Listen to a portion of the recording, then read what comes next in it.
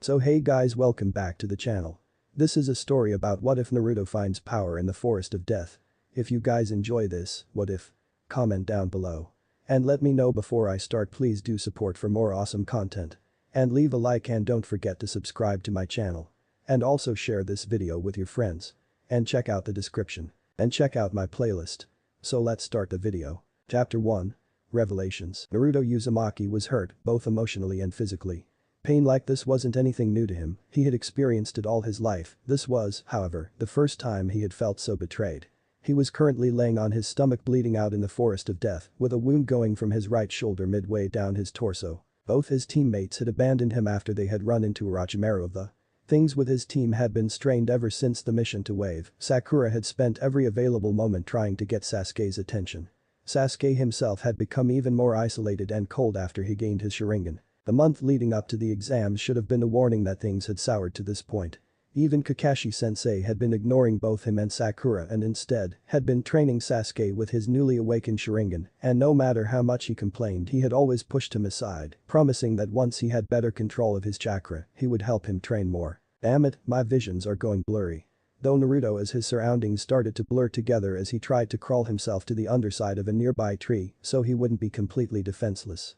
Naruto thought back to the encounter with Orochimaru and how utterly outclassed he had been even when using the Nine Tails chakra. His instincts were screaming at him to run away from the snake, but he had foolishly ignored them. He at the time still harbored hope he and his team could reconnect.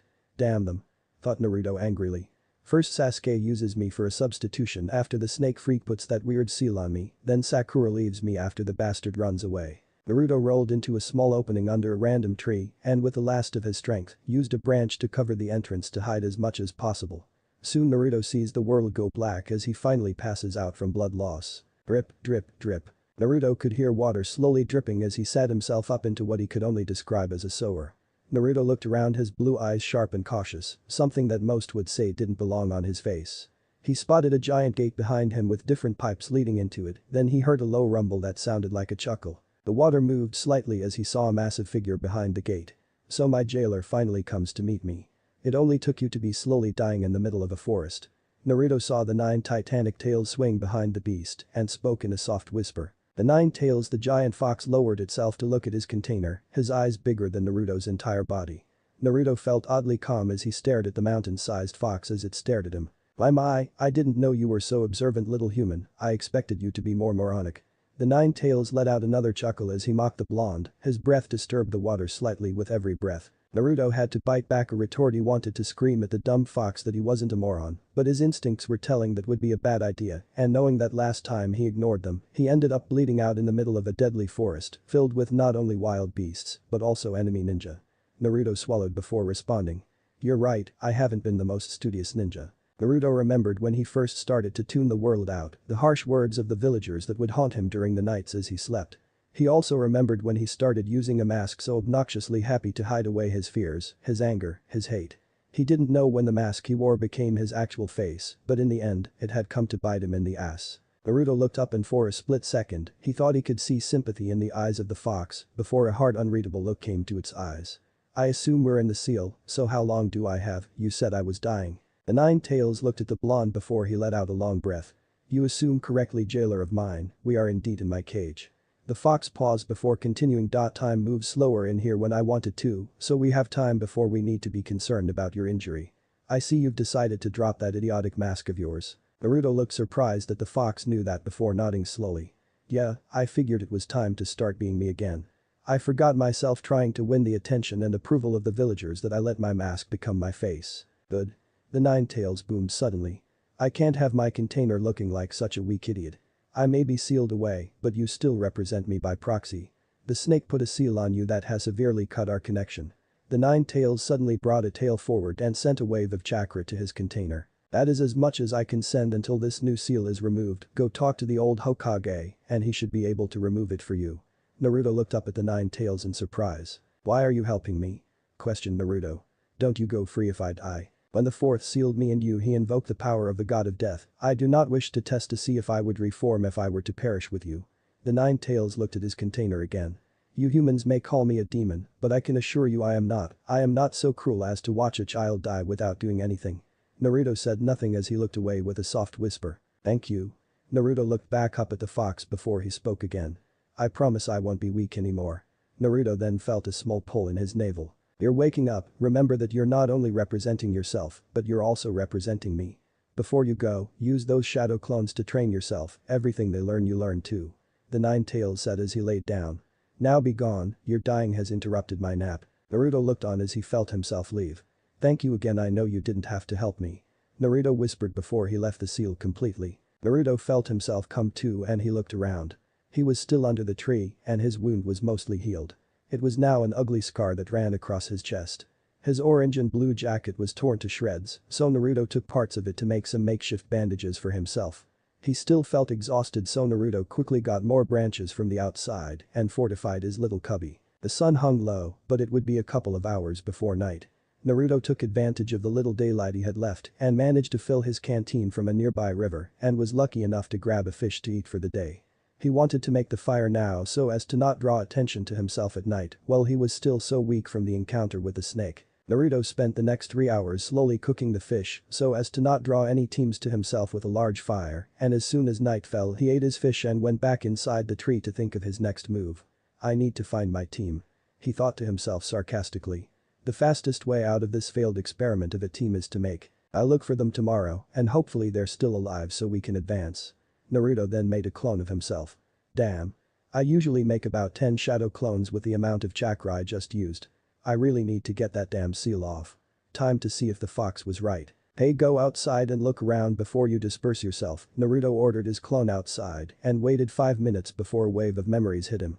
Naruto's eyes widened. Holy crap. The amount of training I can get done with this is insane. Naruto then used a spare branch to cover himself for the night as an extra precaution against being spotted. Sleep overtook him quickly as he was already drained emotionally and physically from the day's events. Thoughts of all the ways he could use his clones to train filled his mind as he dozed off for the night. Naruto woke up early the next morning, he looked around outside and saw the sun was barely up. He quickly took note that he felt much better than the previous day, but his scar still hurt. Naruto gathered his equipment before heading high up into the trees. Once Naruto made it to a high branch, he made 5 clones and had them spread out as he made his way slowly towards the tower in the middle of the forest where the teams who had both scrolls would be gathering. Naruto traveled for hours before the memories of his clones came back to him. Naruto saw Team 10 going through their morning routine before packing up and following the river. His other clones saw random teams from the Rain Village and Sound Village, along with 2 others from the Leaf he didn't recognize. Naruto stopped and started to set up traps around the clearing he was in for both animals and other ninjas. He made 10 clones and had them set a perimeter around him to warn him if anyone came by. Most of the village didn't realize, but Naruto was an expert in stealth. He had been hiding from villagers and later on from other ninjas when he would perform his pranks for years. Hiding his presence had become second nature to him when he was out performing his pranks. I'm already tired and it's only been half a day. Naruto thought to himself. I really need to fix my chakra control. It costs way too much energy making those 10 clones. Naruto then remembered how one of his academy instructors had mentioned one of the basic ways to learn to better chakra control inside his body was to meditate. He figured the seal had messed up his chakra flow by taking away the constant connection it had with the 9 tails, so everything was out of whack. Naruto found a spot hidden away from view between some thick branches and got into position by crossing his legs and having his hands touching in his lap. Soon he lost himself inside his meditation and he could feel his chakra flow around his body. He felt how turbulent it felt around his stomach where he knew his seal and the one Orochimaru placed on him where. The whiskered blonde spent the rest of the day until night fell soothing out his chakra. Naruto only interrupted his meditation twice, once to kill a tiger that had been caught in his trap and to hide when a team of ninja from the Sound Village was spotted by one of his clones. This should be good, I feel a lot better with my chakra flowing more smoothly. I should be good to go find my team tomorrow and make sure they haven't killed themselves out there. Naruto thought sourly to himself. It's almost over, the faster we get this done the better chance I have of getting promoted. Naruto finished eating his tiger meat and sat up under a tree before sleeping for the rest of the night. Once he woke up he noticed he felt many times better than he did yesterday morning. Good, I can finally get going. Naruto thought before he made 3 clones to scout ahead as he picked up some spare tiger meat for the road. Naruto spent most of the day looking for his team before one of his clones popped and sent him memories of the Sound team that had attacked Kabuto at the beginning of the first part of the exam, fighting his comrades. They were in the middle of attacking Lee and Sakura. Naruto made his way towards them when he found the route his clone had taken. It had taken him longer than he would have liked as he had to avoid the many dangerous animals that were in his path. God damn it. It's like they deliberately went the most dangerous way possible. Naruto seethed internally before he made it to the area where he knew his team was. Naruto saw Team 10 battling the Sound team protecting an injured Lee and Sakura. Naruto also saw the rest of Lee's team standing not too far away from the action when he felt a disgusting chakra. It almost felt like it was corrupted, but Naruto couldn't say by what. What power? Naruto heard Sasuke say. His appearance surprised him and all the others as he had a flame-like markings that wrapped halfway around his body. The remaining two Sound ninjas took notice of Sasuke coming out from under the tree. Naruto could hear Ino and Sakura say Sasuke's name, and Sasuke turned to Sakura.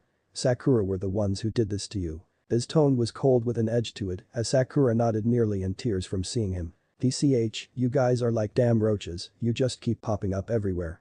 It doesn't matter though, I'll blow you all away. The sound of a ninja with spiky hair screamed before lifting up his hand and shouting. Decapitating airwaves. Naruto watched as Sasuke dodged the blow that tore the tree he was under away and stood behind him. The Sound ninja hadn't realized he missed as he started gloating. Ha. Just like I said, another weak roach. The Sound of the ninja turned around quickly when he heard Sasuke speak. Such a weak attack wouldn't ever do something to a ninja of my level. Sasuke's voice could be heard clearly. The Sound ninja, angered by the display, lifted both his hands. You're dead. Extreme decapitating airwaves. His attack was noticeably bigger, but Naruto saw Sasuke once again dodge and get behind the enemy ninja, this time, though he grabbed both his hands and stepped on his back, locking him in place. Naruto narrowed his eyes. Naruto thought to himself as he watched the events unfold. You seem pretty proud of these arms. Sasuke said as he gripped his arms tighter, then with a vicious pull, he broke the Sound of the ninja's arms. Sakura and Team 10 looked on in shock, not being able to believe how brutal Sasuke was being. Lee's team looked mostly impassive though 10-10 and Lee had slightly disapproving looks to them. Naruto took this time as everyone was focused on Sasuke to move behind Lee's teammates. Sasuke let the Sound ninja drop to the ground before he turned to the last of the Sound team who was battle ready. So you're the final one, huh? Don't worry, I can fix that. Sasuke said as he walked over to him. He took 4 steps before Sakura had hugged him from behind and started whispering in his ear. Naruto could barely hear what she said, so he pumped chakra into his ear to see if he could listen in. No, Sasuke, this isn't you, please. Sakura begged Sasuke, who Naruto saw slowly started to slump down as the markings slowly receded into the mark on his neck. Looks like I wasn't the only one the snake bastard left a mark on. Naruto thought to himself as he saw the Sound ninja reach into his kunai pouch and took out an earth scroll. We can't fight any longer, Sasuke-cha, you are clearly stronger than us. I'll give you our scroll if you allow my teammates and I to leave. Naruto saw Sasuke nod before the Sound ninja threw him the scroll and quickly and quietly picked his teammates up and left. But that everyone in the clearing let out a sigh of relief as Team 10 went to Sasuke and Sakura to help them with their wounds. By this point Sasuke had collapsed as the final marking receded into his seal. Man, that was such a drag. Choji pulled out a bag of chips before responding to Shikamaru. Yeah, those Sound ninjas were tough. Ino meanwhile was busy helping Sakura even out her hair as it had been cut sometime since the last time Naruto saw her. Come on Sakura, I'll even this out quick. Sakura looked over at Ino and nodded in gratitude. Thanks, Ino pig. Ino smirked back before replying. Don't think just because I'm helping you means I'll let you have Sasuke. Then 10 and Neji dropped down and 10-10 picked Lee up. Naruto heard Lee talk to his teammates. Sorry guys, it seems my flames of youth were not enough. I'll make this up by running 30 laps around the village. 10-10 looked at Lee with a sweat drop before smacking Lee. Don't be an idiot, Lee, we still have to pass the exam. Neji, who was standing slightly away from the groups, looked around before he spotted Team 7 sans Naruto. Give me your scroll, you're down a member and already failed the exam. Team 10 and Sakura tensed. Naruto quietly made a single clone before deciding to make himself known as he jumped down and landed between the combined Team 7 and 10, separating them from Neji. You're not getting our scroll. Naruto's appearance shocked the group. Team 10 was wondering where Naruto had been, and Lee's team was surprised they hadn't sensed him. Neji dropped into his stance until Naruto looked at him and spoke. I wouldn't do that if I were you. Neji glared at the blonde before speaking. And why wouldn't I want to? Fate has already declared me the winner. Neji smirked before he felt a kunai touch his throat. His smirk fell as he activated his and saw a shadow clone behind him. Everyone was still as the two genin glared at each other. The tense silence was broken by 10-10 who spoke to Neji. Let it go for now, Neji, we don't even need their scrolls. Neji nodded and Naruto dispelled his clone as Neji took off with an apologetic Lee and 10-10 who gave a small and quick wave to them. Naruto then turned around before looking at the stunned Team 10 and he asked them. What about you guys? Shikamaru was the first to answer. Troublesome, no, we're not gonna fight. We just came to help out some fellow Leaf Ninja. Choji just nodded along, agreeing with Shikamaru. Yeah, we also have an earth scroll. Ino snapped out of her stupor and noticed the makeshift bandages. Didn't you bring any healing supplies to Naruto? That looks like a serious injury. Naruto looked down at his chest where the remnants of his orange jacket lay. We gave all our healing supplies to Sakura when we entered the forest. Naruto's tone was cold and even, and it freaked Ino out, who had never seen the blonde act so serious. Well, why didn't you go to her when you got hurt, you dumbus? Ino's tone was sharp as she tore into Naruto. There was a small pause before Naruto answered.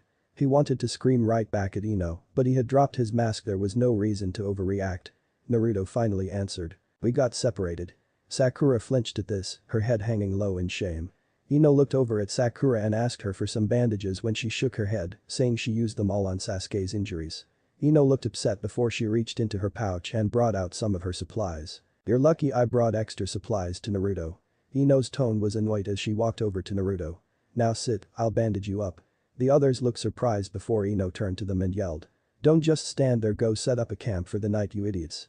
Choji and Shikamaru grumbled to themselves about bossy blondes before heading off to make a fire. Naruto looked at Ino as she took off the shredded jacket and shirt and saw the scar that ran across his chest. Thank you, Ino. The blonde looked up and blue eyes met. Ino frowned before replying. Don't look too much into it. I'm just helping out a fellow team. Naruto said nothing as Ino finished wrapping his torso up. How did this even happen? Ino questioned the injured blonde. Naruto frowned and had to hold back the anger he felt towards his team. He replied eventually as she moved away from him. We got ambushed and I was caught off guard by how skilled the enemy was. Ino's frown deepened before she looked him over. You have to be more careful, Naruto, this isn't the academy anymore. Ino's reply sent a wave of anger through his body before he pushed it back down as Ino didn't know what really happened. Yeah, it won't happen again. That I promise. The two blondes made their way over to the rest of the group, with Sasuke being put under another tree and Sakura, Choji and Shikamaru sitting around the newly made fire. Naruto looked at Sakura, who looked away from his gaze. He turned to the other two and addressed them. Thank you for helping out my team, guys. Choji nodded. No problem, Naruto, we couldn't just sit there and do nothing while they were being attacked. TCH, yeah, it was troublesome, but if we hadn't helped, Ino would have yelled at us until we were deaf. Shikamaru laid down after he said this. Ino, who was offended, punched him before sitting next to Sakura. Naruto walked over to the fire and sat down as he pulled out the rest of his tiger meat to share with the others. Choji and Shikamaru took the offered meat and Ino and Sakura denied them. It was quiet as the sun set as Naruto used his arm as a pillow and laid down under one of the trees. They had all gone to different trees to sleep, Team 10 and Sakura were taking watch tonight. He offered but was shot down, Ino telling him he should rest. Naruto meditated before he let sleep claim him. Only 2 days left, we need to move fast tomorrow. Naruto's thoughts drifted to his team. Just 2 more days and we can get out of this horrible place. Naruto's last thought of the night was of his promise to the Nine Tails and how he promised he would never be weak again. Chapter 2. Preliminaries begin. Naruto felt himself wake up and quickly made his way out from under the tree where he was resting. He spotted Ino awake and slowly made his way towards her. He also noticed Sakura waking up from her spot next to Sasuke, where she had most likely spent the night watching him when she wasn't on watch. Naruto made a clone to go out and find an animal so they could eat before they left as he started up the fire that they had put out last night so as not to attract attention. Hey Naruto, you're up early, are you sure you should be up so early? The sun just came out. Ino's voice snapped Naruto from his thoughts as he turned towards her. I want to get the day started as early as possible. The faster we can get the scrolls we need, the faster we can leave this forest. Ino looked surprised before letting out a small chuckle as she looked at his bandages and noticed they were still in pretty good condition. Yeah, I miss my bed. This place is crazy, even Sasuke was hurt. Naruto frowned at the mention of his teammate. He was once again interrupted from his thoughts when his clone came back with a rabbit. Ino looked at the clone and saw it had brought food and her eyes widened a bit. I didn't know your clones were so useful. They're very useful, but they cost a lot of chakra. Naruto took a moment before setting the rabbit over the fire as his clone had already skinned it. Ino, go wake up Choji and Shikamaru and I'll wake up my team. Naruto had to hold back the venom that wanted to leak into his tone.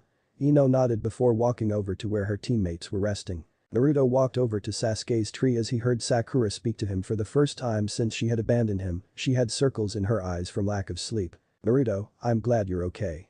Her voice was raspy, it was obvious she had not been resting. Stop pretending like you care about Sakura, there's no one here to fool. Sakura looked hurt by his words, but before she could respond Sasuke groaned and sat up. He looked around groggily and his eyes grew wide when he noticed Naruto. So you managed to survive, huh, dead last. Sasuke's remark made Naruto's eyes blaze with anger as he slowly calmed himself down. Naruto had to remind himself he still needed them to pass this part of the exam. Naruto glared at them before responding. "Get up, Ino is waking up Team 10, and as soon as we eat breakfast we leave." Naruto's icy tone took Sasuke by surprise as he responded with an icy tone of his own. "And why should I listen to you? Because I'm not a coward who runs away from a fight." Naruto's reply sent Sasuke into a rage as he stood up with his Sharingan active as he glared back at the blonde. Sakura quickly stepped between them as she spoke to both of them. "Guys, please." She pleaded to her two male teammates. "Let's just be glad we all managed to survive." Sasuke said nothing as he clutched his neck before he huffed and pushed past Sakura and shoulder bumped past Naruto who glared at him. Sakura turned to Naruto. "I'm so sorry I left you, Naruto," but after Sasuke collapsed I. "Shut up, Sakura, it doesn't matter what you say. It doesn't change the fact that you left me for dead out there after I came back and risked my life for you too." Naruto didn't wait for a reply as he left to go to the others. It was an awkward breakfast with all of Team 7 being very quiet. Eventually the teams decided to head towards the tower after deciding to team up. The group had been traveling for a couple of hours in silence before Shikamaru had asked Naruto why he wasn't with the rest of his team when the sound team attacked, along with asking when he had shown up. Sakura looked over to them as she, Ino and Sasuke were leading the group. Before she or Sasuke could talk, Naruto beat them to it. "We got separated when an enemy team ambushed us." Sakura looked surprised and Sasuke looked impassive. Ino took notice of Sakura's expression but said nothing. "I showed up when Sasuke woke up with those weird markings. I was going to show myself then, but decided to see how things played out when Sasuke beat the sound team." Naruto's answer surprised Shikamaru who nodded with a calculating look. At this point Choji decided to also speak up. "You looked real cool against a Hyuga, Naruto. I didn't even see the clone come up behind him." Choji's praise caused Sasuke to look over at Naruto with a hard expression before he turned back around. "Yeah, it was pretty cool, but nothing is ever gonna be as cool as Sasuke." Ino's reply was expected, but it still annoyed the blonde to be compared to Sasuke. The two teams made a quick stop to eat lunch before continuing. They had traveled for another 4 hours before they stopped as they heard two people arguing. It was one of the other sand teams, they were all wearing tan shirts and black pants. The two arguing had short brown hair and eyes. Their female teammate had long black hair as she tried to get them to calm down. The group had already made a plan to capture any enemy teams they ran across. Sasuke made himself known to the Sand Ninja as Shikamaru sneaked behind them and used his shadow possession to immobilize the enemy. They started screaming curses and threats, but stopped when Naruto made two shadow clones and knocked them out. The group tied them up as they searched the Sand Ninjas and managed to acquire a Heaven Scroll. They decided that Sasuke, being the best fighter, should keep the scroll. Naruto had to hold a remark as he figured causing an argument would slow them down more than necessary. The two teams set up camp for the night as Choji and Shikamaru decided to go to the nearby river to fill up the canteens and catch some fish. Sakura set up the fire as Sasuke went off to a nearby tree to rest. This left Ino and Naruto alone, and she took advantage of the time to replace his bandages. "So what actually happened between you and the rest of your team? You guys have been glaring at each other all day." Ino's question caught Naruto off guard, he must have shown it as Ino spoke again. "Hey, what's with the face? My clan specializes in information gathering. It was pretty easy for me to see you guys weren't telling the whole truth." Naruto thought pretty hard before answering. "I'll tell you after we reach the tower." Naruto didn't want to tell Ino, who would then confront his team, that would cause them to go slower, plus he really needed to talk to the Hokage about Orochimaru and the seal he had put on him and Sasuke. Ino glared at her fellow blonde, clearly not liking the answer as she finished applying new bandages. "Fine. I expect you to tell me as soon as we get inside the tower then." Her tone left no room for argument and Naruto really didn't feel like starting a fight with the platinum blonde, so he nodded. Soon enough everyone minus Sasuke gathered around the fire and soon the dinner was eaten and everyone drew lots to see who would take watch. Naruto had gotten the second to last watch with Choji taking the last spot. Shikamaru would start off, with Ino going next, then Sasuke followed by Sakura. Before they each went to their own sleeping areas, Naruto heard a noise as he prepared to jump into action. Kabuto pushed his way past the bushes as he made himself known to the others. This caused everyone to jump up and get into a combat stance until they saw it was another Leaf Ninja and lowered their weapons slightly. "Oh. Hey Kabuto, what are you doing here?" Sakura was the first to break the silence. "My team and I decided to split up to cover more ground. I saw you guys were all gathered and I figured I could come help out some fellow Leaf Ninja." His response put everyone at ease except for the two male members of Team 7, though for completely different reasons. Naruto because his instincts told him not to trust him and Sasuke because he wanted to fight Kabuto for his scroll. It took Sakura, Choji, Shikamaru, and Kabuto himself to convince Sasuke to let Kabuto join them to hunt down other teams. He had convinced the group that his team already had both scrolls and that they were going to meet up with him at the tower tomorrow. Soon the night passed and when it was Naruto's turn to keep watch he went to a well-hidden branch, made 4 clones to patrol for him, and meditated until it was finally Choji's turn. The group woke up just before dawn as they made their way towards the tower when Naruto felt something was off. He noticed his chakra had shifted slightly and quickly cleared the disturbance and saw he was put into a coma. Naruto stopped and warned the others. "Guys, stop, we were put under." Sasuke was quick to reply. "And how would you know who is the loser?" His voice carried a mocking undertone. Kabuto put his hands together and shouted release and confirmed that they were in a Sasuke glared at Naruto before releasing himself as the others followed suit. The group was on guard as a voice spoke out and 3 figures rose from the ground. "So you noticed the huh? Well, it doesn't matter, we will be taking your scrolls from you now," the middle ninja said. Naruto noticed that all the genins were wearing respirators and were from the Rain Village. They all had on a tan jumpsuit and masks around their eyes with the one on the left covering one eye and the one on the right covering both eyes. The middle one had 2 eye holes and was glaring at the group. Sasuke stepped up to the Rain ninjas.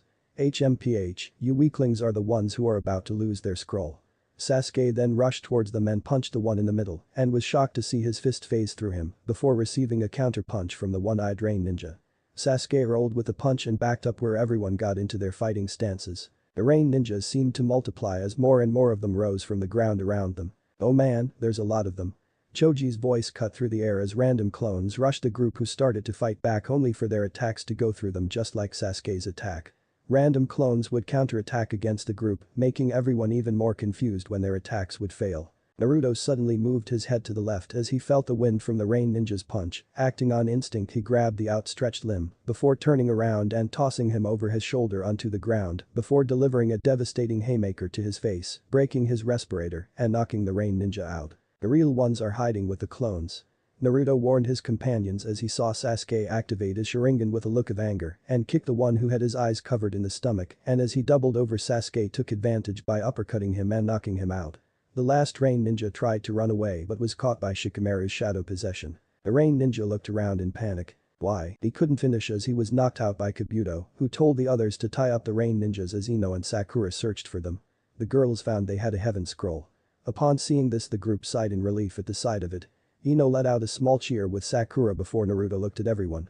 "Let's get to the tower as soon as possible, I want to get out of this forest." Naruto snapped everyone out of their mini celebrations and soon the group was moving and after half an hour they came to the tower.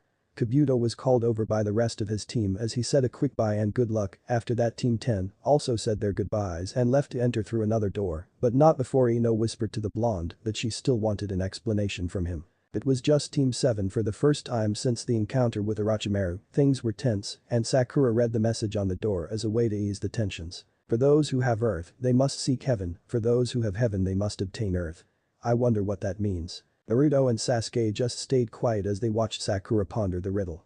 Sasuke became impatient as he took out the scrolls and opened them and threw them on the ground when they started to smoke, and soon Naruto heard a very familiar voice and he let out a small smile. "You guys just barely met the deadline, but I'm glad you made it." The smoke cleared completely and allowed them to see their scarred academy teacher. Haruka had a big smile on his face before he noticed Naruto's bandaged chest and frowned but said nothing. "If you guys haven't figured it out yet, the riddle on the door represents how to become a well-rounded ninja. It means if you lack heaven, which represents intelligence, that you should study to learn all you can. The other is fairly obvious, that those who lack earth, which represents bodily strength, should train to acquire what they lack." Sakura nodded, paying close attention to her old sensei, while Sasuke ignored him completely as Naruto nodded along. "The next stage begins in about 2 hours, so take your time to rest before you're summoned. Good luck guys, I'm proud of you." Haruka suddenly went up in smoke and disappeared. Naruto frowned. "I couldn't ask him about going to Old Man Hokage." Naruto went through the door and found 3 beds and 2 doors. One of them was open leading to a bathroom and the other was closed, he assumed was the entryway to where they needed to go.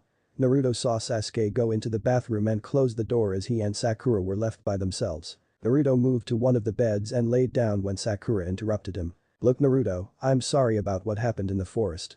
Sakura was still standing in the middle of the room. Naruto took a second to compose himself before he answered. "It doesn't matter anymore, Sakura. What's done is done." Sakura let out a small smile. "I'm glad you could forgive us at one." Naruto cut her off. "I don't forgive you, Sakura, not you or Sasuke." Sakura froze before her face grew red with rage. What is your problem? I made a mistake and I've tried to apologize for it, and every time I do you just blow me off. We're supposed to be a team, you idiot. Sakura screamed at the blonde and was walking over to him to hit him when she froze from the killing intent that Naruto was releasing. How dare she, how dare she. Naruto seethed as he continued to glare at the. He slowly got up from the bed and walked over to her, and Sakura backed up until she fell on one of the beds. My problem is that one of my teammates is a deranged emo who used his already incapacitated teammate for a substitution, and the other one is a useless fangirl that would rather run off with her precious crush than go help her bleeding, badly injured teammate. My problem with Sakura is that my teammates abandoned me in the middle of a forest filled with dangerous man-eating animals and enemy ninjas. Naruto's voice never rose, but Sakura could feel the pure loathing in them. So no Sakura, I don't forgive you or Sasuke, because as far as I'm concerned you, Sasuke, and this team can go to hell. Naruto finished his tirade and noticed Sakura had started crying halfway through. He went back to his bed and laid down waiting for Sasuke to exit the bathroom. Sasuke exited after another 10 minutes and ignored both his teammates as he laid in his own bed and promptly fell asleep. Sakura had rushed into the bathroom after Sasuke had gone in and slammed the door shut. Great thought and already annoyed Naruto. She's probably going to be there for the rest of the time we have left, deciding that going to the bathroom to clean up was not worth the hassle. Naruto began to meditate again to pass the time and soothe his chakra flow. It was another hour before Sakura came out with puffy eyes and simply went to the final bed to rest for the remaining time. Naruto took this chance to go into the bathroom. He noticed there were spare medical supplies and used them to bandage up his torso. He also noticed they had spare shirts and pants. Good, I've gotten tired of running around with my chest always exposed. Naruto threw the remaining pieces of his shirt away and put on a short-sleeved black shirt. The bandages were visibly sticking out, but he didn't care anymore about his appearance. Naruto made it out of the bathroom just as the door opened and an Anbu told them to follow her, telling them the next part of the exam was starting. They made it to a big open room with stairs that lead up to catwalks where he could see all of the senses. Naruto took count of all the teams that made it. All of our classmates made it, so did Lee's and Kabuto's team, along with the sand team with the crazy Reed and the sound team. Naruto stopped his observation when the Anbu told all the genin to line up so the Hokage could address them. Naruto saw Kakashi grab Sasuke and whisper into his ear. Whatever was said, the younger man didn't like it as he grabbed his neck and glared at Kakashi. The blonde turned his attention from them to the Hokage, who was standing in front of a statue of arms doing a hand seal. Naruto noticed the proctors from the first two parts of the exams, as well as a who was dressed in the standard Leaf Village uniform. He had brown bangs that stuck out of his bandana, which had the Leaf Village symbol. The man kept coughing every couple of minutes, and Naruto wondered if he was going to be okay. He saw the Hokage step up before announcing the true purpose of these exams, which was to simulate war between the villages. He explained how they helped build relationships, along with showing potential clients with up-and-coming talent. Unfortunately, the third began to say. It seems too many of you have passed, we will need to conduct a preliminary round to reduce your numbers before the finals. This had an instant effect and had the genin yelling in protest.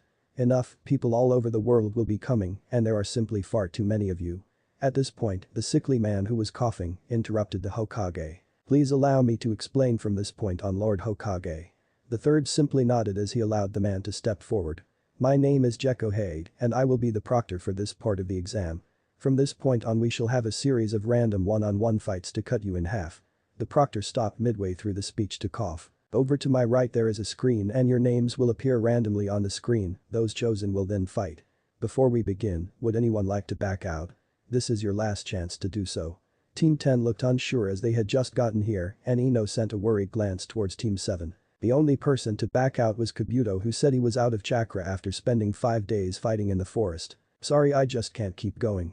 The proctor just nodded and an Anbu led Kabuto out of the room. Does anyone else wish to leave? The proctor waited before he continued. Very well, all of you go upstairs to your senseis and come back down when your name appears on the screen. Team 7 ended up standing in between teams 8 and 9. Ha! Can you believe all us rookies made it this far? Kiba's boisterous gloat was largely ignored as the first two names appeared on the screen. Sasuke Uchiha vs Yoroi Akadu. Sasuke went down the steps and smirked at his opponent who was standing across from him. Naruto heard Sasuke mock his opponent, a man with a face mask and bandana. He was wearing a blue and white shirt, blue pants, and his eyes were covered by dark glasses. This will be over fast. Sasuke's opponent doesn't respond and he simply drops to his fighting stance. Do you think Sasuke is healed enough to fight him? Naruto turns to Ino. His response of I don't really care never came out as he looked back at the ninja down below. I'm sure he'll be fine. Naruto's response caught Kakashi's attention as he was expecting a more Naruto-like response. Ino just nodded as everyone turned to the proctor who started speaking. If both parties are ready. The proctor paused to make sure both genins were prepared. Begin. Chapter 3. The fights. Sasuke dashed towards his enemy as soon as the proctor said to begin. He tried to hit him several times with punches and kicks, but Yoroi, who was Kabuto's teammate, dodged them before grabbing one of Sasuke's kicks and threw him across the room. Sasuke flipped in the air before landing on his feet, an angry scowl marrying his face. So this is all the mighty Uchiha clan has to offer, huh? This is disappointing. Don't worry, I won't make this last too long. I'll finish this with my next attack. Naruto could see that the remarks angered Sasuke even more. The Uchiha started going through some hand seals, but stopped halfway as he clutched his neck. It looks like that mark is still hurting him. Ino's concerned voice was heard over the gasp Sakura was releasing. Naruto didn't say anything as he stared down at the fight going on below. Sasuke once again ran through hand seals as Yoroi rushed him. Sasuke took a deep breath before shouting. Fire style. Fireball jutsu. Yoroi dodged to the left. He didn't dodge fast enough to completely avoid it. A part of his shirt was covered by fire. Sasuke, with unexpected speed, ran at him and elbowed the older genin in the face. Yoroi was pushed back by the blow, and Sasuke tried to follow up with a kick, but Yoroi grabbed Sasuke's leg mid-swing and threw him on the ground. Sasuke tried to get up but was quickly straddled by the older genin. It's over. Yoroi exclaimed as grabbed Sasuke by the face, his hand glowing because of him. Sasuke struggled under the bigger man, but managed to uppercut him, using the opening he had butted the older genin, and freed himself from his grasp. Naruto noticed that his teammate looked a lot more worn out than he should have. Kabuto's teammate looked slightly rejuvenated. Sasuke glared at the man, and the masked genin simply chuckled. I see you noticed, my jutsu allows me to drain the chakra of my enemies and add it to my own. Naruto heard several gasps from the other rookies around him and saw that Sasuke glared at the man before grabbing his neck in pain. He looked over at Kakashi and saw he was watching the match intently. Naruto saw Sasuke activate his Sharingan before he moved so quickly that Naruto almost didn't notice him. So you copied Lee's technique. This time Naruto heard Lee and his sensei Guy gasp in shock as they looked on.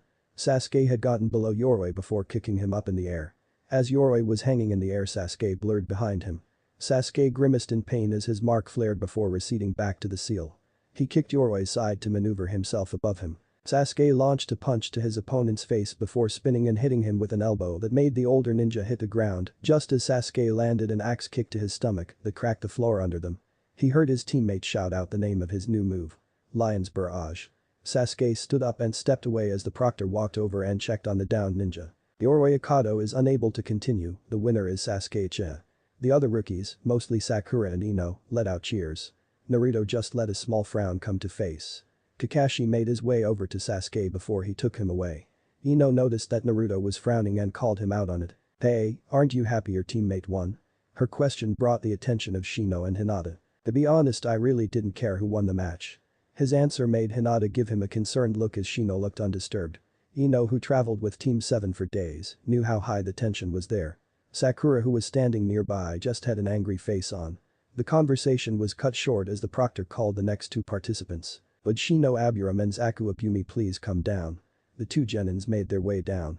Zaku had his arms in a sling thanks to the injuries from Sasuke. The two stared each other down before Proctor spoke up again. If both fighters are ready. Begin. The proctor jumped back to give the genin more space. You should give up, you have no chance of winning. Why? Because you are already injured and I am not. Shino's calm and collected tone seemed to tick off the sound of the ninja. That's the difference between us, I'm a lot stronger than any of you weak leaf ninja. Zaku raised his left arm and started firing a burst of wind at Shino, who simply dodged and let his insects swarm around him. You've made a foolish mistake.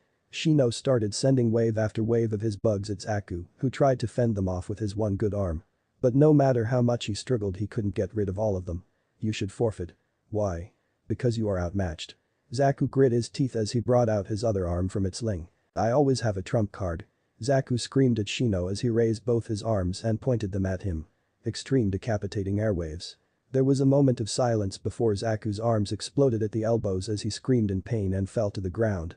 There were insects in his arm tubes that had plugged up the escape. All around there was a stunned silence. Naruto looked around and saw that Ino looked pale and that every one of the rookies sans himself and Shikamaru looked a little green. I always thought he was creepy in the academy, but that was a whole new level of disturbing.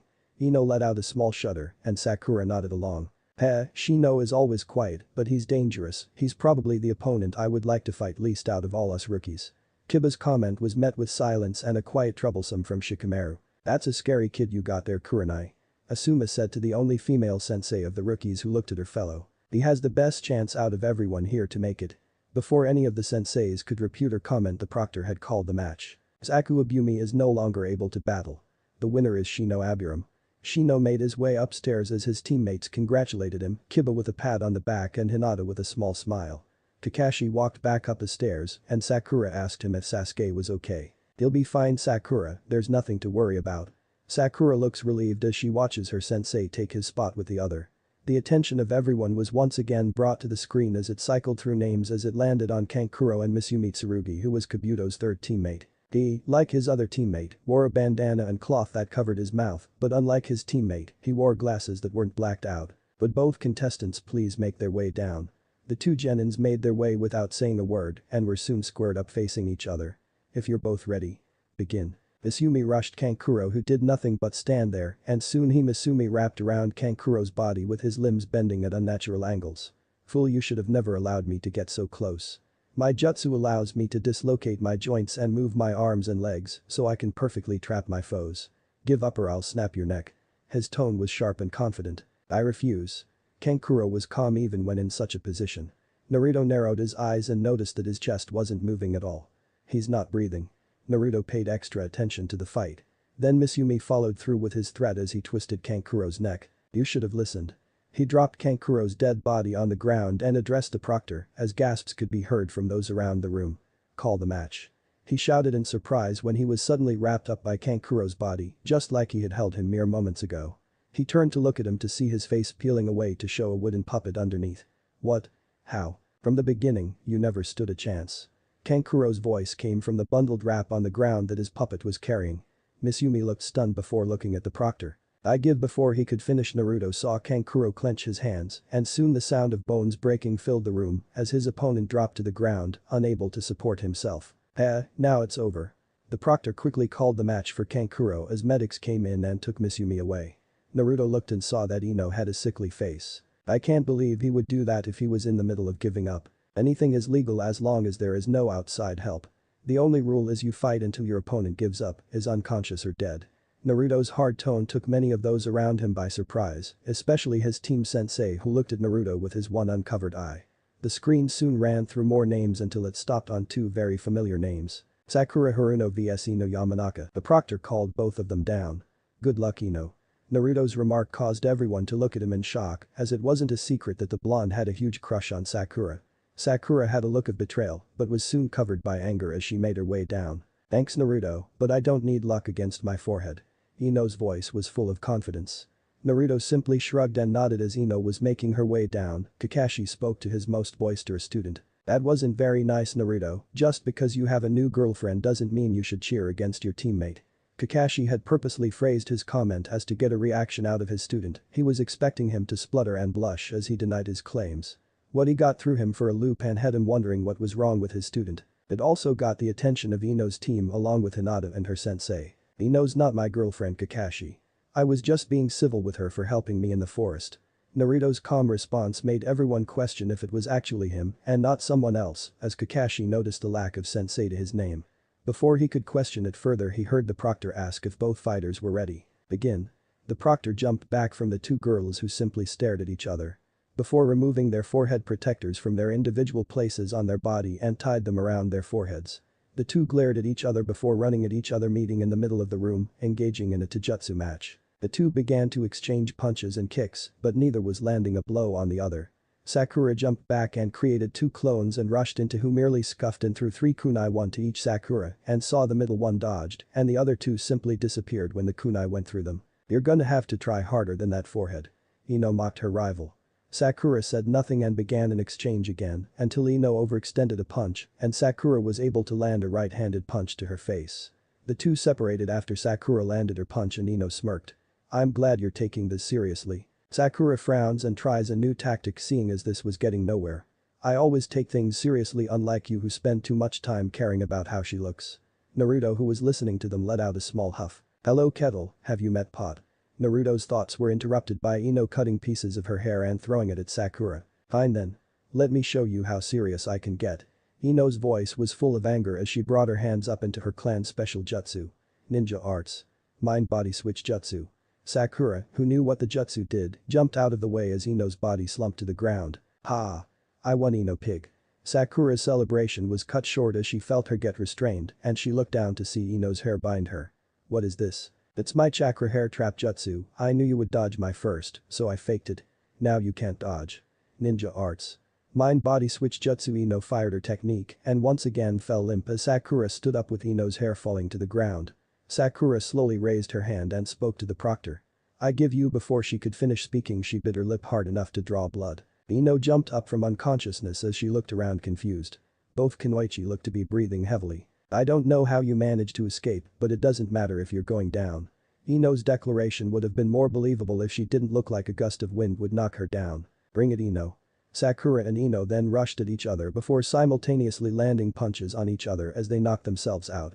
Naruto turned when he heard Tenten laugh and spotted Kurenai giving both Asuma and Kakashi disapproving looks. The proctor proclaimed the match a draw and soon Ino and Sakura were brought up when the medical team woke them up. Both Ino and Sakura looked happy and determined even though they lost and neither would advance. You got lucky that you faced each other. Ino and Sakura looked at Naruto with curious expressions. What's that supposed to mean? Ino's tone was hard. It means if you had faced any of the Sound Ninja or the red-headed Sand Ninja you would have died. Naruto's statement sent chills through their spines as they looked at the Redeed who was releasing copious amounts of killing intent. Oh Tenten, show them your flames of youth. Naruto's attention was brought to Lee and looked towards the screen to see Temari vs Tenten. Both Kunoichis were already down the steps. The proctor started the match and jumped away. I'm glad I get to go after the disappointment that was the last match. I can show everyone not all Kunoichi are useless fangirls. Tenten's statement was met with shouts of anger from Ino and Sakura who were ignored. HMPH, we'll see about that. Temari's statement caused Tenten to grow angry as she started pulling out scrolls from her ninja pouch, unsealing a ridiculous amount of weapons that flew at the Sand Kunoichi. Temari grabbed the fan of her back and opened it slightly to show a single crescent moon and swung her fan making a gust of wind that completely stopped the barrage of weapons. If this is all I'm going to be very disappointed. Tenten with a look of determination unsealed a bow staff and ran at the blonde only to be blasted back when she was hit with another blast of wind. Come on Tenten, you can do it. Lee's encouragement was heard by everyone. She got a bad matchup. If she has nothing else she won't be able to win. Thought Naruto. Tenten pulled out 2 scrolls from her kunai holsters on her leg and jumped into the air as she rained down even more weapons. Temari smirked before unleashing a tornado of wind that picked Tenten up and slammed her onto her folded fan she was holding out. There was a moment as Tenten lay there when the proctor called the match. Lee quickly went to go pick up his teammate who was then taken away by the medics. That was most unkind. Lee's voice was hard as he spoke to the Sand Kunoichi. Whatever kid, she's lucky I went easy on her. Lee glared at the Sand team as he made his way up. For Tenten she had a horrible matchup. Said, Guy. She wasn't fated to win today. Guy gave Niji a disappointed look before going to check on his student. Woohoo. We won the Akamaru lottery. Naruto looked towards the screen to see his name had finally come up along with that of Kiba's. Would Naruto, Uzumaki and Kiba and Yuzuka please come down? Kiba jumped down and yelled up at Naruto. Hurry up dead last, and don't worry I'll make this quick. This is it, this is where I start. No more holding back. Naruto made his way down, but not before he got good luck from both Ino and surprisingly Hinata. Naruto stood across from Kiba when he heard Kurenai speak to Kakashi. Sorry Kakashi, but Naruto doesn't stand a chance. I wouldn't say that, Naruto may surprise you. His attention was brought back to the proctor when he announced if both fighters were ready. Kiba nodded with a smirk and Naruto just gave a single nod. Begin. The proctor jumped back to give the combatants more room. Heh, stay back buddy, I won't need you for this. Get ready Naruto cause I'll end this in one hit. Kiba ran at Naruto with surprising speed and tried to elbow him in the gut. Naruto seeing this allowed his instincts to guide him as he spun out of the way and decided to elbow him in the back of the head. Kiba crashed into the ground and those who knew Naruto were shocked into silence at this display. Wow. When did Naruto get so good? Said Ino. Troublesome blondes. Shikamaru was instantly rewarded with a slap to the back of the head. As Sakura looked on with slight concern. Naruto jumped back to avoid a sweeping leg kick from Kiba as he stood back up and wiped the blood from his nose. You got lucky Naruto. Naruto stared down Kiba as he shouted at him. Kiba decided to throw some kunai at Naruto and as he dodged he ran up to him and tried to punch him. Naruto grabbed his punch and threw him away from himself. Fine, I'll stop messing around, let's go Akamaru. Kiba reached into his pouch and threw several pellets at Naruto, and soon he was surrounded by the smoke. Naruto closed his eyes and focused on his senses and jumped backward as he felt a small object bite onto his shirt and tore it away. Great, I just got that shirt. Naruto quickly refocused as he felt two presences coming at him from either side. He reached out and grabbed Akamaru from the air as he tried to bite his arm and quickly kicked Kiba out of the smoke. Kiba slid to a stop and saw two Narutos, one holding Akamaru and the other standing off to its left. Give up, Kiba. Naruto's tone was cold and Kiba felt himself shiver involuntarily from the slight killing intent he was giving off. There's no way I'm giving up. Akamaru catch. Kiba threw a pill at Akamaru that he had gotten out when he had seen Akamaru get taken. Naruto grabbed the pill from midair and crushed the pill in his hands. If you want to continue, fine, but it's going to be just you and me. Naruto signaled to his clone who quickly jumped up to the statue and held Akamaru there. You asked for it, Naruto. Ninja arts. Beast mimicry all fours jutsu. Kiba shot off towards Naruto faster than ever before and Naruto rolled to the left and as he was getting up he heard Kiba shouting. Ninja art. Fang over fang. Naruto jumped straight up to dodge Kiba, who was spinning so fast he had become a tornado. Unfortunately, he wasn't fast enough and his bandages got torn off, allowing everyone to stare at his barely healed scar that ran across his chest. At the sight of it, several people reacted. Hinata and Sakura, who had never seen the scar, started tearing up. The third and Kakashi narrowed their eyes while everyone else wondered how he was able to move so well with such a wound. Naruto, once he landed, had to quickly dodge again as he just escaped another hit from Kiba. Damn it, I need more speed. Though Naruto started channeling chakra all over his body to give himself a boost. He made two clones to give himself a better chance to counterattack. This had caused his seal to become visible and many people took notice, specifically the Sand team, Niji, and the third. The third saw that Naruto had a 5-element seal placed over his normal 8-trigram seal and was instantly amazed Naruto was even fighting at all, as the seal messed with not only his chakra control, but it was also meant to cut the flow of chakra. As Kiba came out of his spin he was instantly put on the defensive as two Narutos started to attack him. Kiba was able to pop one clone, but the other had managed to send him flying with a kick, but before he was able to regain his balance, the real Naruto appeared beside him and delivered a devastating punch to his face. Kiba bounced off the floor twice as the tile under him cracked on impact. The only sound that could be heard was Akamaru whimpering and the proctor called the match. Winner. Naruto Uzumaki. Naruto looked up at the catwalk where the rest of the rookies were staring at him shocked. The third made a quick signal to the Anbu informing them he would be leaving for a short while then signaled the medics to take Naruto to a private room. Soon the medics took both Kiba and Naruto away as people assumed it was to deal with the giant scar on his chest. As he left he could hear the others talking about him. Wow, I didn't know Naruto had gotten so strong. Ino's voice held amazement as all the other rookies nodded along in mute silence. But did you see that seal he had on his stomach? Her question made the senseis look at each other. Do you know what Sakura is? Sakura looked puzzled. No, but when we were attacked by Oro, Sakura was stopped by Kakashi who had nudged her side, who nodded slightly. This act didn't go unnoticed by Shikamaru, Niji, Shino, and Ino. By the enemy Sound team, one of them hit him in the stomach with a weirdo before making him pass out. The others didn't say anything as the next contestants were soon called out. Would Shikamaru, Nara and Kintsuchi please make their way down? Naruto could no longer hear what was said as he was taken into a private room and soon the third came through the door. Hello Naruto. How are you?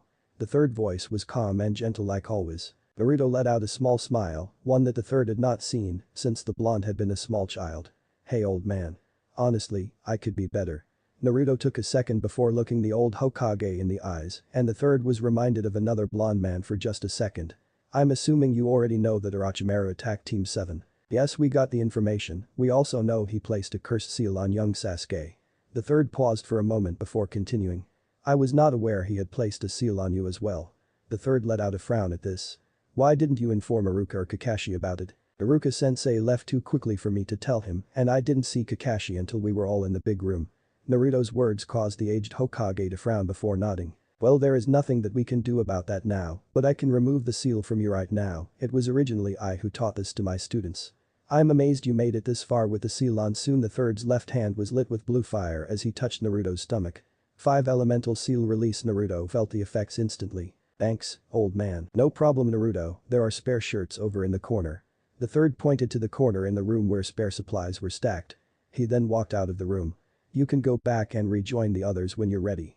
With that the third left the room. Deep within Naruto's seal, the Nine Tails lifted its massive head as he noticed the infernal seal being gone.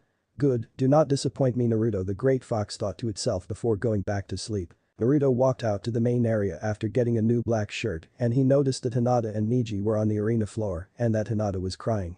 This isn't good, Naruto thought to himself as he made his way upstairs. Chapter 4. The conviction of following your dream. Naruto made his way upstairs as he kept his eyes trained on the fight below. Something felt off, the tension in the room was suffocating. Give up, Hinata, no matter what you do, no matter how much you try. You can't defy fate. My eyes see everything and you are simply too weak to fight me. Hinata just stood there as more tears slid down her face. She was about to raise her hand when a voice she knew all too well sounded through the room in the form of a loud scoff. Neji turned to look at the blonde with a glare. Do you wish to say something? Our fates are in our own hands, Neji, and Hinata have more strength than you could ever imagine. Naruto spoke in an even tone, he had not intended to speak up, but Niji's talk of fate had really rubbed him the wrong way. Whenever he looked at Hinata he saw past the shy exterior and saw the same look that Haku had. The look saying they would sacrifice everything for their loved ones, a look he saw in himself. Our fates were decided from the moment we were born. Neji had a very cold look on his face as he was angered by the blonde's words. If you truly believe that, then you're an idiot. Naruto let some of his own anger slip into his tone as the rest of the contestants looked at the exchange with intrigue. Neji sneered at the blonde and turned to Hinata to continue his tirade of insults when he saw the look of determination she now held. A few words from a fool won't change anything, give up. Hinata took a breath as she activated her stance. I won't give up without at least trying. Neji looked furious as he ran at Hinata and the two started a fight that was more akin to a dance than anything else. Wow. Look at how they move, it's incredible. Said Ino. Yes. That is the Hyuga style Taijutsu, it's one of the most dangerous Taijutsu styles in the world. They can injure you with a single touch of a finger. The style relies on shutting down the chakra system in the body by closing points one can only see with their bloodline. Guy told all the genin nearby when he heard Ino's remark. They were evenly matched. Sakura said as she looked at the two combatants as they stood still and traded palm strikes and finger jabs. Each blow was being slapped away and countered with a strike from the other. Naruto let out a small frown. No. Sakura and Ino turned their heads to him. Neji has the upper hand, he's managed to land several blows to her arm. Everyone turned back to the fight in time to see Hinata land a blow on Neji's shoulder, only to make a horrified face. I see you finally noticed. Neji grabbed Hinata's arm and rolled up her beige jacket to show her arm littered with red dots where he had struck her. As I told you, it was your fate to lose. Neji used her distraction and hit her several times all over her body before landing a blow to her chest that launched her across the room. Hinata stood back up on shaky legs and the proctor, seeing the fight was over, called the match. Why did you stand back up? Neji questioned the beaten Kunoichi. Hinata coughed up blood before continuing. I can't just give up, I know how much you hurt because of the clan elders, just like I do. Neji looked absolutely livid and rushed Hinata. Everyone looked on with widened eyes. Before anyone could react, Naruto channeled chakra all over his body and moved at an incredible speed. He kicked Neji away from Hinata and stood in front of her. Neji slammed his hand on the ground, flipped midair and landed on his feet. The two genins dashed at each other, but they were restrained by both their respective senseis, along with the proctor and the senseis of Team 8 and 10. The other rookies looked stunned at the speed. Naruto had moved faster than any of them could see. When did Naruto get so fast? What's your sensei teaching your team? Ino looked over at Sakura and she looked just as stunned as everyone. Any further thoughts were cut short. Enough. The third's voice boomed across the hall as he unleashed a massive amount of killing intent that brought most of the genin to their knees. As this was happening, the medical team had taken Hinata away. This is your first and only warning. Do not fight in here unsupervised or you'll both be disqualified. That goes for everyone else too. Both Naruto and Neji nodded, but the blonde had not stopped glaring at the older Hyuga. Soon the two were brought back upstairs but kept separated with teams 8 and 10 between them. The proctor waited for everyone to calm down and called the next match. Would Gaara and Rock Lee please come down? Lee, who had been quiet since his teammate had been called, exploded in a loud cheer. Yes. I'll finally show everyone my flames of youth. Lee somersaulted over the rail as Gaara appeared in a body flicker of sand. Oh Lee. Show everyone the fruits of your hard work. Guy's voice was even louder than Lee's. Gaara looked on emotionlessly as his opponent stood at the ready with pure determination shining in his eyes. If both fighters are ready, begin. Gaara looked on with his face as calm as ever as his opponent sprinted at him and tried to punch him, only for the lid on the gourd on Gaara's back to shoot off as sand came out and blocked the green-clad genin. Lee quickly backed up, circled around him before trying again as he jumped in the air and did a spin kick. Leaf Hurricane. The kick was blocked once again as the sand jumped up by itself to protect Gaara and Lee was forced back. Lee continued to try different angles, but nothing was working, his every attempt being stopped by the sand. Gaara looked up for the first time in the match, and the sand shot up and slammed into Lee. The green-clad ninja crossed his arms as the sand pushed him away from Gaara and towards the wall. Lee quickly regained his footing as he rushed Gaara again and tried a variety of different combination moves, but it was all futile. Why doesn't Lee try some ninjutsu, or Sakura's inquiry was answered by Guy. That's because he can't. Lee can only use taijutsu. Sakura looked perplexed. You see, Lee was born with chakra coils too small to properly channel chakra for anything other than taijutsu. Lee is not talented at all, but it was through his pure work ethic that he has reached this level. Lee's dream is to become a great ninja despite his inability to use Gen or ninjutsu. Sakura was about to question Guy once more but was stopped by the man's shout. Take them off, Lee. You have my permission. Guy posed with teeth sparkling as he gave Lee a thumbs up. Lee, who was dodging sand, let loose a million-watt smile as he jumped from the floor to the top of the statue. Are you sure, Guy-sensei? Yes. Go, it's time to show your blazing flames of youth. Of course, Guy-sensei. Lee pulled up his leg warmers to show ankle weights. Lee unstrapped the weights and held them at his sides. Please, as if some measly weights will do anything against Gaara. Naruto heard the sand Kunoichi speak to her makeup-wearing teammate, who nodded along. His attention was brought back to his own team sensei. A bit antiquated, don't you think, Guy? Kakashi questioned Guy, who said nothing, his sole focus on his student down below. Lee let go of the weights, and as they hit the ground they made huge impact craters. All around yells of disbelief rang out. Naruto's own eyes widened with awe and respect as he watched Lee blur away. He's so fast. I can barely see him moving down there, thought Naruto. Lee appeared beside Gaara and aimed a punch to his face. The sand reacted just in time, but Gaara himself didn't seem to notice Lee at all. Lee then circled around and delivered a kick to Gaara's midsection, and once again the sand just barely made it. Lee stepped back and jumped before delivering a double axe kick. The first was met with Gaara's sand, but the second one broke through and Gaara's head snapped down from the force of the kick. Lee, not wasting the opportunity, landed on his feet before launching a punch to Gaara's face that sent him flying. Naruto heard the blonde from the sand team yell in shock. He hit Gaara. He also noticed that her teammate also looked just as shocked. Oh, Lee. Guy's cheering was easily the loudest anyone had cheered during the preliminaries. Gaara stood back up, his face had cracks running all over where Lee had hit. Pieces of his face fell to the ground and it was shown that he was wearing sand armor. Gaara's face contorted into an absolutely bloodthirsty grin as his killing intent skyrocketed. Yes. You're worthy. By killing you I shall prove my existence. Gaara raised his hands and the sand followed his movement. The sand started moving faster than any previous time it had moved before. Naruto narrowed his eyes as Lee jumped back to avoid the sand. What a troublesome opponent. Lee continued dodging before blurring forward and once again punching his way through Gaara's automatic defense. Lee then dropped low and kicked Gaara up with all his might and Gaara flew up. Lee followed Gaara and delivered more and more kicks, pushing him higher and higher. Naruto saw Lee wince and as he closed his eyes, he noticed Gaara had taken the opening to substitute himself with a sand clone. That's not good. Naruto thought grimly.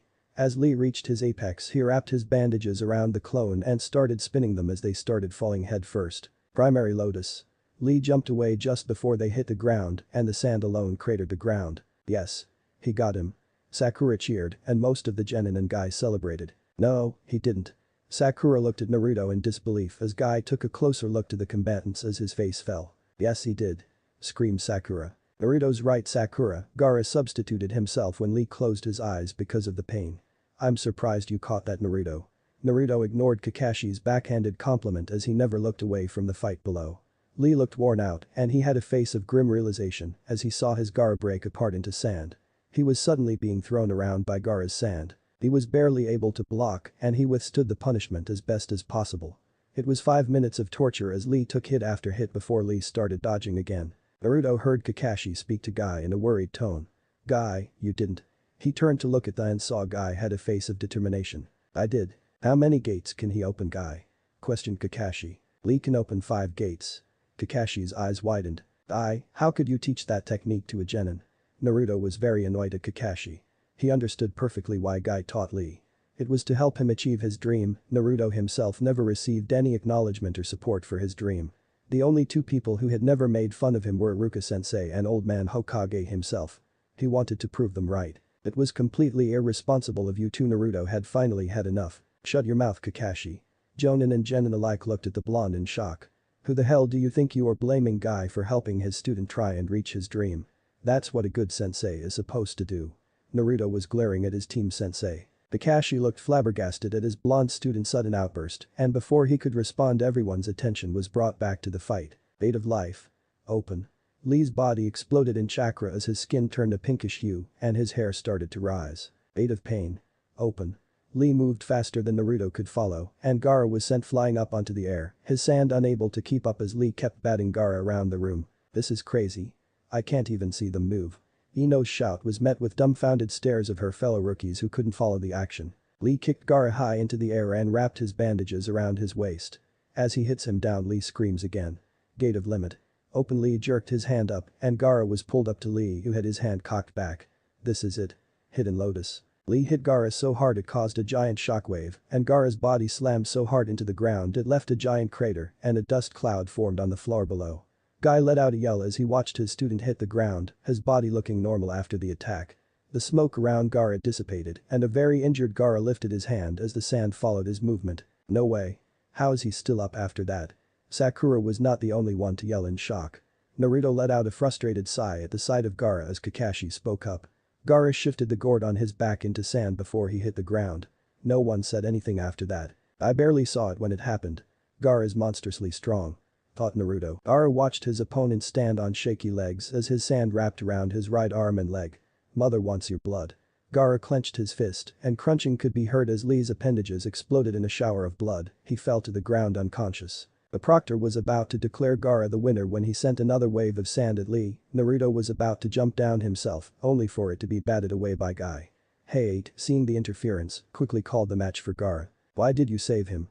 He lost, he no longer has any worth. Guy looked at the deranged-looking sand ninja. I saved him because he's my precious student.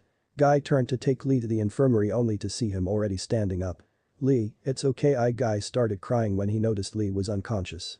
He quickly got him to lay down as the medics took him and Gaara away to treat their wounds. Would Choji Akimichi and Dosu Kanuta please make their way down? The proctor announces. Oh Choji, if you win we'll have 2 members of Team 10 in the finals. Ino's remark brought the attention of Naruto. I guess Shikamaru fought while I was talking to the old man. Naruto's musing was cut short by the sound of the proctor starting the match. You can't win, just give up. The one-eyed sound ninja made no move to attack Choji who just glared back. I have to win. Sensei will take us to an all-you-can-eat buffet if I do. Choji had fire in his eyes as he spoke. No matter what. Dosu charged Choji and hit him with his gauntlet. Choji, who had dodged a punch, fell over and vomited. What? I dodged that attack. Choji's voice was full of confusion. My gauntlet emits a silent sound wave that attacks the human ear. Choji grinned. Then let's see you hit me now. Expansion. Choji's stomach inflated and he hit his arms, legs and head in his torso. Choji started to spin in place as he shot off towards Dosu. The sound ninja dodged easily to the right as Choji slammed into the wall. Dosu rushed him and slammed his fist into him, letting his melody arm do its work. Seconds later Choji was back to normal and Proctor called the match. Gaara had made his way back and was covered in bandages. Would each match winner please make their way down? The Genins made their way and lined up in front of the Proctor. Hayate stepped back as the third moved to speak to the Genin. Congratulations for making it to the finals. As you know there are 3 parts to the exams and the finals will be a series of one-on-one fights tournament style. This caused Tamari to speak up. Are you saying only one person gets to be promoted? The third inhaled a deep breath from his pipe. No, you could win every fight and not be promoted at the same time you could lose in the first match and be promoted. There will be a panel of judges that will be evaluating you during the matches. The farther you make it the better chance you have of impressing the judges and getting promoted. The third took a pause before continuing. You will now draw lots to determine who fights who. The third motioned to a box and one by one they pulled lots until everyone had one. Please show me your numbers. Naruto looked at his number, he had 6. He looked at the others. Neji had 7, Gaara had 5, Shino had 2, Kankuro had 4, Shikamaru had 3, Dosu had 1, and Tamari had 8. That meant Sasuke would have number 9 as he had never come back when he had left with Kakashi. Looks like Sensei already left, thought Naruto as he saw Kakashi was no longer in the room. The matches will be Dosu vs Shino, Shikamaru vs Kankuro, Gaara vs Naruto, Neji vs Tamari. The winner of the final fight will go against Sasuke to see who moves on to the next round. The third statement made both Tamari and Neji look angry as they had to potentially fight one more opponent to reach the first round. You have a month to train, do not waste the opportunity. The third left and soon the Anbu led them all out of the forest and in 2 hours everyone made it out and went their own way. Ino ran towards Naruto who was already leaving. Hey Naruto. Don't you remember, you promised to tell me what happened.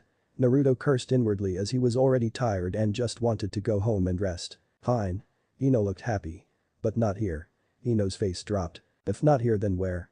Her voice was irritated. My house. Ino's face was red, though Naruto couldn't tell if it was because of anger or embarrassment. There is no way I'm going to your house. Naruto looked calmly at Ino. Then I guess you don't want to know what happened. Ino bit her lip and sighed. Fine, but no funny business Naruto. Naruto rolled his eyes and made his way to his favorite food stand with Ino on his heels. Ino noticed how some of the villagers would glare at Naruto behind his back. Wait, what are we doing here? I haven't eaten a decent meal in a week and I'm taking some home. I don't feel like cooking tonight. Naruto's response completely floored Ino. You can cook. Naruto stopped and looked at his fellow blonde. Ino, I've been living by myself since I was 6. Of course I know how to cook. Ino stopped walking for a second before following the other blonde. Do you want something Ino? Ino snapped out of her thoughts and she noticed they had made it to their destination. Ino stopped her instant refusal, she liked Naruto hadn't eaten in a week, so she said yes before remembering she didn't have any money. Naruto just shook his head. Don't worry about it, I got it covered. I'll be back soon.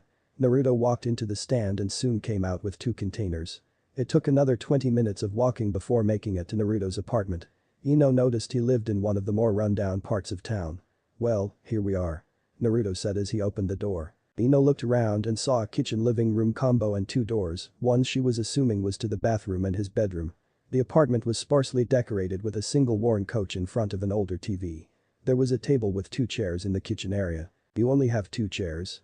Ino's question had come out before she could stop herself.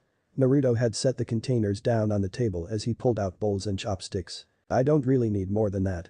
You're actually the first person to come in here who isn't an old man Hokage. Ino always forgot the close relation her fellow blonde had with their Hokage.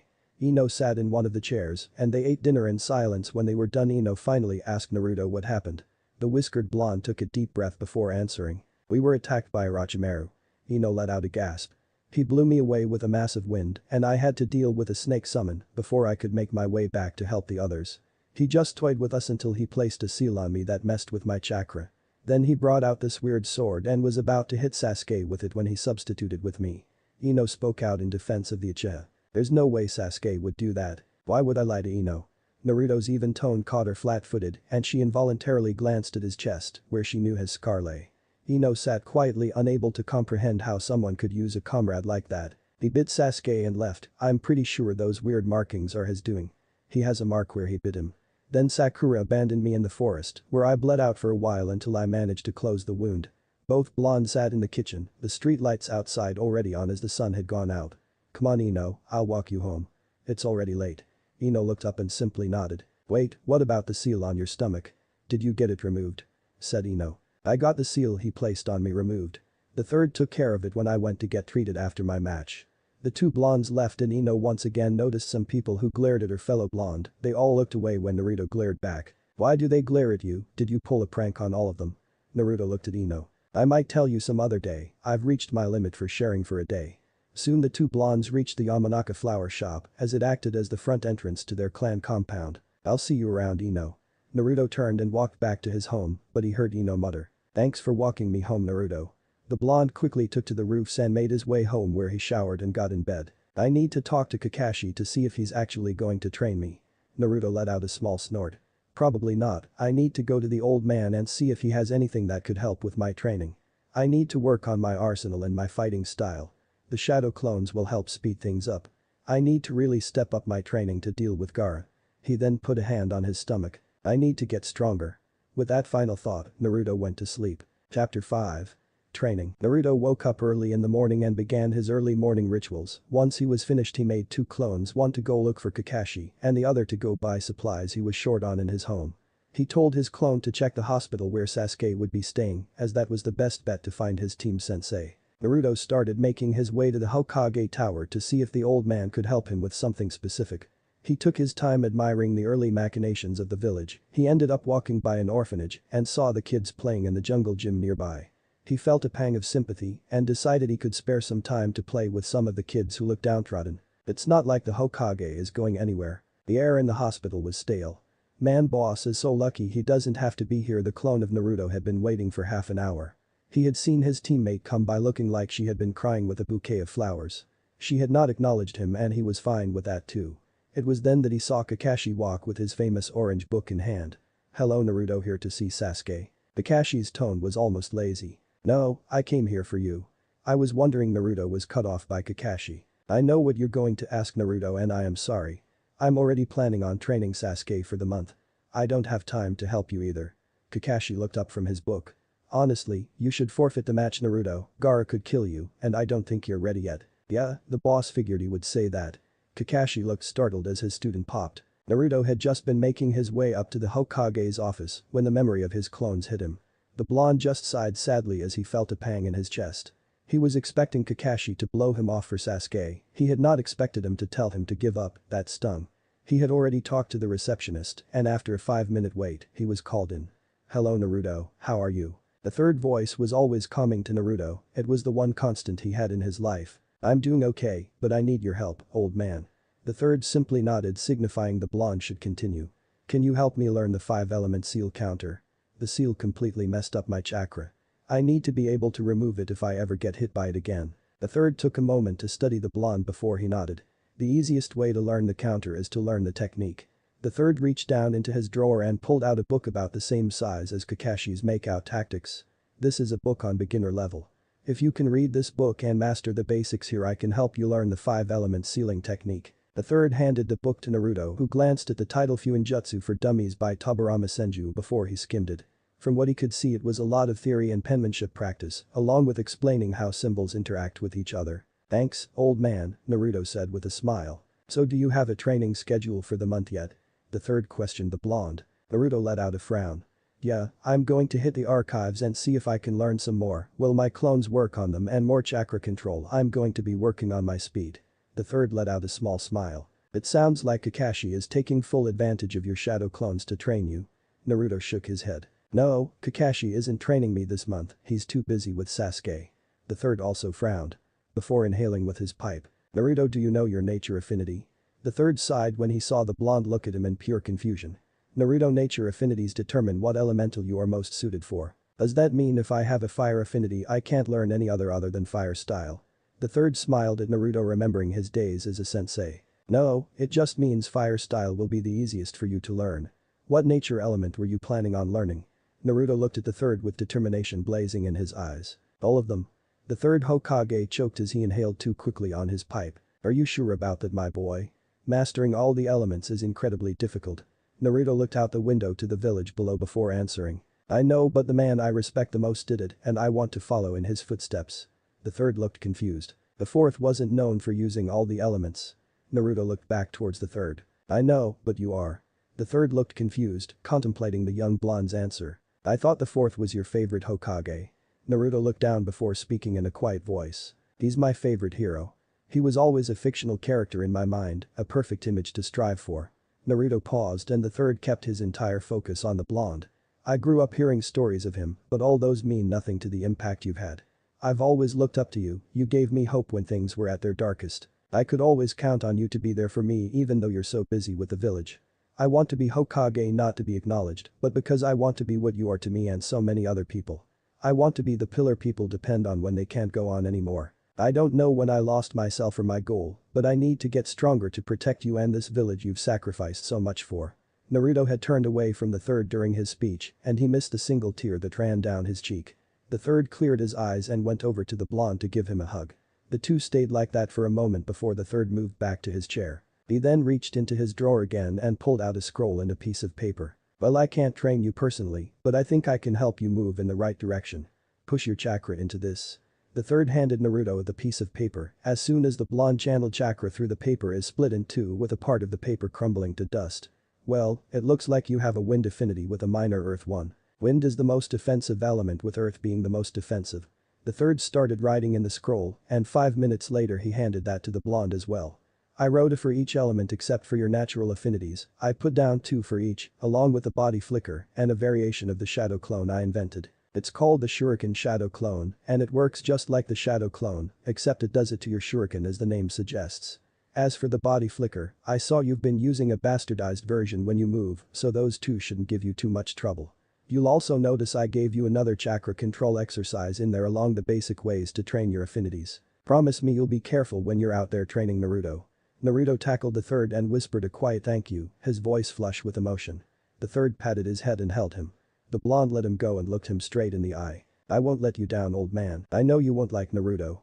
The blonde left the office full of determination and made his way to a popular store that sold ninja gear. My jumpsuit is ruined and might as well get a new outfit. He barely paid attention to the salesgirl as he picked up some black pants, along with a dark green shirt. He then noticed the store had a burnt orange short-sleeved hooded jacket. The final items he picked up were some dark brown ninja sandals and a new black cloth for his headband. He made a clone that took his new purchases home and gave him the book on sealing, telling him to get started reading it.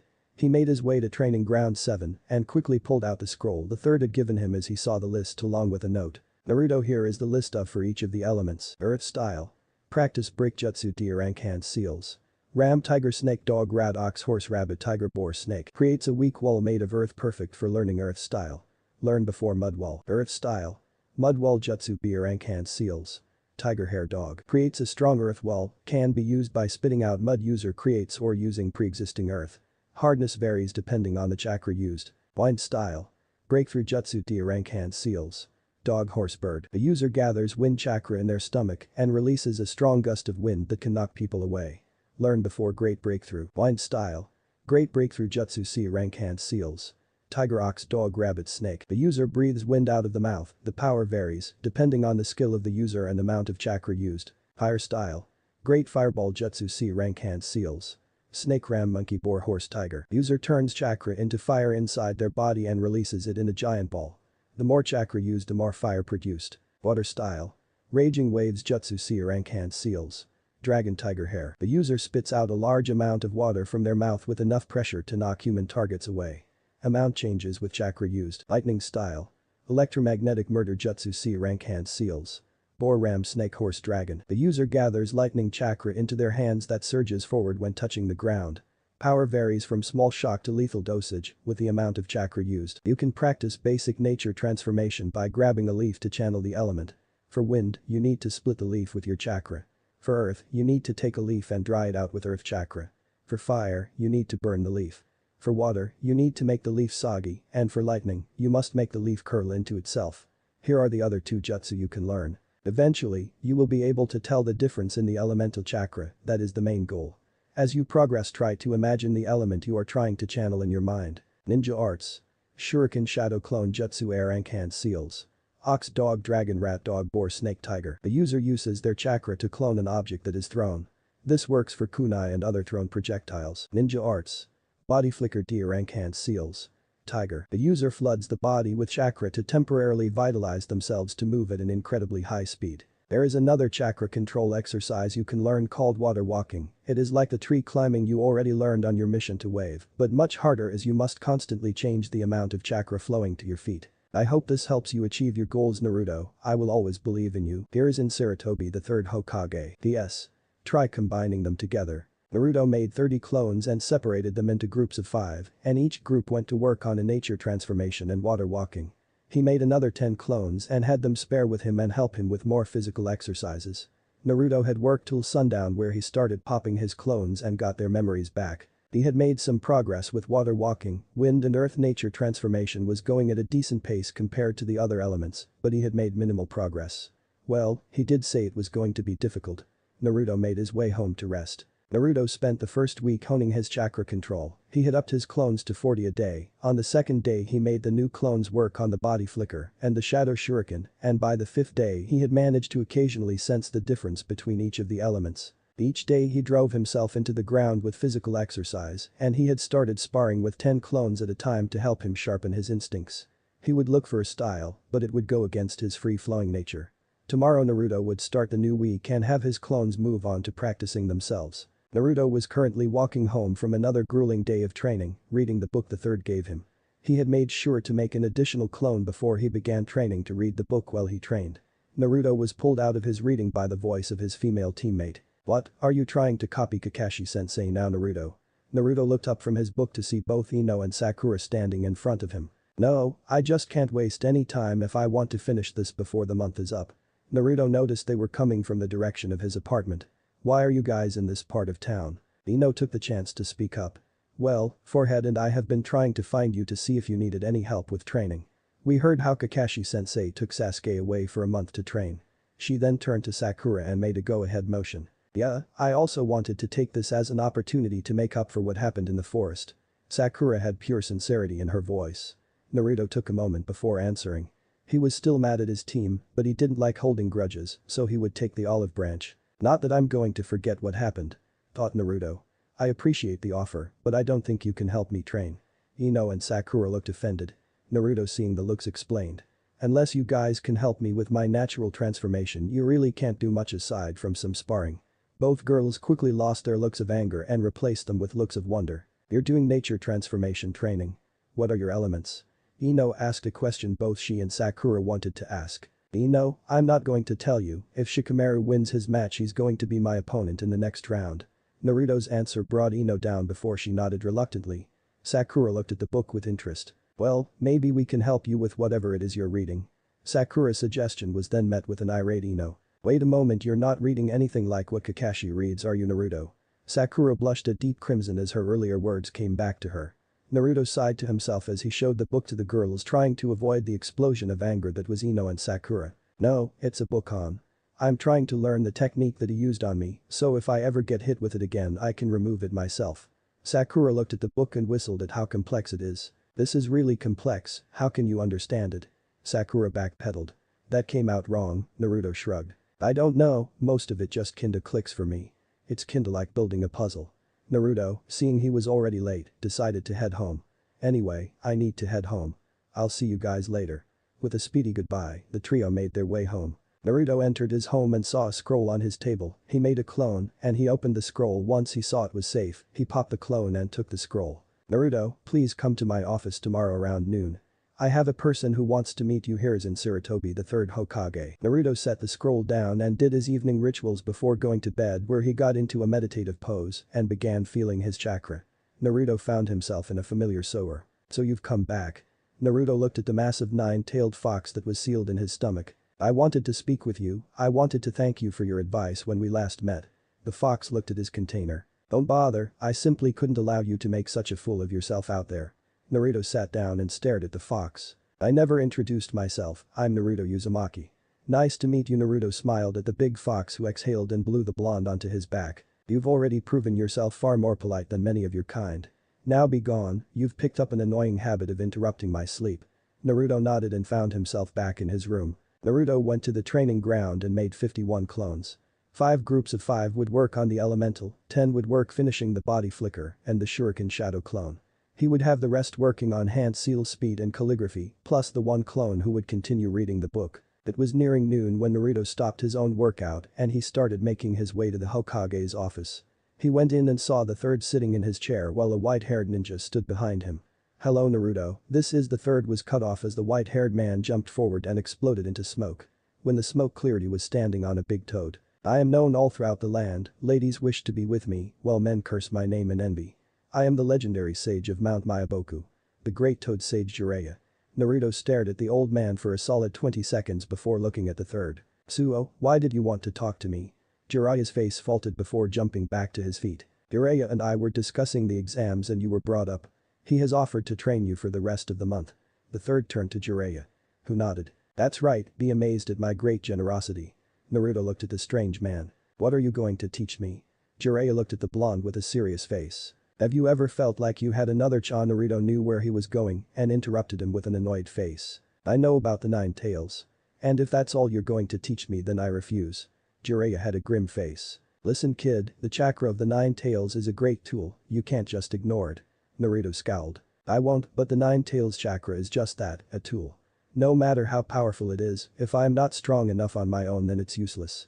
Jiraiya was about to respond but was stopped by the third. He's right Jiraiya, if you plan on only training him on using the fox's chakra, then he's better off following his own training schedule. Jiraiya let out a sigh before nodding, then he looked up with an energetic aura. Alright, well how about I teach you the summoning? I hold the contract for the toads. Naruto thought about it for a second before responding. What can I do with that? The toads are some of the best summons in the world. There are many uses for them, from sending long-range messages to summoning giant battle toads to help you in combat. Naruto contemplated the offer that did sound pretty amazing, not to mention versatile. Alright, you have a deal. Great. Let's go then, no sense in wasting time. The blonde nodded to the Jiraiya and the two left with a quick goodbye to the third, who told Naruto to come by at 8 so he could help him begin to learn the 5-element seal. The two made it to the outskirts of the village and to a very obscure training ground. Okay kid, first things first, you have to sign your name here and the summoning contract. Whenever you want to summon a toad you have to sacrifice a bit of blood. Jiraiya bit his thumb and ran through some hand seals before slamming his hand on the ground and a dog-sized toad. The toad then went up in smoke as it disappeared. Jiraiya reached behind him and pulled out his big scroll. Just sign your name and blood and we can begin training. Naruto bit his thumb like he had seen Jiraiya do and wrote his name. So the fourth also signed with the toads. Naruto had noticed the name Minato Namikaze in the middle of his newly made name and that of Jiraiya's. The hand signs for the summoning contract are boar, dog, bird, monkey, and ram. Naruto took a moment to memorize the seals before biting his thumb again and going through the seals and pouring a bit of chakra into it. Summoning jutsu. There was a cloud of smoke and when it cleared it showed a small orange toad wearing a blue vest. Yo, my name is Gamakichi. Naruto looked at the small toad with a raised eyebrow. Hello, my name is Naruto Uzumaki. I just signed the toad contract. The small toad nodded along. Nice to meet ya. You're lucky I came and not my brother. He would have annoyed you until you gave him something to eat. Naruto nodded. That would have been troublesome, he didn't really feel like going back to town to get food. Anyway, I'll let Pops know we have a new summoner, later. With that Gamakichi left. Good, you did surprisingly well for your first time. How much chakra did you use? I used about the same amount as I do when I summon 2 shadow clones. Jiraiya nodded. Alright, let's see what you can summon. This time I want you to use as much chakra as possible. Jiraiya jumped back slightly. Naruto closed his eyes and concentrated as he started gathering a large amount of chakra. He performed the jutsu and a massive pillar of smoke could be seen. Jiraiya. Why the hell did you summon me, you old fool? When the smoke cleared, a gigantic rust-red toad with a scar over his left eye could be seen. He was wearing a blue vest and carried a large blade on his waist. He was smoking a large pipe that was hanging from his mouth. Naruto, who was on top of his head, jumped down to his nose as he looked at the toad he had summoned. He's almost as big as the 9 tails. Thought Naruto. Who are you? The red toad spoke. I'm Naruto Uzumaki, I'm the new summoner of the toad contract. I was practicing to see what the biggest toad I could summon was. The toad looked at the blonde before letting out a laugh. Ha!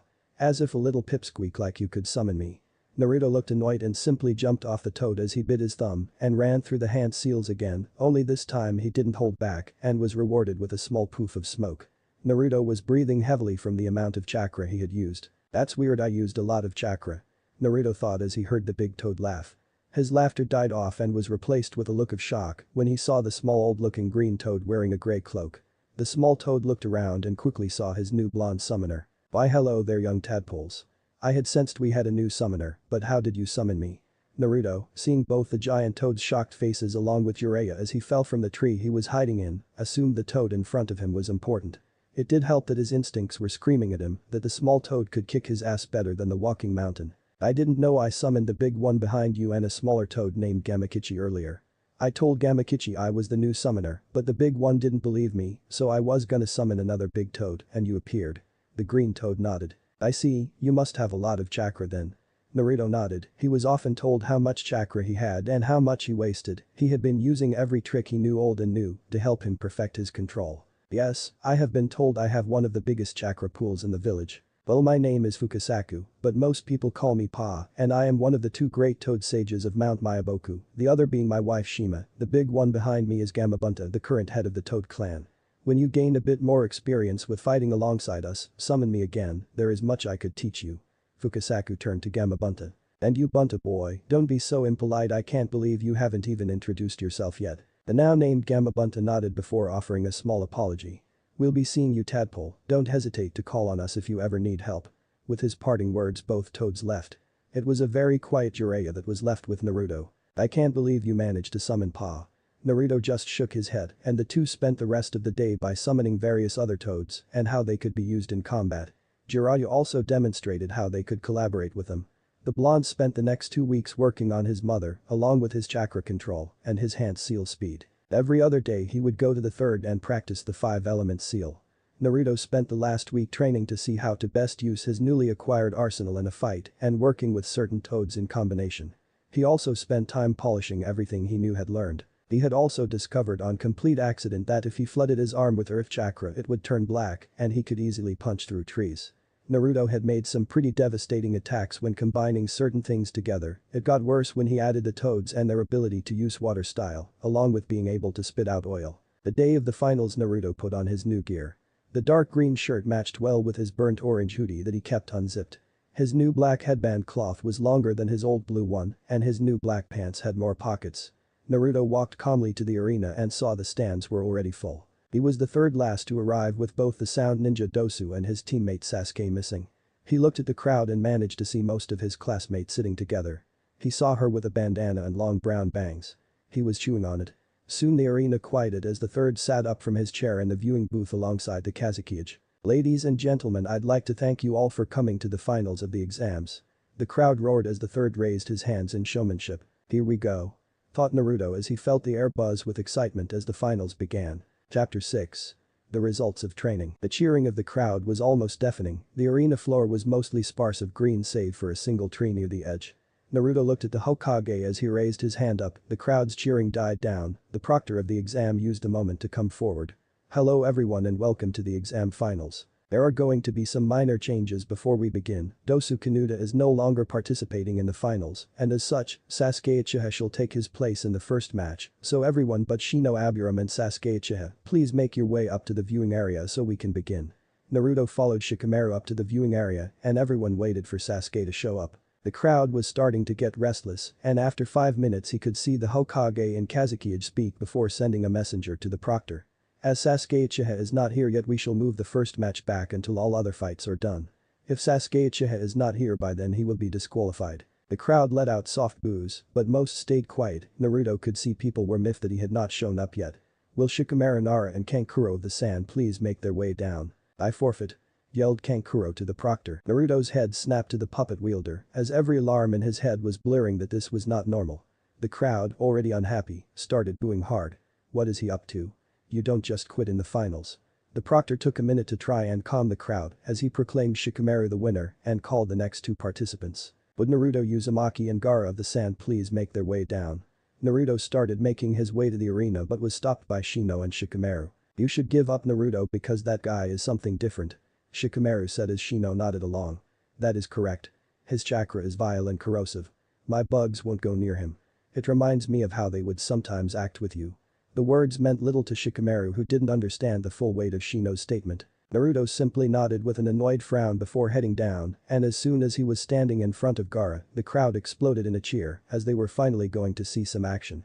Gaara was releasing some serious killing intent, and Naruto, who was already annoyed by his former classmates, decided to respond in kind. The arena was filled with killing intent, and some of the cheering died down as they felt the tension in the air.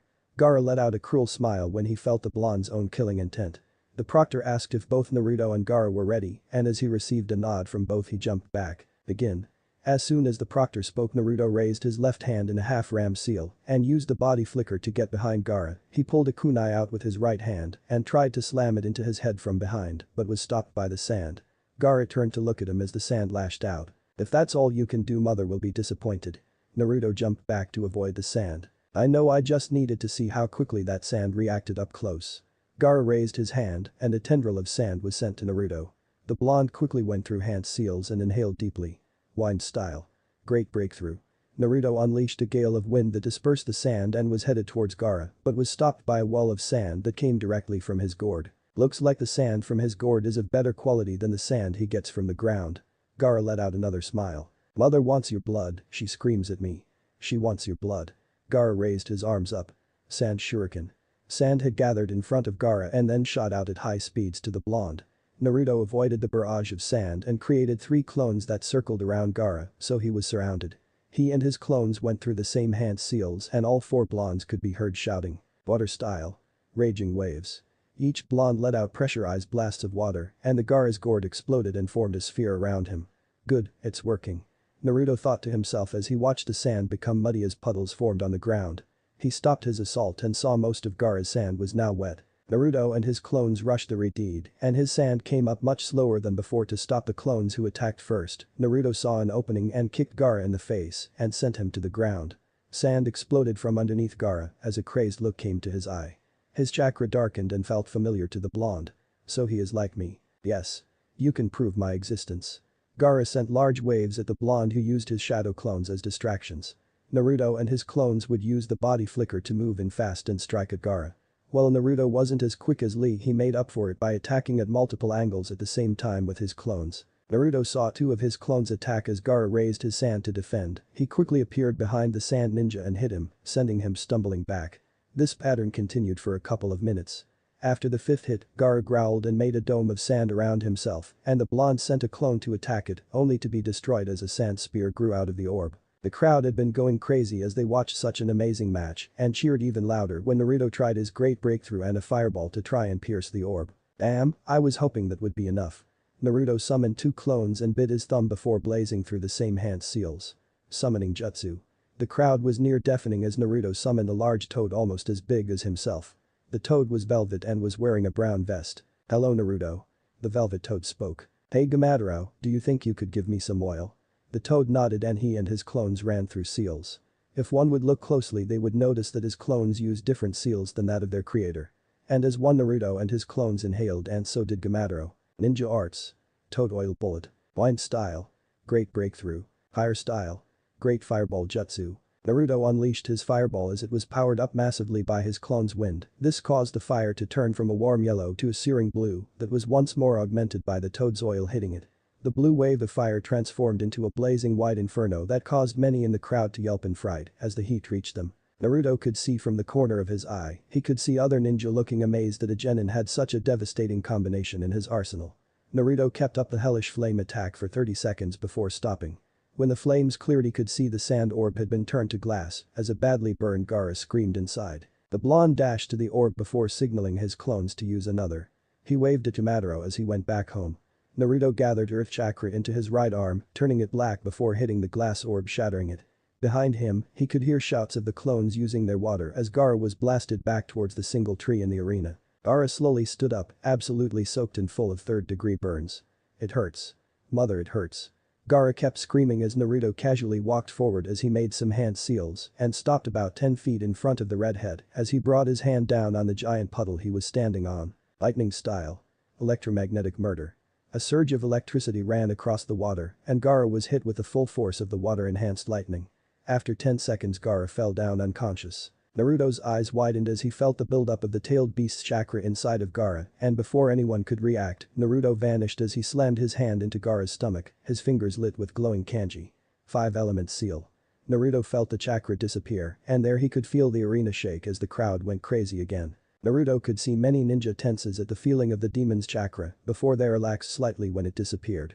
Naruto could hear Temari screaming for her brother as she and Kankuro rushed towards him as the medics took him away. Winner of the third match, Naruto Uzumaki. Naruto made his way back to the viewing area and was met with the shocked faces of his classmates. The proctor allowed the crowd to gossip about the match before quieting them and calling the next match. Would Niji Hyuga and Temari of the Sand please make their way down? Naruto saw Niji make his way to the arena as Temari came out of the tunnels leading to the med bay. The proctor jumped away as he told them to begin. "You should give up, you're no match for me." Niji's voice was clearly heard by all, and Naruto let out a small frown. "I don't know if I want him to win so I can kick his ass or lose and get humiliated by Temari," thought Naruto. "Just keep talking. We'll see who comes out on top." Temari opened up her fan fully and swung hard. A blast of wind barreled at Niji who activated his toe and was able to see the wind chakra race towards him. The leaf ninja rolled away and he dashed towards the sand kunoichi as she once again sent waves of wind at him. Niji jumped away and closed the distance as he sent a palm strike to the blonde that was blocked by her fan. Temari used her fan as a club as she tried to jump back only for Niji to duck under the swing and hit her several times in her arms and shoulders. Niji then continued his attack and Temari was peppered with finger jabs all over her body before she was sent flying back with a palm strike to her chest. "This match is over. I've closed all the chakra points in your arm, you can no longer fight." Temari slowly raised herself and swung her open fan only for nothing to happen. With a look of frustration, she looked over and muttered to the proctor. "I forfeit." Niji let out a smirk. "Winner. Niji Hyuga." The majority of the crowd clapped politely, and some even cheered even when the match was a lot shorter than the last one and not as exciting. "Will Sasuke Uchiha and Shino Aburam please make their way to the arena?" Shino stood silently as they waited for the Uchiha, and after 5 minutes the crowd started booing as they were offended that Sasuke had not shown himself yet. It was after another 5 minutes that the crowd's booing reached a new level as the crowd became unsettled. Seeing the crowd react, Proctor turned to the Hokage who nodded. Sasuke Uchiha is disqualified and the winner of the match is Shino Abiram. The crowd cheered as they felt that the Uchiha deserved a disqualification for making them wait. Naruto just shook his head seeing his sensei and teammate not show up. Would Shino Abiram and Shikamaru Nara please come down, we shall now commence the second round of the finals. Naruto watched as his two classmates stood across from each other as they eyed themselves. If both fighters are ready. Begin. Shikamaru made a hand seal as his shadow extended and Shino jumped back and let his bugs leave from under his coat. It became a game of cat and mouse as the two avoided each other. Shikamaru brought out multiple kunai as he began throwing them at Shino at random intervals. The bug user calmly deflected the kunai when he saw that some of the kunai had seal tags on them. There were several bright flashes showing that the tags were actually flash bangs. Shino covered his eyes with his arm when he felt himself stop suddenly. I got you now, Shino. Shikamaru had used the opening the flash bangs had created to extend his shadow and capture Shino. You may have caught me, but this is my victory. Why? Because my bugs are all around you waiting for my command to attack. Shikamaru looked down and saw hundreds of bugs crawling in the dirt around him. What a troublesome opponent, Proctor. I forfeit. Shikamaru sighed and the Proctor called the match. As the two-leaf ninja shook hands before Shino made his way back to the viewing area. You did well to last so long. It was unfortunate I was your opponent, it was a bad matchup. Said Shino. Yeah, I wasn't expecting to fight you at all, this was so troublesome. The Proctor spoke up as soon as both genins left. He addressed the crowd. But Neji Hyuga and Naruto Uzumaki make their way down. Naruto's body flickered down and stood in front of Neji as the two glared at each other. You only made it this far because of luck, but this is where it ends. Fate declared you the loser when you were matched against me. Naruto said nothing and simply got into his fighting stance. What? Too scared to respond. Neji tried to mock Naruto again. Proctor started the match. Naruto never turned away from Neji as he spoke to the Proctor as Neji glared at the blonde. If both fighters are ready. Begin. As the Proctor jumped away, Neji spoke once more. I shall give you one final chance to give you. Neji had to duck as Naruto used a body flicker and blurred to Neji and tried to kick him. Neji spun and tried to palm strike Naruto, only to be sucker punched by a clone of Naruto. Neji backflipped as he rolled with the punch as he activated his. He saw there were 4 Narutos circling him, he couldn't tell which one was the original, as they all had the same amount of chakra. 2 clones ran at him as he spun and deflected their attacks, he tried to counter them only to be interrupted by a third. He saw that another Naruto was running through hand seals, and Neji heard him shout out the name of the water style. Raging waves. Neji saw the attack coming and channeled chakra all over his body as he couldn't dodge as the other clones were blocking his escape. He began spinning as he released his stored chakra. Rotation. Neji was covered in a dome of spinning chakra and as he blocked the water, the clones that were near him were knocked back and dispelled from the hit. Neji stopped spinning and glared at the blonde. The crowd cheered seeing another flashy fight. You might have gotten past Gaara's defenses, but the Hyuga ultimate defense is unbreakable. Naruto scoffed before making 3 clones and sending 2 at Neji. As they engaged him in a taijutsu match, he pulled out 2 shurikens and threw them as he and his clone ran through hand seals. The 2 clones fighting Neji dispersed and coated the area with smoke. Blind style. Breakthrough. Ninja arts. Shuriken shadow clone jutsu. The 2 shuriken Naruto threw picked up speed as they were hit with the wind before multiplying. The 2 shuriken became 2 dozen, and Neji, unable to dodge due to the new speed of the shuriken, once again used his rotation. As Neji was slowing down, he was hit in the side by a clone, as he was unable to avoid because of his spinning. Another clone hit him into the air, and Neji was met with 2 Narutos, as they hit him with their right and left fists, as he was sent down to the ground. Neji bounced before flipping to his feet. The Hyuga was bleeding from his mouth and was panting slightly. So Neji, is this the part where I give up? After all, isn't my fate to be defeated today? Naruto's words caused the Hyuga to stew in rage. You know nothing. Our fates have been decided since before we were born. Neji reached up and untied his headband to show a seal on his forehead. This seal binds me as a member of the Hyuga side branch. I was bra. Neji was interrupted by a kunai that was thrown by Naruto. I don't give a shit. You're barking up the wrong tree if you want to compare seals that bind you. If you want to talk, then give up. Just because something bad happened to you doesn't give you the right to be a prick to innocent people. Neji was consumed by rage and sprinted at Naruto, who deflected all his strikes and jumped back. Neji lowered his stance with both arms stretched out, one lower than the other. Naruto heard some of the Hyugas that were in the stands gasp. It's over. You're within my range. 8 trigrams. 64 palms. 2 palms. Neji sent out 2 finger jabs that were dodged by the blonde. 4 palm. This time the strikes came faster and the blonde had more trouble dodging them. 8 palms. The speed once again increased as the blonde had to deflect some strikes, unable to dodge all of them. 16 palms. Naruto had to channel chakra to increase his speed as he ducked and weaved through the strikes, Niji's face slowly contorting into an ugly mask of hate as he couldn't land a hit. 64 palms. Niji's hands almost blurred and Naruto was able to deflect all the strikes. The final hit Niji sent was a palm strike that Naruto spun around and delivered a devastating elbow strike to the side of Niji's head. He stumbled and Naruto took advantage as he kneed him in the stomach before grabbing him and throwing him at the wall of the arena where he channeled earth chakra into his fist and launched a punch at Niji. The older genin just barely moved out of the way as Naruto's punch cracked the wall. Niji got his balance back in time to block a kick that sent him skidding back. Naruto created 5 clones as he rushed Niji and Niji was barely able to defend himself from the blonde's onslaught. 2 clones came behind Niji and kicked him forward as another close lined him as he fell to the ground as 3 Narutos dropped on him with their knees. Niji spits up blood as his eyes rolled back into his head. Naruto dispelled his clones and the crowd went crazy. He could see his teammate Sakura cheer on with Ino beside her as the platinum blonde pointed at him enthusiastically. "Winner, Naruto Uzumaki." The crowd continued to cheer and the proctor had to call them down. "We will now have a 30-minute intermission to allow the finalist rest before conducting the final fig." The proctor was stopped as 2 people used the body flicker to appear in the middle of the arena. "Sorry we're not late, are we?" Naruto could do nothing but sigh as he looked at his late team members. Kakashi looked the same as always, Sasuke was wearing black shorts and a black shirt. His hair had lengthened slightly and he had bandages and a belt wrapped around his left hand. Yes, you are." Naruto spoke and the 2 turned to face him. Kakashi's eyes widened and Sasuke glared. The crowd had started booing them. The proctor stepped forward to talk to them. Sasuke was disqualified when he didn't show up in time for his match. "You guys had ample opportunity to show up, we even moved you to fight back and gave you extra time." Sasuke glared at Kakashi who simply nodded and took them away from the arena when he saw how hostile the crowd was to them.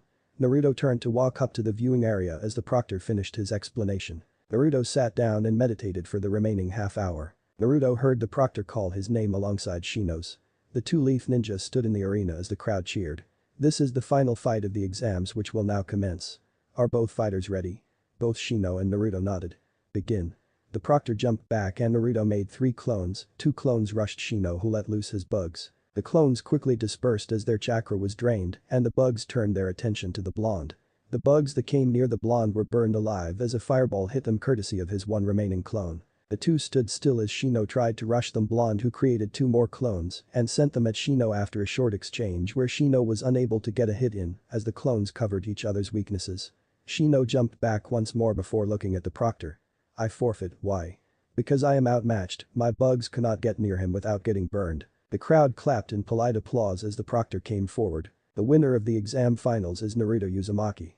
Naruto saw the crowd explode into cheers and when he felt a weird sensation all around him. He smoothed his chakra like so many times before while meditating and saw that all the civilians had fallen asleep. His head snapped to the cages as their booth exploded and he could see Sand and Sound Ninja attack his fellow Leaf allies. The purple barrier appeared over the cage's booth as Naruto heard the proctor tell him to get his sensei for orders. Naruto jumped up to the stands where he was attacked by a Sound Ninja. Naruto ducked under a kunai swipe as he brought out his own before jamming it into the neck of the enemy. He spotted Lee and Hinata being protected by Kiba, Sakura, Ino, and Choji. He saw Kakashi and Guy above them taking care of threats to their students and Sasuke engaging with another Sand Ninja on the other side of the arena. The blonde saw a Sound Kunoichi race towards Hinata and Ino and he blurred into her path as he kicked her away while summoning a clone to take care of her. Kakashi looked at the gathered genin and saw Naruto had joined him. "I want you all to take Lee and Hinata to the hospital and help any other ninja there in protecting them. I want you to help out any injured civilians you see along the way and escort them there. This isn't time to argue and play around considering this an A rank mission." The genins nodded and Ino and Sakura helped Lee and Hinata as the rest formed a protective circle. They were joined by Shino, Tenten, and Shikamaru as the group moved to the hospital. On the way there Naruto created 20 clones that spread out. He gave them orders to hide and ambush any enemy ninja they came across. Naruto took a glance back at the tower where the glowing purple barrier stood. "Don't you die on me, old man." Naruto thought as he made his way to the hospital. Chapter 7. The Siege on the Leaf. There was only one way to describe the state of the village as Naruto and his teammates made their way to the hospital. Chaos. Pure and utter chaos. Everywhere Naruto looked he saw battles as Sound and Sand Ninja fought the outnumbered Leaf forces 3-1. He saw that most of the Leaf Ninjas engaging the enemies were Anbu along with them. Most of the regular forces were either evacuating or protecting valuable locations like the Hokage Tower or the village archive, as was normal protocol for such situations. Naruto let out a grimace as he noticed how slowly they were moving through the village streets. We're sitting ducks out here. So far they had rescued a total of 10 civilians that had been trapped under debris from damaged buildings or those who were too scared to move on their own. Naruto noticed a sound ninja land in front of the group going through some hand seals. The masked ninja brought his hand up to his face as he took a deep breath. Fire style. Fire bullet jutsu. Naruto cursed as he dashed to the front of the group as he ran through his own hand seals. Earth style. Mud wall jutsu. A wall of earth rose up protecting the group as the light of the fire could be seen from the other side of the earth wall. Naruto created 2 clones as he rushed up the side and around the wall. He rushed at the enemy ninja from different directions, catching the sound ninja off guard. Naruto took a closer look at his enemy and saw he was covered from head to toe in camouflage, with his hands and eyes being the only things not covered with clothing of some kind. One clone sprinted from the left as the other threw a shuriken. Naruto himself body flickered behind him as he jumped back to avoid the shuriken and the rushing clone. He was met with a kunai to the back of his head, courtesy of the whiskered blonde. As the sound of the ninja fell, Naruto could see the light in his eyes get snuffed out as death claimed him. The blonde took a breath to compose himself as his stomach churned with discomfort as bile threatened to escape. I can deal with my problems later, with focus. Naruto whispered to himself. The earth wall fell as the group came forward. Most of his classmates stared at the dead body with a mixture of emotions. Many of the civilians lost their lunch as they were not used to such situations. The whole exchange lasted no more than 10 seconds. Let's keep going. Nobody argued with the blonde, though the pace was significantly faster, as many of the civilians picked up their pace, not wanting to be out in the open longer than necessary. Naruto stumbled and almost threw up again as he got the memories of some of his clones. So many dead bodies, Naruto thought as he saw himself ambush several ninjas in many different ways. Some used kunai, others used, but the blonde could remember every detail as they died. He also saw how he saved groups of civilians from attacking Sound Ninja, though some were not so lucky, and from what he could see, some of the Sound Ninjas liked to play with their victims. They're monsters, no better than the thugs Gato hired in Wave. Ino, who was in the middle of the group helping some of the injured move, saw her fellow blonde stumble. Are you alright? Naruto didn't look at the platinum blonde as he responded, his eyes never stopping as he scanned the area for more enemies. Once he centered himself. No, but I'll deal with it as soon as we're all safe. Ino nodded but still sent concerned glances at Naruto. Shino stepped up next to the blonde as he led the group to the hospital with Shikamaru. I have sent a perimeter around us with my insects. It should give us ample warning to enemy movement and help us to avoid any more conflict. We're about 5 blocks away from the hospital. Shikamaru said to his 2 friends. Right, we need to be more careful. If we've gotten lucky that the Anbu and the other higher-ranked Leaf Ninja have mostly cleared the area and are keeping the rest distracted. The 2 nodded as they went back to the right and left of the group respectively. Naruto traded places with Kiba, who was now leading the group, so he could sniff out any threats as the blonde went to the middle, so he could more easily maneuver to confront any enemy that slipped by their defenses. The group made good progress and was a block away from the hospital when they heard giant explosions coming from the edges of the village. Naruto saw that there were giant 3-headed snakes attacking the walls as scores of Sound Ninja made their way inside the village. Naruto let out a curse as he created enough clones to carry all the civilians plus Hinata and Lee. There's no point in going on foot to avoid the battles if we're going to be surrounded. Damn it. Naruto looked at the remaining genin. Let's go, we don't want to be caught out here when the enemy reaches us. Naruto received various nods as the group made it to the hospital. It was surrounded by other genin, and scores of them were guarding the area.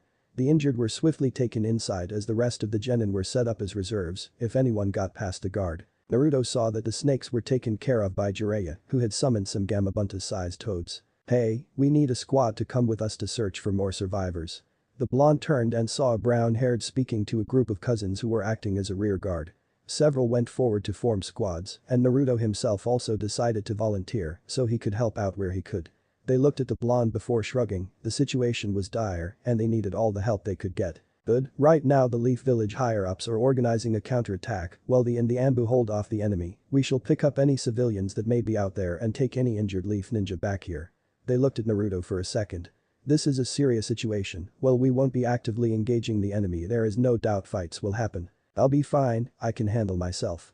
They grunted as he turned to the group of 10. Let's get moving, remember that our top priority is evacuation, but don't hesitate to help out anyone in need. The group started making their way to the wall, and Naruto saw countless and come out of nowhere, along with full squadrons of Anbu. They began to push the enemy beyond the wall of the village. It was half an hour later where Naruto had taken dozens of injured ninja away when he saw the barrier around the Hokage's booth fall. It was 10 minutes after the barrier fell that the enemy forces began retreating from the village. Naruto had killed 5 more enemies in the time since he left with a squad of. Naruto made his way to the hospital carrying a fellow leaf ninja on his back. It was some dark-haired man who had been caught by an enemy's fire and had burns all over his body.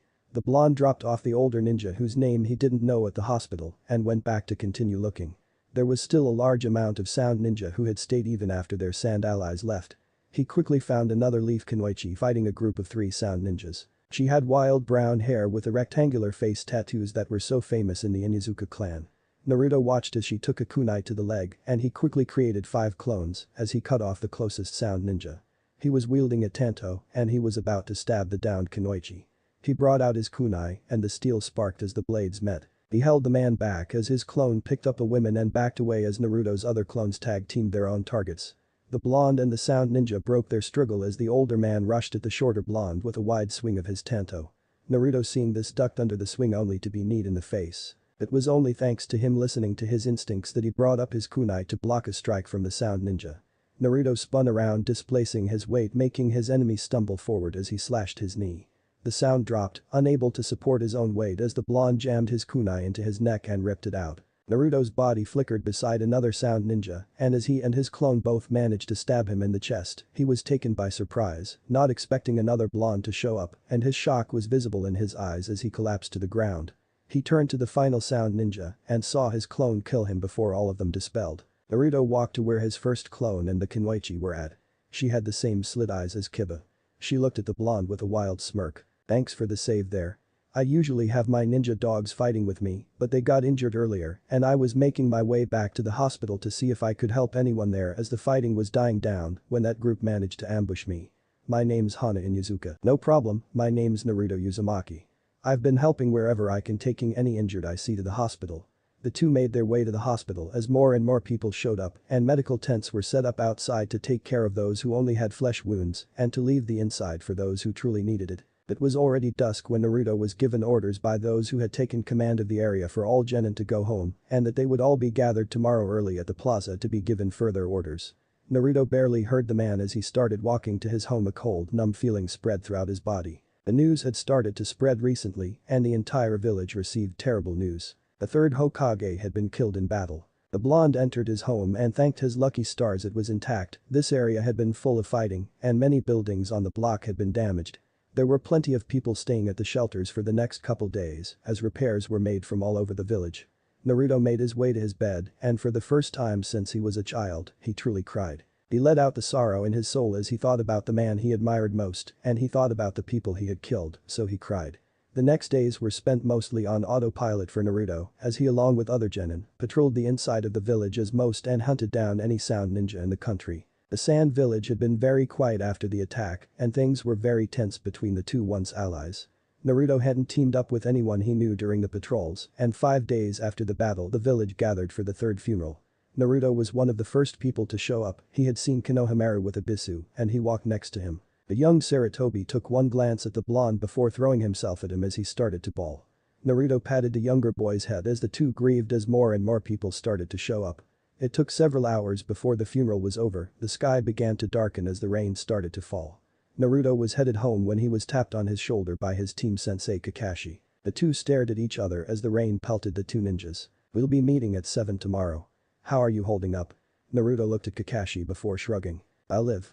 With his quick reply Naruto's body flickered away. He was in no mood to deal with his teammates right now. Naruto ended up wandering the village for a while as his mind wandered. All but the most necessary shops were closed for today as the village mourned. The village looked deserted as the rain kept pouring and by now he had been walking for an hour. He was soaked to the bone. Hey Naruto. The blonde turned around as he spotted Ino behind him under an umbrella, still dressed in black from the funeral. Hey. Ino walked closer to her fellow blonde as she brought her umbrella so it could cover both of them. What are you doing out here? You're completely drenched. Naruto shrugged his shoulders. Ino could see how down her fellow blonde looked so she took his arm and started dragging him to his home. They walked in silence with Naruto's gaze never leaving the black sky. They made it to the whiskered blonde's apartment as the winds began to pick up and went inside quickly. Go take a shower before you get sick. Ino's tone was stern, and normally Naruto would put up more of a fight with being ordered around in his own home, but he didn't have it in him today. Naruto came back out to Ino carrying 2 cups of his instant ramen. Both blondes sat on the couch as they ate in silence. Eventually, Naruto put his empty cup down as he glanced at Ino. He took a moment before speaking. "Thanks." Naruto's voice was soft and quiet. "You're welcome." Ino's response was also quiet as she looked around the blonde's apartment. "How are you doing?" Naruto had to hold back tears as he thought about the third, and all the lives he had taken. The events were still fresh in his mind, and today's funeral made everything real. "I'll be fine." The platinum blonde didn't believe Naruto if her face was anything to go by. She saw how he was shuddering slightly, and his eyes clouded over as he tried his damnedest not to cry. Ino struggled internally before she brought him into a hug. Naruto stiffened for a moment before tears began to fall from his eyes. The two sat there for some time before the blonde separated. "You know, the third was the only person I had growing up. When I was younger some things happened at the orphanage I was staying at that forced me to come live by myself." Ino listened closely as the blonde spoke about the third. "He would come by whenever he could to check on me." Naruto let out a small watery smile. "It was a surreal experience to me at the time. Any adult I would meet would ignore me, and all the children were told by their parents to stay away. Having him there was like seeing color for the first time. I asked him why he cared about me one day when he visited. It just didn't make any sense to me, who had been ignored by all others, that this man would show such love." "Do you know what his answer was?" Naruto turned to look at Ino, who shook her head. "He told me that it was because he was Hokage and that the entire village was his family. I didn't really know what the Hokage was at the time, but I wanted to be one. Can you imagine it? Having an entire village as your family. It was an amazing dream. As I grew I learned what the Hokage was and what they did. My dream never changed, but my reason did. I originally wanted to be Hokage because then I'd have a massive family, and as a 6-year-old orphan that was an amazing concept. When I got older I wanted to be Hokage so I could protect him, so I could protect the Ichirokas who feed me on days I didn't have enough money because I mismanaged it." Naruto looked at Ino, who was staring intently at him. "But I failed. He was my hero and I wasn't there to help him when he needed it the most." Naruto clenched his fist in self-hate. "You can't blame yourself for that, Naruto. From what I heard even the Anbu couldn't get through that weird purple barrier. There was nothing any of us could have done." Ino brought the blonde into another hug. "He would be proud of you. I just miss him so much." Naruto's voice was soft as he said this. He looked at his fellow blonde as he spoke. "Thank you, Ino." "You're welcome." The two sat there quietly as the storm outside continued to rage on, and eventually the two fell asleep as the day's fatigue took its toll. The two blondes woke up the next morning with Ino resting her head on Naruto's shoulder and the whiskered blonde resting his head on hers. Ino groaned as she saw had fallen asleep. "My parents are going to kill me." Naruto got up and stretched as he made his way over to the kitchen and started making breakfast. He looked at the other blonde who sprawled herself on his couch. "Do you want any eggs?" Ino groaned again before responding. "Scrambled please." Naruto nodded. "Do you want me to talk to your parents so you don't get in trouble?" Ino just shook her head vigorously. "No. I can handle it. If daddy finds out I spent the night at a boy's house he'll kill us both.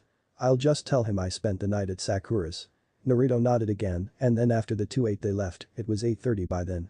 Naruto stopped just outside his apartment and turned to Ino. "Thanks again, Ino. I really needed to talk to someone last night." Ino just nodded before hugging Naruto, who returned the hug. "Don't mention it." The blonde separated from the hug as Ino had a stern face on. "Seriously though, don't say anything. If my dad finds out I'll be grounded until I'm 30. Naruto nodded as the two split ways, and Naruto made his way to training ground 7.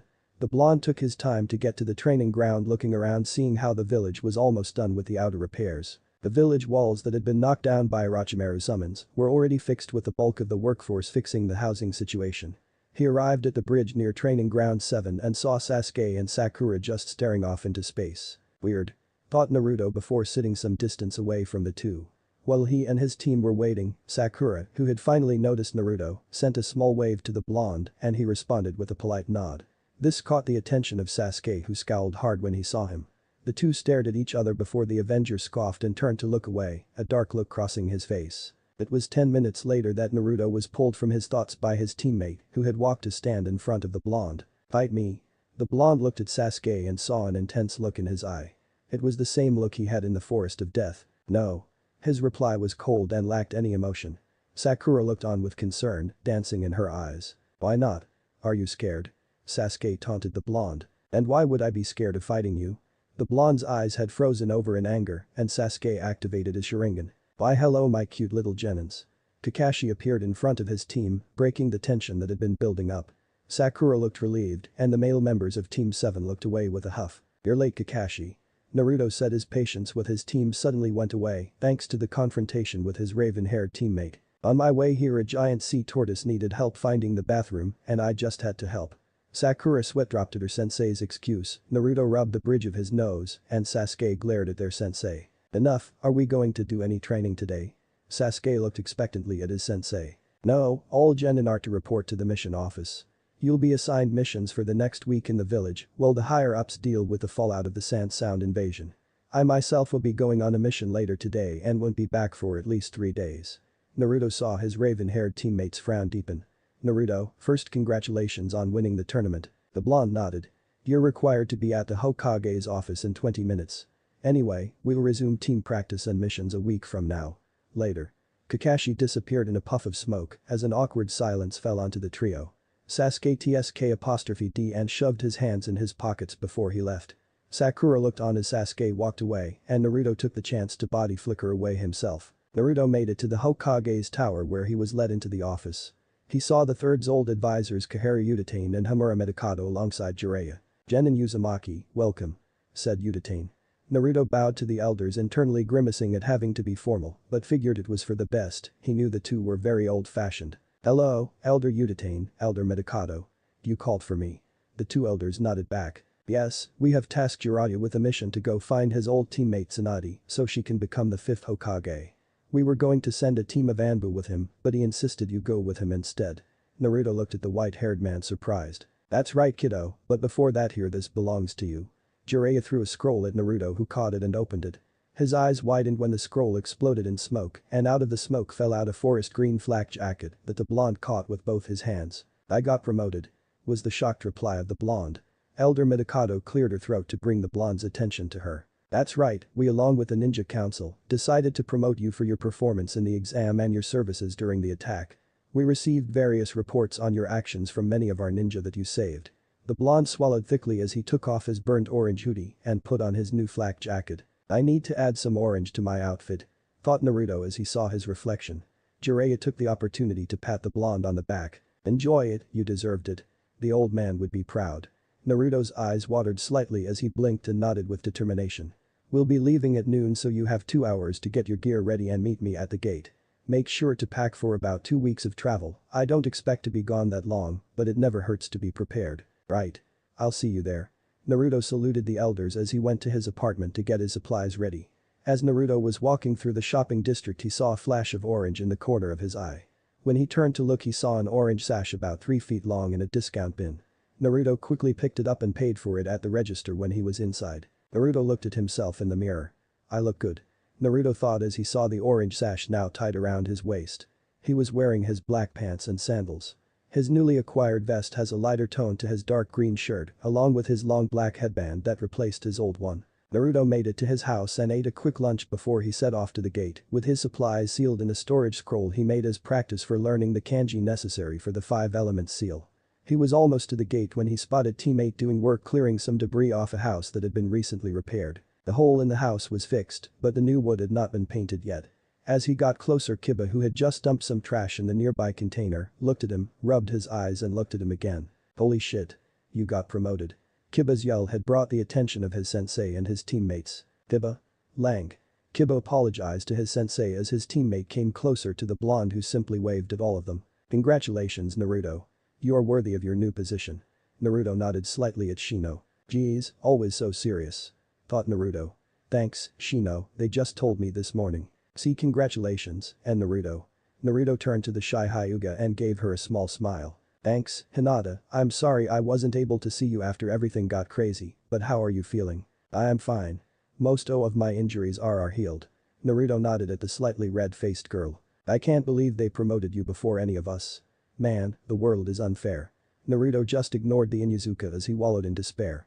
Kurenai smacked her genin before turning to the newly promoted. "Did they assign you a mission yet?" "I know that almost everyone has been asked to take more missions as a lot of the Anbu and are being sent to the border for the next couple days to patrol the borders until the negotiations with the Sand are done." Naruto nodded. "Yeah, I'm leaving now. I'm supposed to be at the main gate by noon."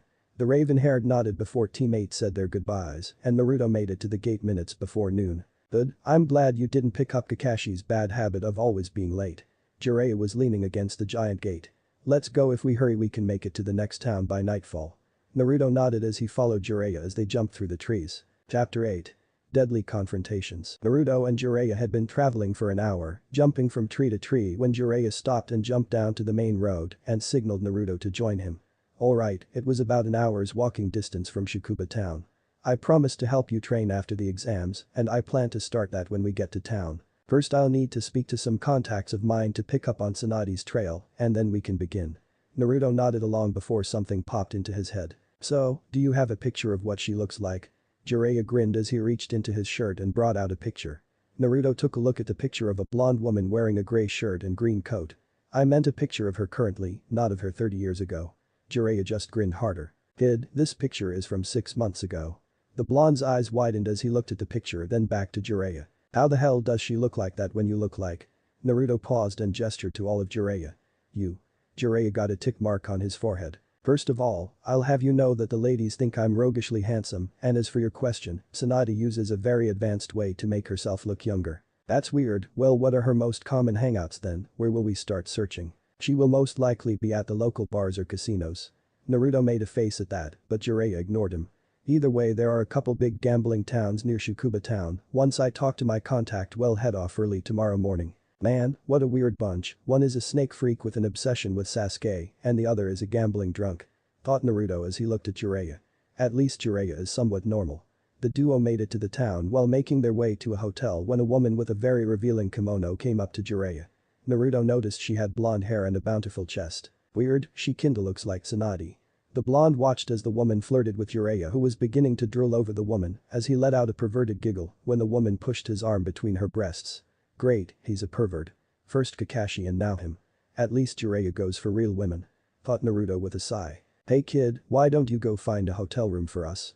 I'll be back later. Jiraiya waved the blonde away as he walked away deeper into the town, the blonde woman basically hanging off the white-haired.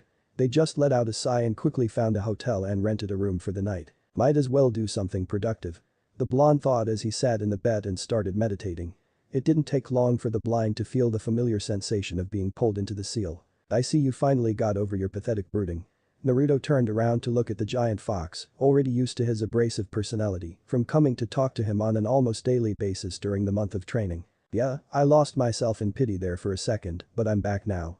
Naruto smiled at the fox, who simply snorted. You did adequately against the container of my brother, but don't get complacent. He was weak compared to the others. Shukaku drives all his hosts mad with insomnia, but there are others who work alongside their hosts, like the Eight Tails. If you encounter him at your current level you would perish. I remember that his host could use all his powers perfectly and even become the Eight Tails itself. Naruto nodded, taking the news as motivation to train harder than he had been. How did you meet the container for the Eight Tails? The great fox looked down at the blonde as he studied him. I met him when he fought my previous container. Naruto looked shocked at that. You had a previous container? Who was it? How did you get out? The Nine Tails looked angry, his chakra becoming oppressive as the blonde began to have difficulties breathing. I was released by one of those accursed Uchiha. He used that twisted eye of his to take control of me. The giant fox stood up during his rant before laying back down, his head resting on his left hand. He is the reason I was rampaging in the first place. As for your other question, ask the white-haired one you're traveling with, he will answer your questions. Naruto nodded, breathing easier as the chakra receded. I'm sorry they did that. It must be horrible to go from one prison to another because someone took control of you. There was a long silence as the fox studied the blonde. The fox suddenly looked up as a growl escaped his throat. I feel two strong chakra signatures with vile intentions coming to your room. Naruto looked alarmed before his eyes hardened. Thanks for the heads up. The fox didn't say anything before starting channeling chakra. You can't win against them, I'll grant you some of my chakra so you don't die and drag me with you. You need to leave and find the pervert. Thank you. You'll tell me your name someday. I can't just keep calling you Nine Tails. Naruto smiled at the fox as he awoke from his meditation. His attention was brought to the door as he heard a quiet knock. Naruto quickly went to the window and jumped away, going for the edge of town as he summoned 30 clones to spread out to look for Jiraiya. Naruto made it to a clearing at the edge of town when his eyes widened and ducked. Naruto felt the wind howl above him as it was displaced by a giant bandage-covered sword. It was thanks only to listening to his instincts that the blonde had managed to dodge what would have most likely been a debilitating blow. Naruto jumped forward and as he turned around he saw two people standing behind him. The taller of the two was the one with the sword that had almost taken him out. He had grayish-blue skin and dark blue hair. He had what appeared to be gills on his neck. The shorter of the two had long black hair with some very distinctive red eyes, with 3 commas spinning around his pupil. Shit, Itachi Uchiha. Naruto cursed as he saw the kinslayer. The two were wearing identical black cloaks with red clouds on them. Hello Naruto. I'm going to need you to come with us. His voice was smooth and lacked any and all emotion. Naruto started sweating trying to think of strategies to escape this dire situation. Hey Itachi, look at that. The brats are, I guess our information was wrong. Wasn't he supposed to be the loud-mouthed dead last with an orange obsession? Naruto saw the man's teeth were sharp like Zabuza's had been when he grinned at the blonde. It doesn't matter if he were a Kisame, it doesn't change our mission. Itachi replied. I guess you're right. Maybe I should cut his legs off so he doesn't run anymore. Naruto jumped back as he summoned 10 clones. 5 rushed the duo as 3 popped immediately covering Naruto as he and his remaining clones from the Uchiha's eyes, he and his clones, quickly went through hand seals. Fire style. Great fireball jutsu. Naruto shouted as his clones performed a wind to enhance the blonde's fireball. Blind style. Great breakthrough. The mixed creating a blazing inferno that raced at the two rogues. Kisame smirked as he ran through his own hand seals and the fire was met with a massive wall of water. The entire area was filled with steam as a result of the two elements clashing. Naruto bit his thumb and went through the required seals for his summon. Summoning jutsu. A human-sized toad appeared with a green vest and 2 swords strapped to its back. Gamashiro, I need you to help me deal with an enemy swordsman. The green toad nodded at his summoner. Of course Naruto, I shall help with the best of my abilities. Naruto and Gamashiro jumped back as the giant club sword came down between them. Hiding in the mist. A rather poor choice brat, I was never as good as Zabuza with silent killing, but every single one of the 7 swordsmen learned to use it. Naruto cursed as he created a clone to blow away the mist as he gathered earth chakra into his right arm, turning it black. The clone used a breakthrough and Kisame covered his face from the wind. Naruto punched with all his might only to be blocked as Kisame brought up his sword.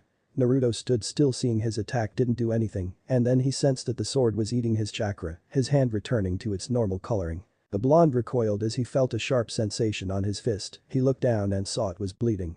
Gamashiro took the opportunity to try and slash Kisame, only to jump back from a fireball from Itachi. Looks like doesn't like your chakra all too much. Seems he finds it a bit heavy. There was an angry yell, and everyone's attention was brought to the edge of the clearing as Sasuke ran in. Itachi. Finally, I've trained for years and spent countless hours imagining this day. I have embraced my hatred for you and now finally I'll avenge our family. The younger Uchiha glared with his Sharingan active as he charged his Chidori. Die.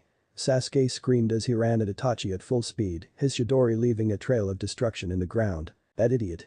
Naruto yelled internally as he tried to intercept the two, only to be met with a grinning Kisame who dashed in front of him as the blue-skinned man swung his sword. Not so fast brat, that ain't our fight. Naruto crossed his arms as he channeled all the earth chakra possible into his arms, as well as unleashing the chakra the 9 tails had given him. A shroud of bubbling red chakra formed around him as a single tail appeared behind him. He was hit by the blade and he could feel the sharp spikes dig into his arm as he was sent flying back, his chakra shroud completely gone along with the earth chakra he had used to coat his arms. Naruto skidded to a stop as he watched Itachi grab Sasuke's wrist as he held the Chidori away from himself. Foolish little brother, you lack the proper hatred to match me. Only when you acquire the same eyes as I have will you be able to properly challenge me. Itachi slammed a fist into Sasuke's gut, causing the younger Uchiha to double over as his Chidori dissipated. Itachi grabbed his brother by the collar as he lifted him up to eye level and whispered. Tsukiyomi. 3 seconds later Itachi dropped the now unconscious Sasuke to the ground. Naruto cursed his teammate in his head. Now I think it's time we left. Don't make this harder than it has to be Naruto. Naruto saw that Itachi was now standing next to Kisame and that he had a clear path to reach Sasuke. Damn it, where the hell is Jiraiya? Taught Naruto as he began to channel as much chakra as possible as he created 100 clones who each start going through different hand seals. Naruto's body flickered to Sasuke as some clones had charged a dangerous duo to distract them. Naruto saw multiple walls of earth sprang up in 3 directions, trapping the duo in a funnel as the rest of his clones started unleashing everything they had. Lightning style. Electromagnetic murder. Wind style. Great breakthrough. Water style. Raging waves. Fire style. Great fireball jutsu. Ninja arts. Shuriken shadow clone jutsu. Naruto used up most of his remaining chakra as his body flickered away with Sasuke as a giant explosion overtook the clearing. He looked back to see the once green clearing was now a crater as smoke slowly dissipated. Naruto grit his teeth as he heard a whistle from directly in the middle of the smoke. Damn Itachi, the kid can pack a hell of a punch. Naruto saw that the two looked unharmed except for that they were now wet. I gotta admit kid, had you done that against anyone else that might have worked.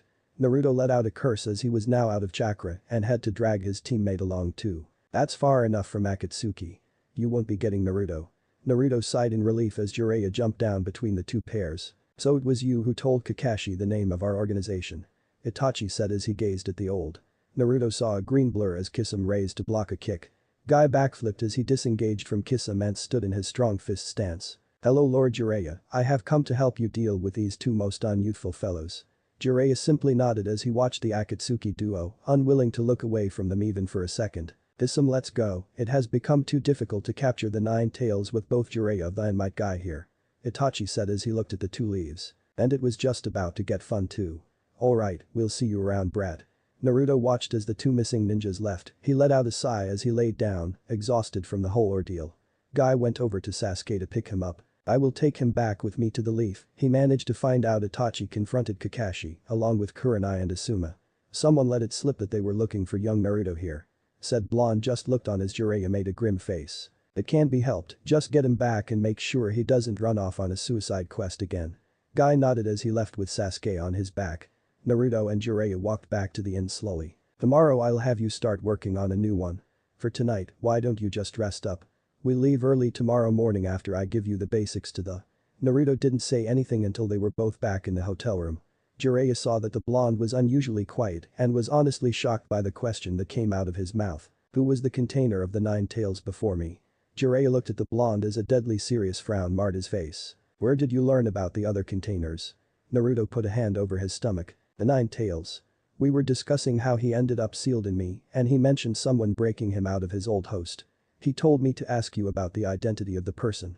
Jiraiya looked surprised at the mention of communicating with the giant fox and rubbed the bridge of his nose. I'll tell you when we get back to the village, along with some other information.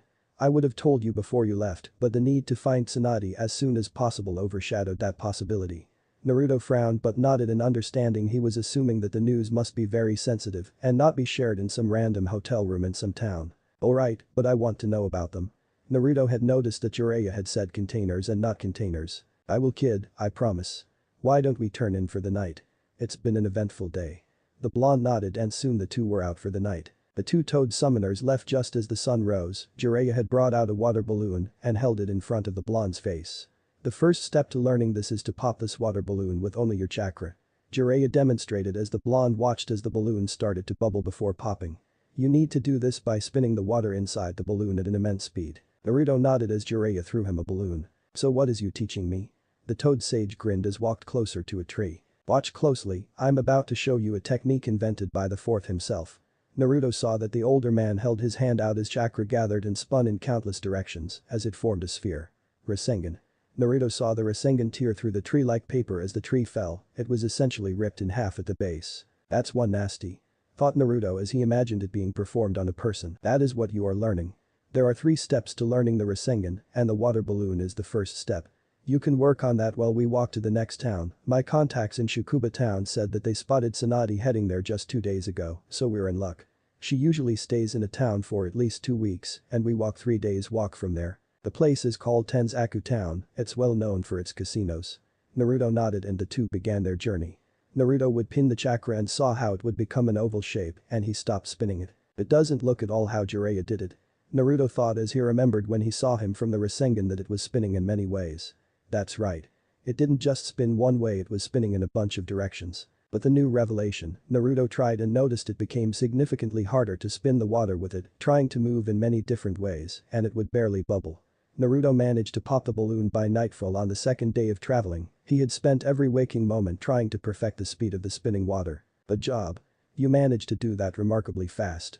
Jiraiya praised the blonde when he noticed he had completed the first step. Thanks, I had trouble spinning the water in multiple directions at first. Jiraiya nodded as he brought out a rubber ball. The next step is to pop the rubber ball using the same technique you learned popping the water balloon. This step is all about power where the last one was all about speed.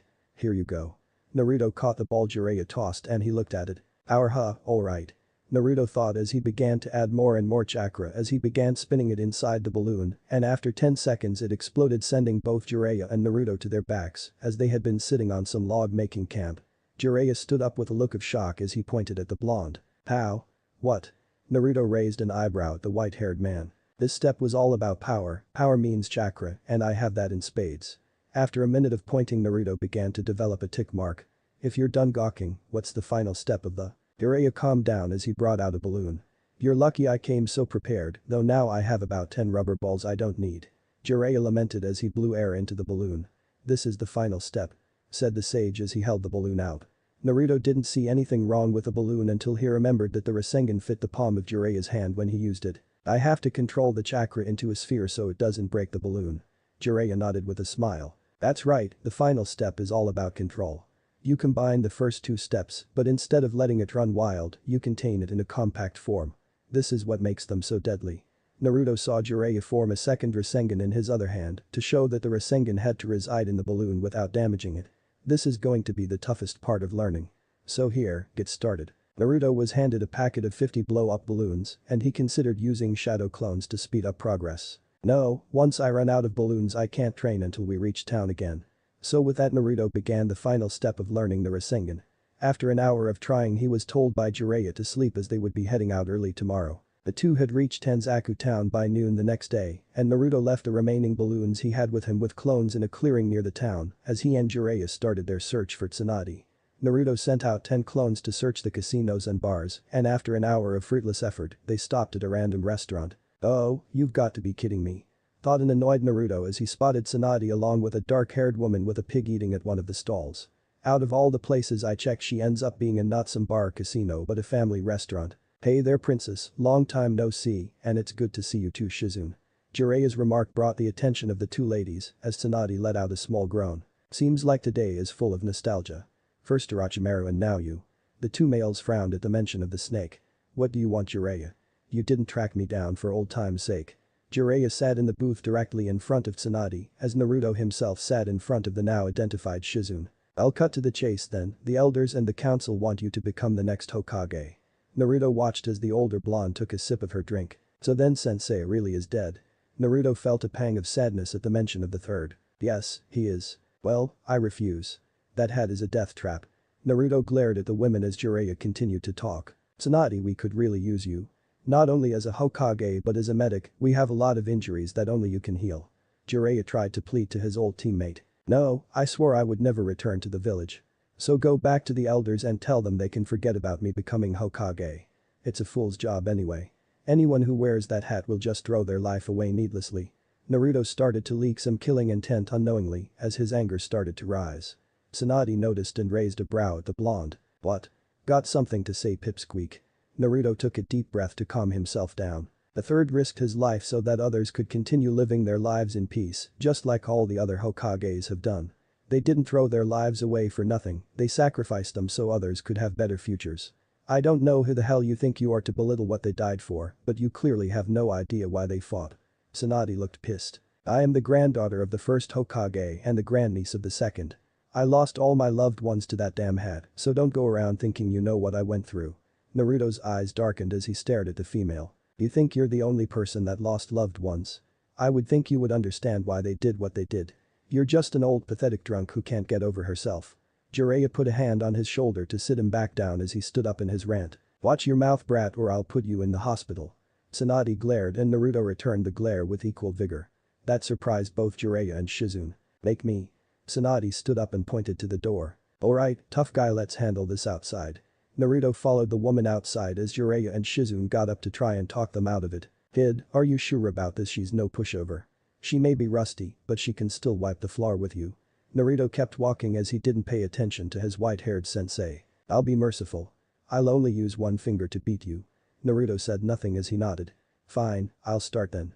Tsunade slammed her finger into the ground and caused a big crack to run along the road that made the earth shake. The whiskered blonde regained his balance and he rushed the older blonde while channeling earth chakra into his fist. It turned black as the earth chakra concentrated in his arm and he swung.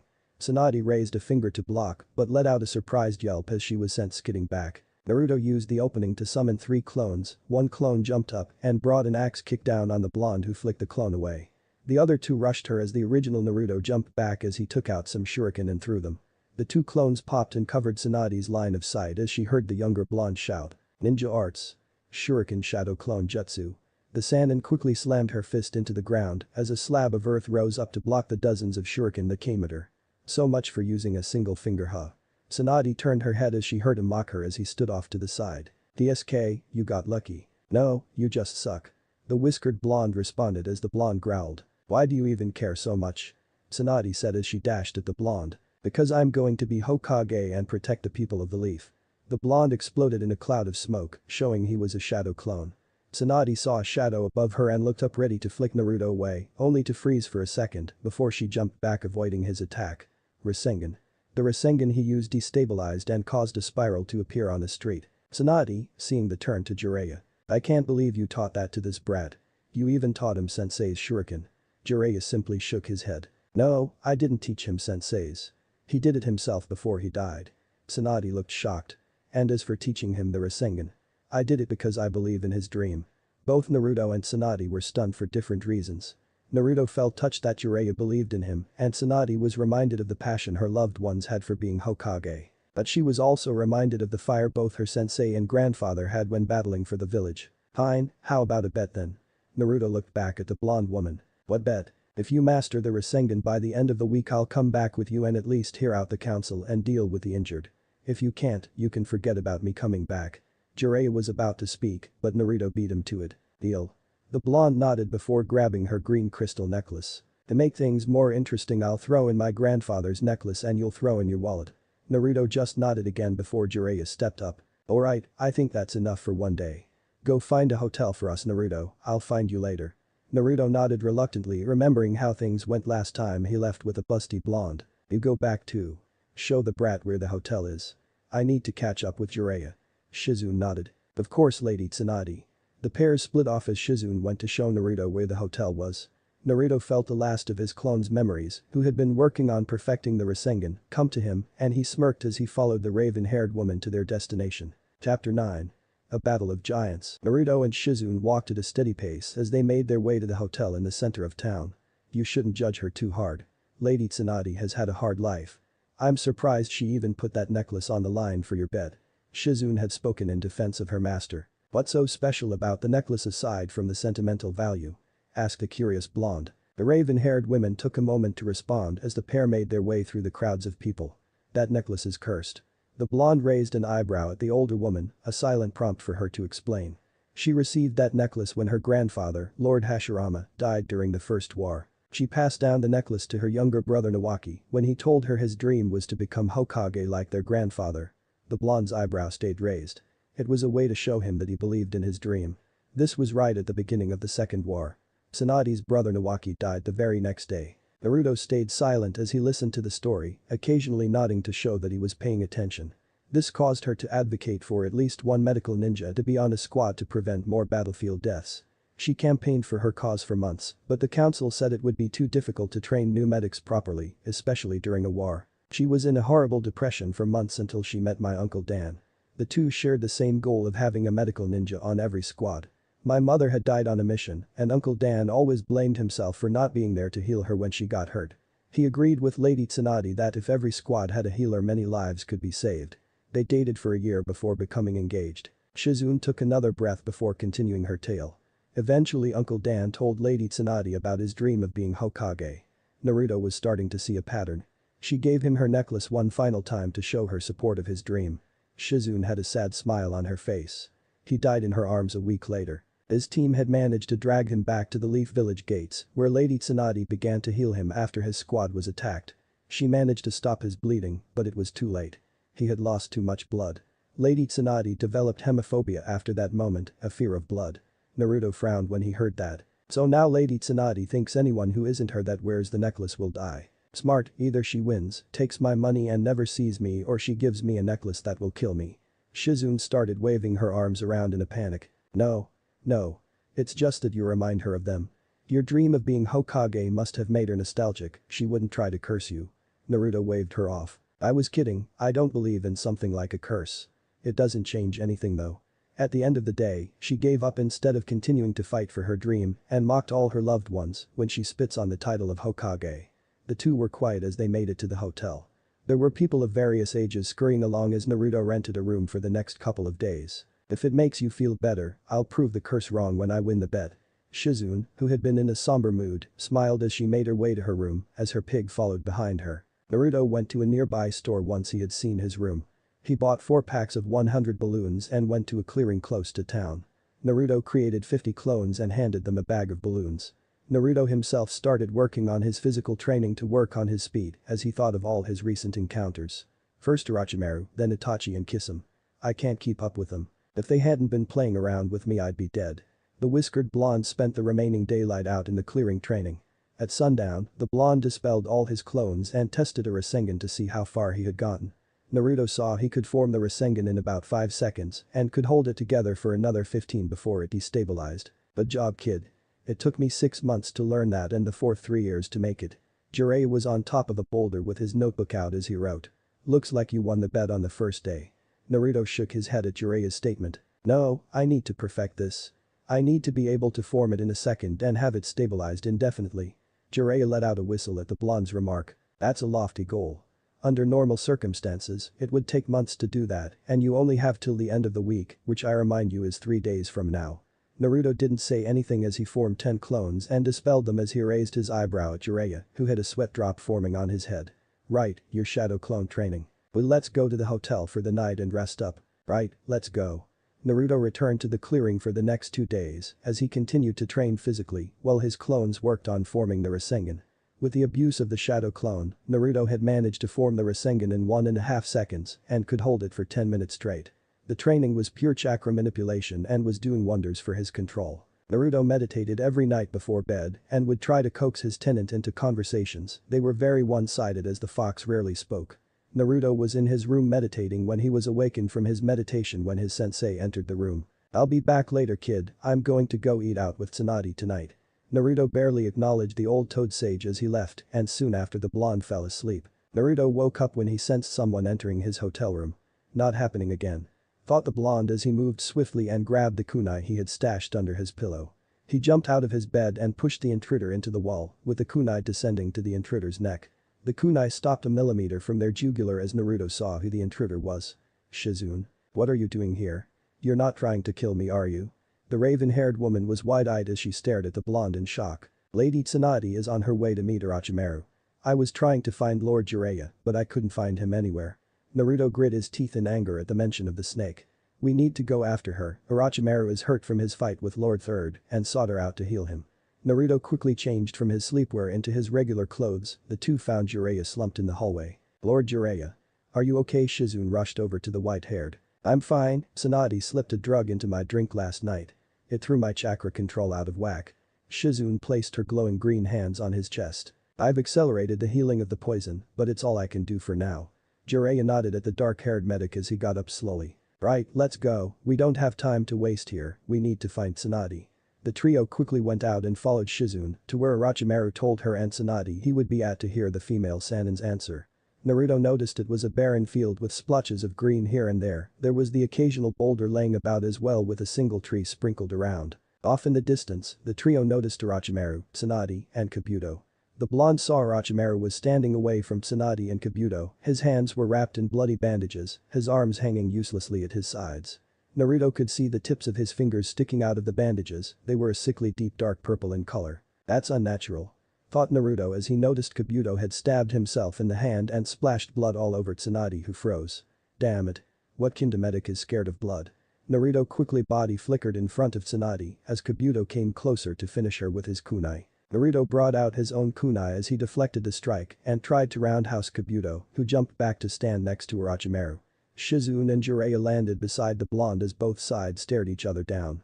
Naruto saw the snake start to smile and he felt his blood boil as he started to subconsciously release the killing intent. The snake's yellow eyes glowed with malice when they landed on Naruto. My, I didn't expect to see you here Naruto. I got to say you surprised me at the exams. All the information I had on you said you were the dead last. I was honestly impressed when you survived a strike from my Kusanagi. Orochimaru chuckled as Naruto grabbed his chest where his scar was. Naruto took his eyes off the traitor and glared at Kabuto. So you were working for the snake all along, huh, Kabuto? The youngest of the medics let out a smile as he lifted his glasses with his fingers, the sunlight reflecting off them obscuring his eyes. Indeed, I have been loyal to Lord Orochimaru since I was a small child. I must say you surprised me too, out of you and Sasuke one would assume the rookie of the year would be the first to be promoted instead of the orphan loser. The blonde narrowed his eyes. Sasuke is an unstable child. Oh? And you're not. Lord Orochimaru told me what happened in the Forest of Death, how you were abandoned by your teammates, even when you heroically came back to help them. Jiraiya had a concerned look in his eye as he glanced at his student. But, to be fair to your teammates, you were the most expendable one, and when compared to the treasure that is Sasuke, well. Kabuto shrugged as before continuing. There's a reason he's called a genius. The blonde's eyes shifted from his normal blue to purple, as specks of red started to bleed through. His pupils became slits as his anger started to rise. Calm down. Naruto was snapped out of his anger by the voice of the Nine Tails. He took a deep breath as his eyes returned to their normal blue, but remained as slits. Naruto dashed at the young medic and tried to take advantage of him still having his left hand damaged. He reached Kabuto who attempted to kick him, but Naruto grabbed his leg and threw him away from Orochimaru. Naruto turned around just in time to cross his arms as he was sent flying by a kick from the snake. Naruto landed on his feet as he watched the two male Saiyans engage in a taijutsu match. You keep impressing me, Naruto. The blonde turned from the two S-class ninjas fighting back to the young medic. Naruto let out a small task when he saw his arm was completely healed. Damn. Thought Naruto. You've grown an incredible amount in such a short time. I can't allow you to get any stronger than you already have, you could be a real hindrance. You already messed with my master's plan during the exams. Kabuto blurred forward as he brought his glowing hand down to hit Naruto. The blonde was barely able to react in time as he jumped up. He coated his foot in earth chakra and axe-kicked the medic. Kabuto grabbed him by the ankle and threw him at Shizune and Tsunade.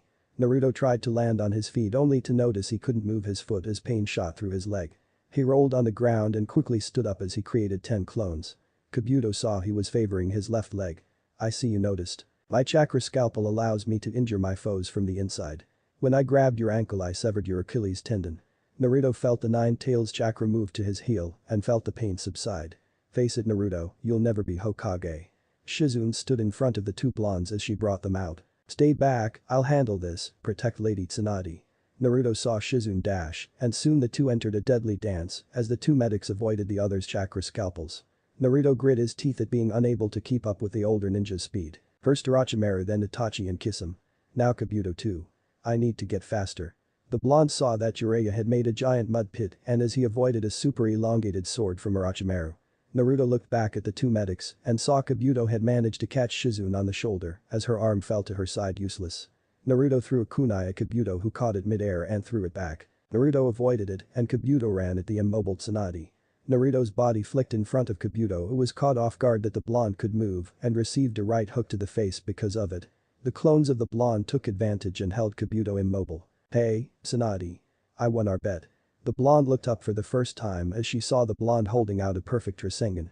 Naruto saw Kabuto's eyes widen as Naruto slammed his Rasengan into his chest. The Rasengan tore through his shirt and ground away into his chest before he was blasted back into a boulder where he slumped down, blood dripping from his mouth. You know. You remind me a lot of Sensei and my uncle. They were always so serious and determined to never have anything stand in the way of their goals. Tsunade reaches into her shirt as she pulls out her necklace and puts it on him. You won the bet, brat. Tsunade reaches down and kisses his forehead. Naruto blushed for a second before his eyes widened. He pushed Tsunade away just as Orochimaru's body flickered next to the two blondes as he tried to impale them. The sword slashes the whiskered blonde's chest as he was thrown back several feet. Jiraiya appears beside the snake and kicks Orochimaru away. Tsunade, seeing the blonde bleeding, freezes for a split second before she rushes in to heal him. Naruto laid on the ground as the blonde closed his wound and the poison on Kusanagi made it impossible to fully heal. That bastard has now ruined two of my favorite jackets. Naruto said as his bleeding stopped and was hugged by a shaking Tsunade. Why did you do that? I thought I had killed you by giving you the necklace. No, if anything it saved my life. Naruto reached up with his right hand to hold the necklace. It deflected the initial stab and caused it to be a slash. Besides, you may not be living in the village anymore, but you're still a comrade and a member of the Leaf. I want to follow the steps of the third, and he taught me every member of the village is part of the Hokage's family. I would give up my life protecting them just like he did. Tsunade saw the pure fire of determination in his eyes as she nodded. Sarutobi-sensei died for nothing. Both blondes looked at the snake who was next to a shaky Kabuto who was clutching his chest as he healed himself slowly. Explaining why sensei died to you would be pointless. Jiraiya said as he landed between the blondes and his traitor teammate. You're right, I wouldn't understand why he would waste his life protecting that pathetic village. Naruto glared at that and watched as Tsunade blurred forward and delivered a devastating axe kick. The attack caused a massive crater on impact and it felt as though she caused an earthquake. The whiskered blonde's eyes widened at the size of the crater. I knew she had super strength, but this is ridiculous. Enough talk about Orochimaru. It's time to end this. Jiraiya stepped up next to Tsunade as Shizu rejoined Naruto behind their senses. That's right. You'll pay for what you did to Sensei and the Leaf. Tsunade glared at the two traitors as she released copious amounts of killing intent. Orochimaru simply looked at Kabuto who nodded and bit his thumb. He pulled up Orochimaru's bandage in his right arm, revealing a snake tattoo, and smeared the blood over it. The two loyal knew what was about to happen and also bit their thumbs as they went through hand seals rapidly. There were 3 simultaneous shouts. Summoning jutsu. Tsunade and Orochimaru summoned 2 giant animals. Orochimaru and Kabuto stood atop a purple snake, Tsunade stood atop of a massive white slug with blue markings running along its side. And Jiraiya. Yo. The small rust-red toad waved at Naruto from his spot next to Jiraiya. Naruto couldn't believe his eyes. His sensei had summoned Gamakichi. You've got to be kidding me. Jiraiya screamed. Hello Lady Tsunade, it's good to see you. The slug said to her summoner. It's good to see you too, Kitsayu. Orochimaru. I want at least 100 sacrifices for summoning me. Naruto saw the giant snake yell at his summoner in anger. I can't believe I summoned you. Jiraiya groaned as Naruto walked up to Jiraiya as he bit his own thumb. I knew you were old sensei but having performance problems already. Shizune blushed at the blonde's words as Jiraiya just gaped at him.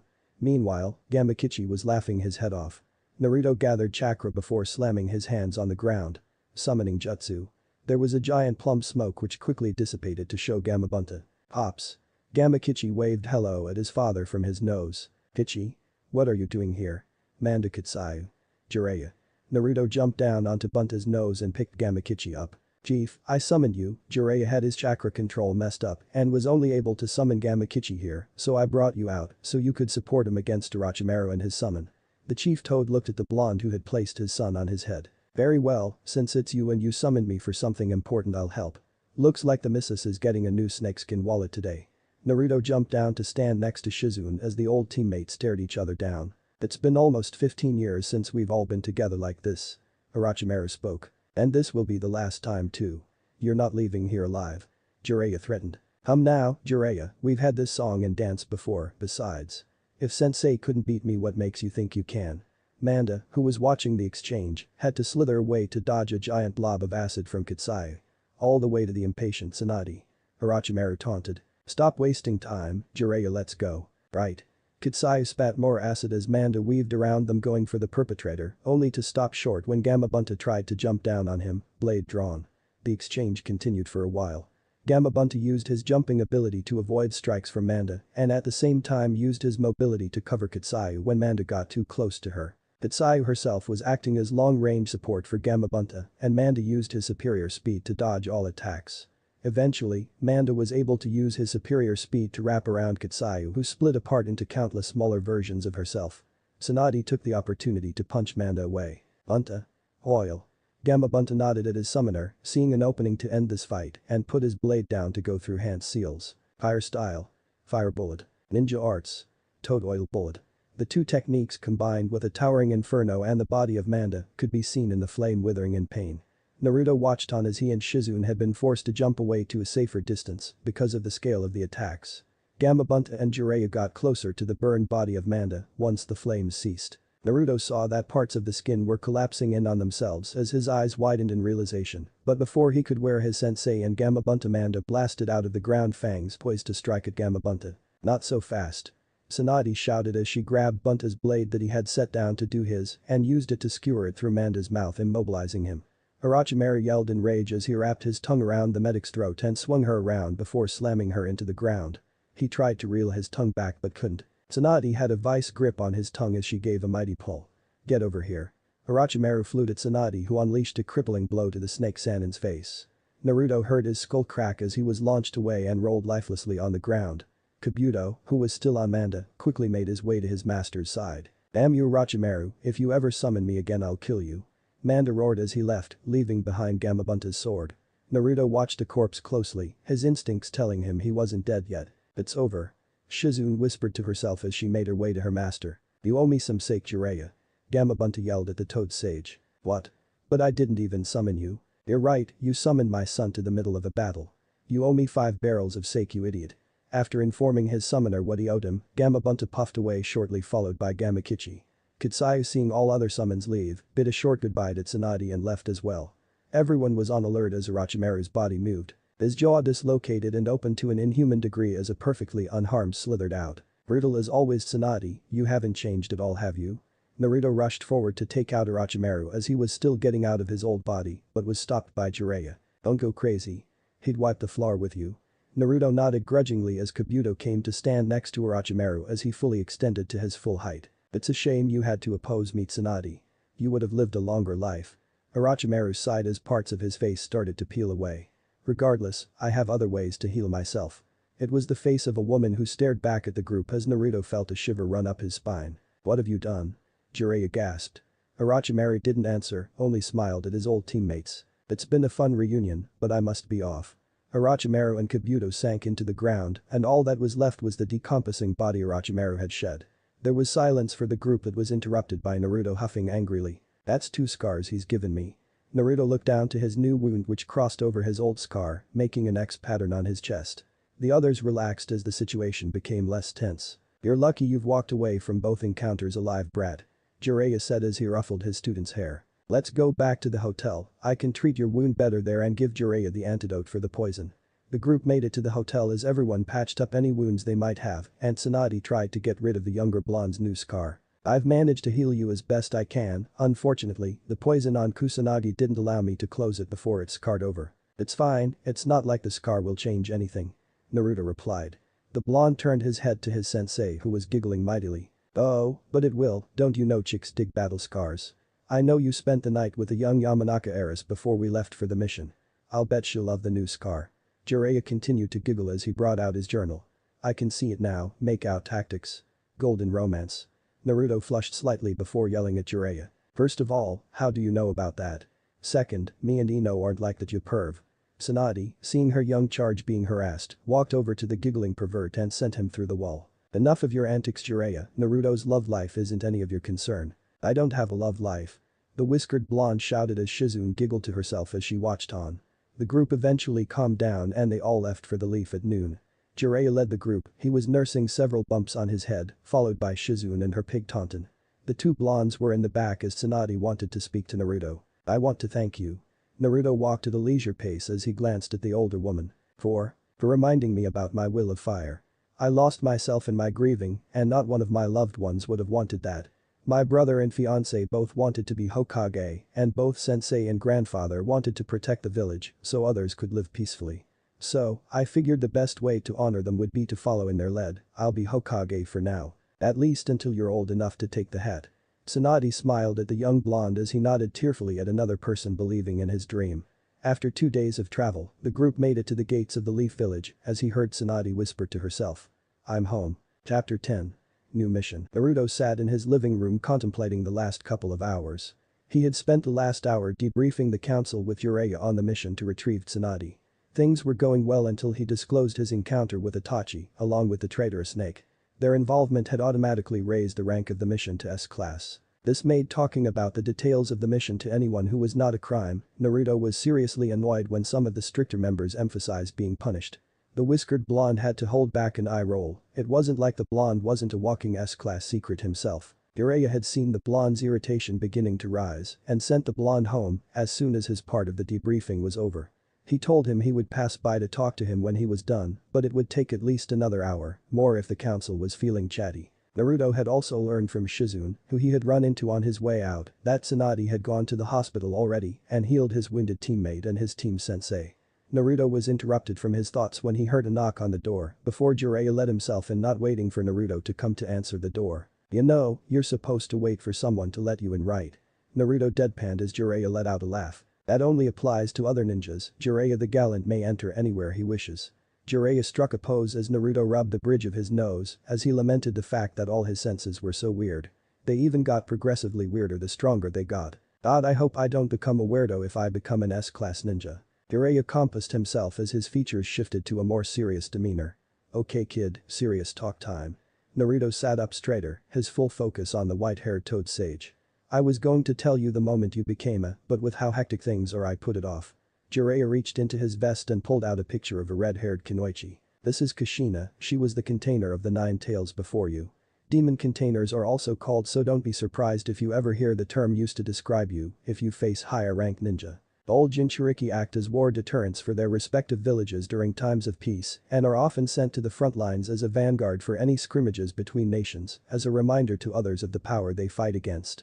Naruto took a second to absorb the information as he stared at the woman who was his predecessor. It was a lot to take in, he knew having the 9 tails sealed inside him made him more valuable to the village, but it was another thing entirely to know he was a war deterrent.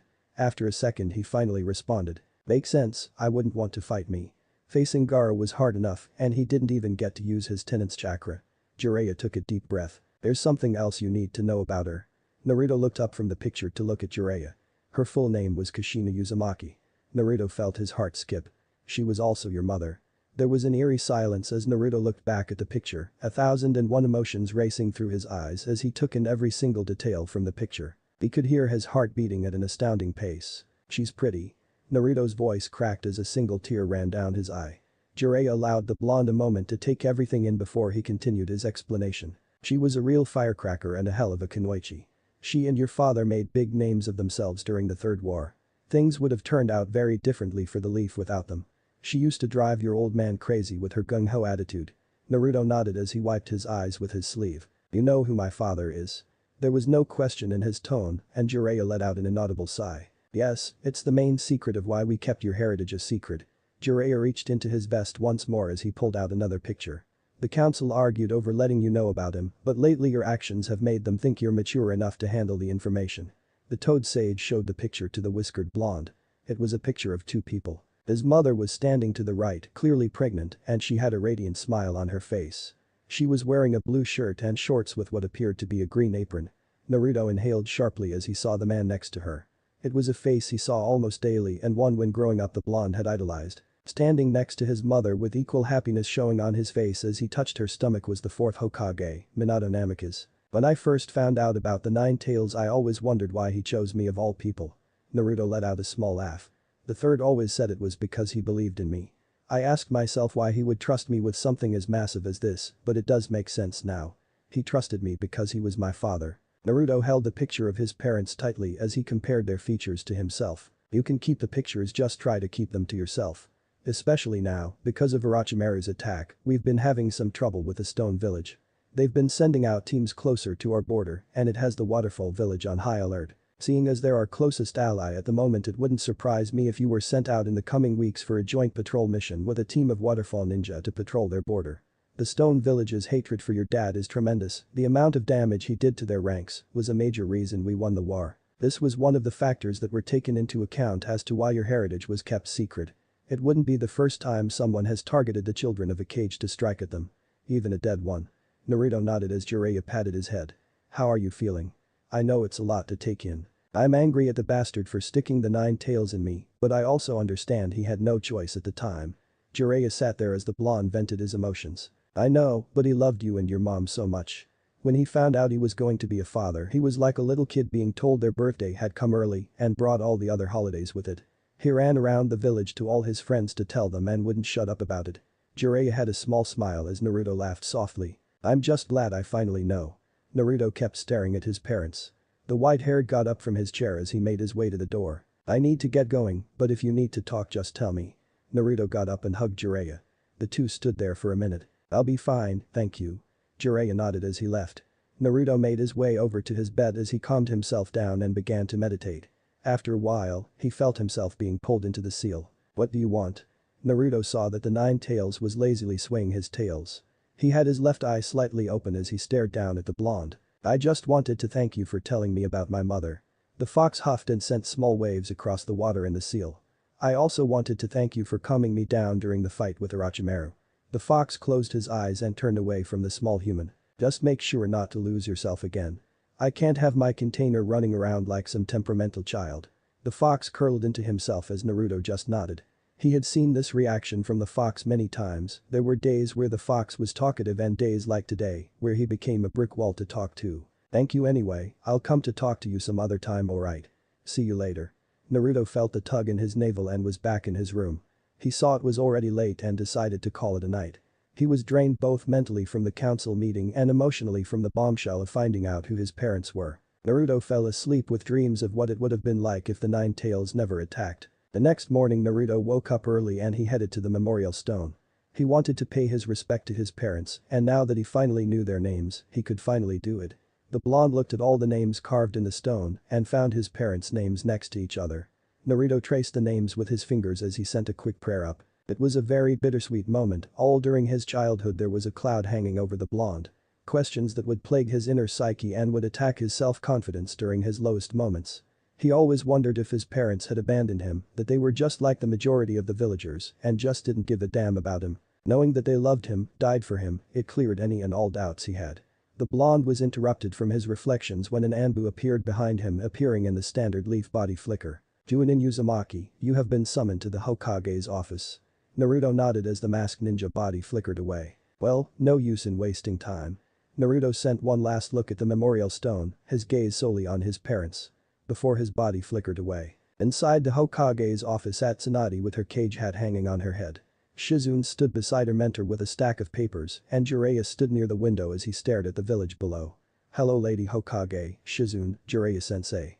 The blonde received a smile from the raven-haired medic and a wave from the toad sage. Tsunade gave him a quick nod as she looked the blonde over. I was talking with Jiraiya and the council last night about what Kabuto mentioned happening during the exam. I need to know what happened between you and your team. Naruto's lips pursed, he really just wanted to forget the whole thing before he nodded and began to explain. I was separated from the rest of my team in the Forest of Death when I was hit by a massive wind.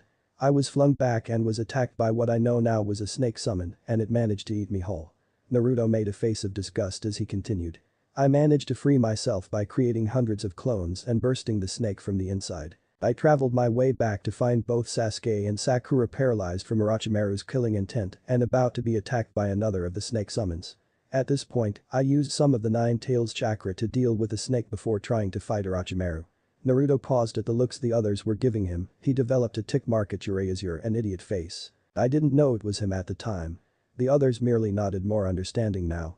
Anyway, I wasn't able to even breathe on him as he smacked me around for about 2 minutes before he cut my connection with the Nine Tails and I was knocked out of the fight. Naruto's face scrunched up. He brought out his damn sword from his mouth and proceeded to play around with Sasuke for a bit when he slashed down with his sword and caught Sasuke by surprise. Naruto's tone grew slightly angry. Then Sasuke had the marvelous idea to use me for a substitution. I landed on the floor barely conscious and watched Orochimaru bite Sasuke on his neck, telling him he would come seek him out before leaving. Sakura grabbed Sasuke and left after that. I managed to heal up because the Nine Tails managed to filter some of his chakra through and eventually I met back up with both my team and Team 10. After that, we left the forest but had to fight a sound team and Kabuto joined up with us. No doubt keeping an eye on Sasuke for whatever reason Orochimaru wanted. Tsunade had a grim look on her face. That is troubling. I knew the Uchiha had problems, but this is another level of what we were expecting. Under normal circumstances we would have punished him for using a teammate for a substitution. Unfortunately, we can't do anything because of the rules of the exams. Still, his mental stability is concerning. Along with his recent encounter with his brother, he will be put on watch. Naruto nodded, understanding the situation. There was another reason I brought you here. You have a mission. The blonde didn't say anything as he simply nodded, expecting this from what Jiraiya had told him yesterday. As you know, the upper-level ninja have been doing their best rooting out any sound village bases in the country, along with dealing with the sand and trying to work out a new treaty with them. This has caused them to pick up the slack. Normally a newly promoted would be sent out on missions with their original genin team or with a more experienced group of, but your team is currently out of commission and all of the more experienced are doing high-level missions. So, what is the mission? Naruto asked. Jiraiya told me he talked to you last night about your parents. The whiskered blonde let out a low hum to confirm to Tsunade that he had. Good, did he tell you about the situation with Waterfall and Stone? Yes, he mentioned it. Then I won't be too long. There has been an increase in activity with Stone Ninja patrolling around the border with Waterfall. We need information, and one of Stone's most prominent traders, Ryuga Takahashi, will be staying in the border town of Kuwabara near the Land of Grass. There is an annual weapons exposition that is happening 2 weeks from now in the Land of Rivers, and he will be there till then. You along with Hana Inyazuka, Ino Yamanaka and Tenten will go and extract any information you can about his deals with the Stone Village. What I would give to be given a mission with a team full of women. Jiraiya let out a giggle as blood ran down his nose but was stopped by the combined killing intent of the two blondes in the room. Both unintentionally mirroring the other's thoughts. You perv. Moving on, Hana will be leading this mission. She will be able to find your target fairly quickly. Ino will go as she can enter the mind of the target to extract the information while he sleeps. Tenten will be your cover so no one gets too suspicious when you get to Kuwabara town. She will act as a merchant's daughter to not make any of the foreign traders too nervous. He will go as a backup in case things go south and a fight erupts. Naruto nodded along. When will we be leaving? You and your team will be leaving in 2 days' time. The mission should only last about a week at most. Got it, is there anything else? Tsunade nodded before her eyes softened. How's your scar? It's fine. Naruto rubbed his chest and his green necklace fell out because of the movement. Honestly, I haven't even thought about it. Tsunade nodded and she dismissed the blonde. Naruto. The blonde turned back to his Hokage. Yes. Tsunade smiled at him. Be careful of your mission. Naruto grinned back. I will. Naruto made his way out with Jiraiya walking with him. Come on kid, we're going to training ground 34. Okay, let's go. Naruto and Jiraiya ran across the rooftops. The blonde looked around and saw that most of the repairs to the village had been done with only some minor cleaning needed. The villagers kept themselves busy with errands as children played in the streets. The two-toed summoners stopped in the clearing that was training ground 34 after 5 minutes of travel. The clearing was a simple patch of grass with dense forest all around. We need to talk about something serious, kid. How many more life-altering secrets are there? Jiraiya quickly shook his head. No, nothing like that. I need to talk to you about the organization Itachi and Kisame belong to. You mentioned them the other day, the Akatsuki. That's right, they're a group of S-rank ninja who are targeting you and the others. I'll be training you into the dirt whenever I have the time. I just got some intel today telling me the Akatsuki won't be mobilizing for another 3 years, so we have time to prepare. When you get back from your mission we'll be upping your Taijutsu training. So, there's a group of S-class criminals after me? Yes. The two stood there looking at each other in complete silence. Okay, is there anything else? Jiraiya shook his head. No, why don't you go rest for your mission and take these days off? You deserve the rest. Right, I'll see you around then. Jiraiya ruffled Naruto's hair as he left. The blonde stood there for minutes allowing the information to sink in before he started walking to the memorial stone. Naruto thought about how fast and powerful Itachi, Kisame and Orochimaru are and the level he would have to reach to stand a chance. Naruto came to the clearing of the memorial stone and saw Kakashi standing there looking at the stone. Naruto saw his team sensei look from the stone to him with an eye smile. Hello Naruto, congratulations on your promotion. Naruto didn't say anything as he walked next to Kakashi and looked at his parents' name. They stood side by side in awkward silence for a couple of minutes before the younger man replied. Thanks. Naruto's tone didn't betray any emotion. The masked ninja let out a small sigh as he stared at his student. Listen Naruto, I never meant to ignore you and Sakura the way I did. I honestly thought Sasuke had the best chance to be promoted. I was going to turn my attention to you and Sakura after he was promoted. Naruto kept staring at the stone not making any indication that he had heard Kakashi though on the inside we felt his anger starting to rise. What if he wasn't promoted? Kakashi blinked twice before looking at his student. Excuse me? Naruto let out a sigh as he turned his steely gaze to Kakashi. What if he wasn't promoted? What if he went and won the tournament and wasn't promoted? Would you have continued to only train Sasuke if none of us got promoted? No, I would have trained all of you in that scenario. Naruto scoffed. Are you sure you would be able to do that? After all, we've been a team for 6 months, and aside from some basic teamwork drills, the only time you've ever taught us something worthwhile was during the mission to Wave. Kakashi shook his head. You guys needed the teamwork drills. You weren't ready for more advanced teachings. Naruto glared at the older man, his eyes turning purple as the fox's chakra reacted to his rage before he closed his eyes and took a deep breath. And Sasuke was? Because out of the 3 of us he was the one who needed to learn to be a good teammate the most. Instead, you spent the month leading up to the exams giving him one-on-one training and leaving me and Sakura to practice our tree climbing. Naruto turned away from his sensei and went back to staring at the memorial stone, his eyes turning back to normal as his temper was back under control. I made mistakes leading this team and I am sorry. Kakashi's voice was solemn. Do you know what the worst part is about Kakashi? The silver-haired ninja let out an internal wince at the lack of sensei. It was that you didn't believe in me enough to even try and train me for the finals. Kakashi let out a visible wince at that. You keep telling me we were supposed to be a team, but for the last 2 months you've shown me and Sakura that Sasuke was your student and we were just 2 tag-alongs. Kakashi looked at his student with hurt evident in his one visible eye, his shoulders slumped. I never meant to push you and Sakura away from Naruto. They just sighed as he turned away from the stone after giving a small prayer and started heading to the village. Maybe not, but you did. I'll see you later, Kakashi. With that, the blonde body flickered back to his apartment. Naruto went inside and was suddenly overcome by exhaustion as he headed to his room to take a much-needed nap. Naruto woke up several hours later when his stomach rumbled. He got up groggily and decided to eat out as he didn't have any food in his home. Looks like it's Ichiraku time. The blonde thought as he made his way to his favorite ramen stand. As Naruto got inside he saw a familiar face in one of the chairs. Hey Naruto.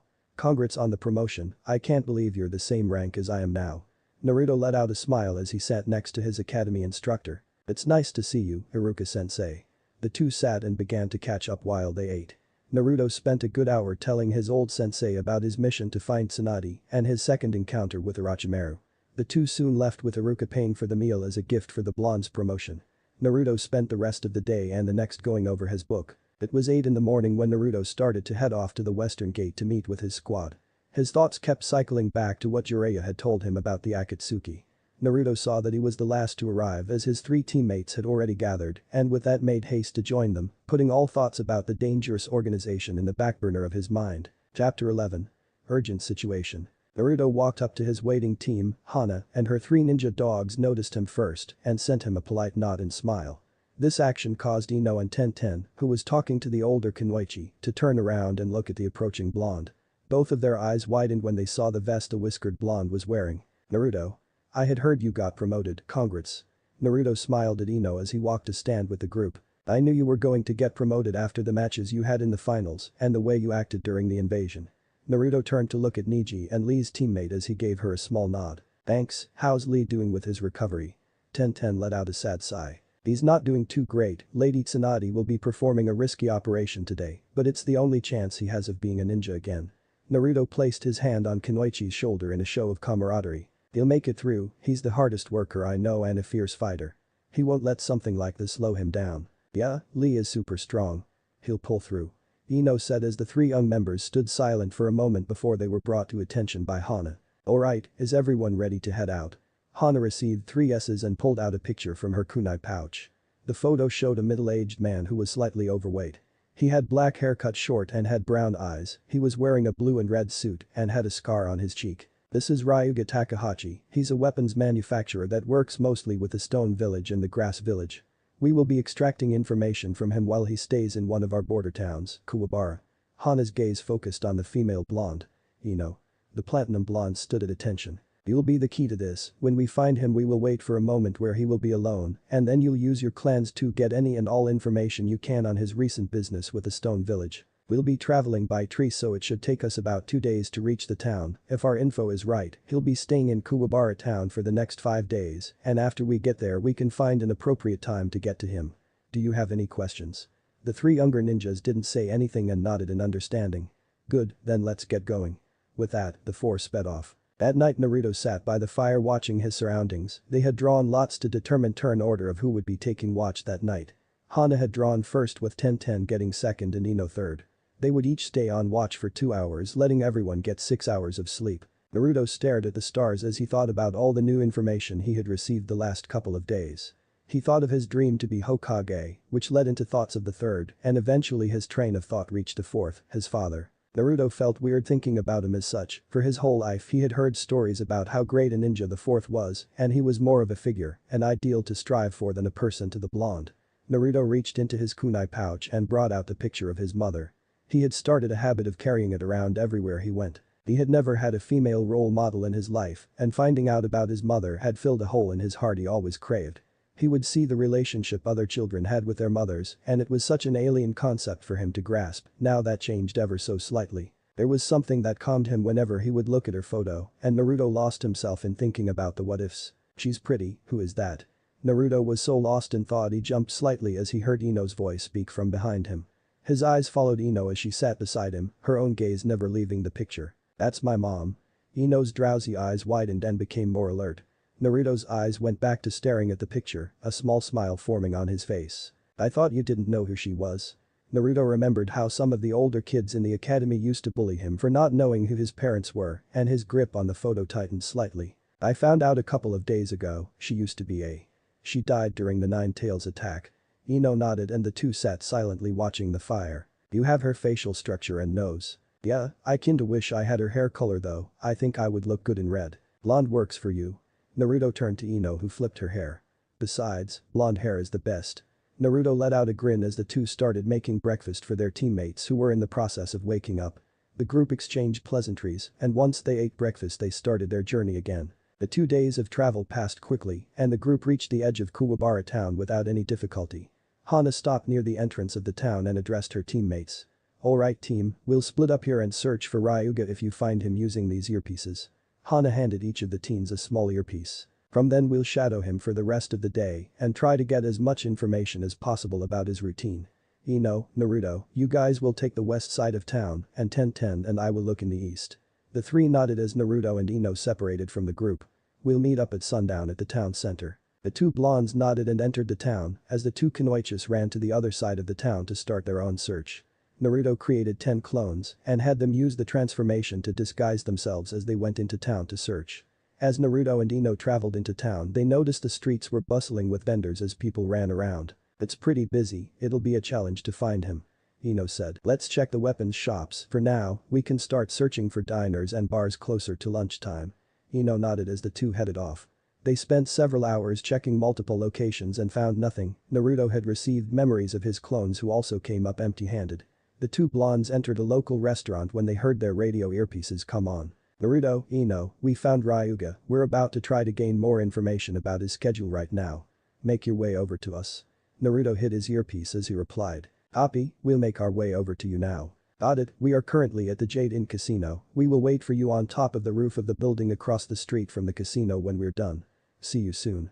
The two blondes met up with Hana and Ten after 20 minutes, where the older began explaining what they had learned. Ryuga will be leaving tonight with a small group of mercenaries. We'll follow tonight and get him when we see an opening. We need to get to him before he leaves Fire Country for security reasons. How many mercenaries are there? Naruto asked Hana. There was a group of 3 following him, but we gathered they would be meeting with another group of 3 outside. The 4 spent the day taking turns watching Ryuga and his group while other members gathered food and other materials. The sun was sitting low in the sky when Ryuga's group left town, Naruto and his squad following behind them in the trees. It was an hour later when they noticed the group was slowing down. Naruto looked around the whole situation feeling off to him. Be on guard, the Himera brothers picked up a scent up ahead, they'll be meeting the others soon. Hana received 3 nods as the group stood high above in the trees, waiting for the rest of the mercenaries to arrive. Hana ordered the group to the ground and the group hid among the shrubbery. Naruto looked around as he felt tense, something was putting him on edge. Up ahead they could see a single figure walking up when they heard Ryuga shout out. Ah, finally. I've been waiting for you, Kazuma. Naruto heard Hana curse as the figure became visible to everyone. He stood around 6 feet and was wearing pure black pants with white wrappings on his ankles. He was wearing a dark brown vest but not wearing a shirt, so scars could be clearly seen on his chest. On his forehead, there was a scratched out forehead protector with the symbol of a stone. That's Kazuma Iota, a B-rank missing ninja from the Stone Village. Hana's statement made everyone tense up as Naruto started to observe every detail he could. Naruto saw the man smirk as he let out a chuckle. Sorry, I had to do some quick preparation. Kazuma's tone was lively and jovial. I thought there were 3 of them. Thought Naruto as his instinct screamed at him to move. Dodge. The blonde screamed out as the land under the leaf ninjas shifted and formed earth spikes. Naruto managed to push himself and Ino out of the way just in time. Hana being in the center was able to push Ten out of the way, but a spike managed to pierce her side. Hana let out a scream as she fell to the ground clutching her wound as the Himera triplets surrounded their wounded partner. Naruto looked to the side and saw 2 ninjas emerge from the ground. One was wearing gray pants with a dark red shirt. His black hair reached his shoulder blades and a bang covered his left eye. The other wore a skin-tight blue bodysuit and was bald. Both had green eyes and had scratched stone forehead protectors. Well. What do we have here? A little far from home, aren't you? Naruto glanced at the main road where Kazuma stood in front of the frightened Ryuga. Leaf ninja, what is the meaning of this? Ryuga gained more confidence as he spoke once he was firmly behind Kazuma. The Jima spotted them following you and we decided to take care of them. Ryuga looked at Kazuma with gratitude as he and the rest of his mercenary group began moving away and the rogue stone ninja jumped up to a tree branch. Right, take care of this quickly then, I'll throw in a nice bonus when you're done. Kazuma smirked as he looked at the leaf ninja. Naruto glanced at his teammates and quickly formulated a plan. Ten takes Hana to safety and goes after the target, we can't have him leaving without getting the information. The two nodded and quickly moved over to Hana who shot the blonde a concerned look as she began treating her wound. Kazuma let out a laugh as he jumped down to the forest floor as he eyed the downed Hana. What makes you think I'll let any of you go? You're all so pretty, I'm sure I can get some value out of you. The two younger girls shivered as Hana glared at the stone ninja. Kazuma had to quickly bring his arm up to block a strike as Naruto surged forward and delivered a punch. Kazuma's eyes widened as he was blasted back and hit a tree. Coating your arm in earth chakra to increase its weight and hardness, smart. Najima, Sakazu. The two other rogue ninjas dashed at the whiskered blonde who crossed his fingers and uttered his most used multi-shadow clone jutsu. Naruto created 20 clones as they spread out. Two of the blondes rushed the charging stone ninjas but were dispelled immediately, making a smoke cloud that blocked their view. Naruto was going through hand seals with his clones when the ground shifted beneath him. Earth style. Earth flow jutsu. Naruto managed to jump away just in time to avoid Kazuma's. He watched his clones get dispelled when they were swallowed by the shifting earth as trees toppled over. I got you now. Naruto brought up his arms in a cross shape as he blocked a punch from the bold rock ninja that sent him rocketing to the ground, where he was met with a kick to the face from the long-haired one. Shit. They cover each other well. Naruto glanced back and saw that Ino and Tenten had taken Hana away. Good, I can cut loose now that I don't have to worry about them. Naruto was brought out from his musings when he brought out a kunai to block a sword swing from Kazuma. The blonde's arms and legs buckled from the strength of the blow. That thing must weigh a ton. Naruto was forced to jump back when the two companions of Kazuma performed a pincer maneuver and tried to stab him from his sides with kunai. The bold ninja came forward and tried to punch Naruto, who spun around the blow and kicked the older man away. Naruto created two clones to distract Kazuma while he sped off to deal with the long-haired one. The rock ninja tried a lunging stab, so Naruto used his kunai to parry the blow away from himself. The blonde was about to thrust his own kunai into the rock ninja's neck when his instinct screamed at him to duck. Naruto felt a wind slice above his head as some of his hairs fell in front of his face. He quickly spun and had to block Kazuma's sword once more. This time he was sent skidding back as his kunai chipped and cracked from the force of the blow. You're more skilled than you look. Most and even some would have fallen by now. Naruto glanced at his kunai as he threw it away and brought out another. The bold ninja had managed to regroup with his companions. Najima, attack pattern alpha. Naruto saw the long-haired man yell to his partner as the two rushed Naruto. The bald man Najima tried to do a sweeping low kick. Naruto stepped back to avoid the attack. His partner Sakazu leaped off his back to deliver a dropkick. Naruto dodged to the left and was forced to once again block a sword swing from Kazuma. His eyes widened when he observed the blade more closely. His blade is black. Naruto had to reinforce his body with chakra so he wasn't sent skidding back again. Naruto saw from the corner of his eye that Najima and Sakazu were going through hand seals. Pain exploded from the blonde's chest as he was sent flying from a kick from Kazuma, who taunted the blonde. You're not the only one who knows how to augment his hits with Earth Chakra, kid. Naruto landed on his back and was able to flip himself back onto his feet. Earth style. Rock spears. Dual shouts rang out as dozens of spears hurled at the whiskered blonde who let out a curse. Naruto blazed through his own hand seals as he slammed his hands onto the ground. Earth style. Mud wall. His mud wall came up just in time to block the spears which shattered on impact. Naruto used the opportunity to create 5 clones and had them dash into the trees and hide themselves. Naruto himself jumped up to a nearby tree just in time to dodge a giant rolling boulder that tore through his mud wall. He clutched his chest as he felt more pain from the wound Kazuma had given him. Damn it, that might have broken a rib. Naruto thought as he heard Kazuma begin to speak. I think that's enough playing around. Najima, Sakazu, go deal with the others, I'll handle the blonde. Just before the two left, the group was forced to jump back as a fireball came out of the forest. No, you won't. I'll end this now. Naruto finished his sentence as 2 more fireballs flew at the stone ninjas, forcing them to separate even further. Naruto saw his clones come up behind Najima as Kazuma and Sakazu were being distracted by hails of kunai and fireballs from his clones hiding in the trees. The 2 clones sped through hand seals and called out their fire style. Grand fireball jutsu. Wind style. Great breakthrough. The original orange flames of the fireball turned blue as they started burning with more intensity, being fueled by the wind. The fire roared as it turned everything in its path. Najima was unable to move out of the way completely as his legs were severely burned from the flames and he screamed out in pain. Naruto's body flickered next to the downed ninja and stabbed his kunai through his skull, ending his life. Najima.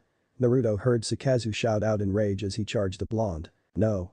Kazuma tried to warn his comrade, but it was too late. A clone came out of the bushes and slammed his electrified hands into Sakazu's chest. Lightning style. Electromagnetic murder. Lighting surged from the clone's hand as Sakazu began to spasm and after a couple of seconds fell to the ground smoking and charred. Naruto saw Kazuma grit his teeth as he slammed his hands on the ground. Earth style. Earth shift. The entire area began to shake as slabs of the earth began to flip upwards, uprooting trees and dispelling all of Naruto's clones. There was now a circle around Kazuma of clear land from the flipped earth. "You will pay for killing them, you damn brat." Kazuma's body flickered to blonde and swung down with his blackened sword. Naruto channeled chakra to his arms as he blocked the strike. The blonde had to hold a grimace as his chest once again began to hurt. Kazuma began a series of strikes with his sword and the blonde was put on the defensive, just barely keeping up with the older ninja's speed. The two continued to clash as sparks formed every time their blades clashed. Kazuma moved swiftly in a tornado of blows and Naruto was being pushed back to the edge of the clearing, unable to do anything. Because of the reach advantage, Naruto was unable to get in close and he wasn't able to escape as Kazuma was just as fast as the blonde. Kazuma thrust his sword forward trying to impale the blonde who had bumped into a tree. "There," thought Naruto as he shifted to his side as the blade grazed his jacket and impaled the tree. Naruto exploded forward as he started to gather and spin chakra in his right hand. Kazuma's eyes widened and filled with a burning hate when he saw the blonde now held in the palm of his hand. Rasengan. The whiskered blonde slammed him into the older rock ninja's chest as the Rasengan began to grind into him. Kazuma was sent spinning away as the Rasengan exploded in his chest. Naruto watched as Kazuma began coughing up blood as his breathing slowly died out and the blonde collapsed onto the ground. "You did look familiar, I just didn't expect you to be the son of that devil." Kazuma's chest stopped moving as his whispered last words echoed in the clearing. "Son of a devil, huh?" Naruto thought as he gazed at the dead ninja before his head snapped to the far side of the clearing when heard dogs barking. Hana and her ninja dogs came barreling into the new clearing, her side bandaged and marked with her blood from her wound. She looked around and saw the dead bodies of the rogue ninjas and let out a low whistle. "Damn, I rushed over here for nothing, looks like you handled everything." Naruto chuckled and winced as his chest reminded him of his injury. "I think I broke a rib in the fight." Hana kneeled down next to the blonde as her hands began glowing green and she touched the blonde's chest. "Yeah, you have 2 broken ribs and 3 cracked ones. Give me 5 minutes and I should be able to at least mend the broken bones and make the pain lessen a bit." As Hana began to work on the blonde's injury, Naruto questioned her about Ino and Tenten. "Did the others get Ryuga?" "Yes, when I left them Tenten had taken care of his mercenary guards and Ino was in the middle of extracting the information." Hana finished healing the blonde as the two stood up.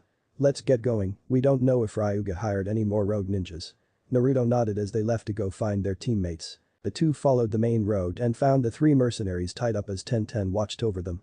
Ino was not too far away with a tied up Ryuga who seemed to be passed out as she held his head in her hands. "Naruto. You're okay. I'm glad Hana was able to find you." Tenten waved the two over as the 2 injured members sat near the 2 genins. "How long has Ino been interrogating Ryuga?" Hana said. "She's been at it for at least 10 minutes, we were able to get them easily." "Good." Hana turned to the whiskered blonde. "Naruto, you did well out there." "Thanks, it was tough though, they had amazing teamwork."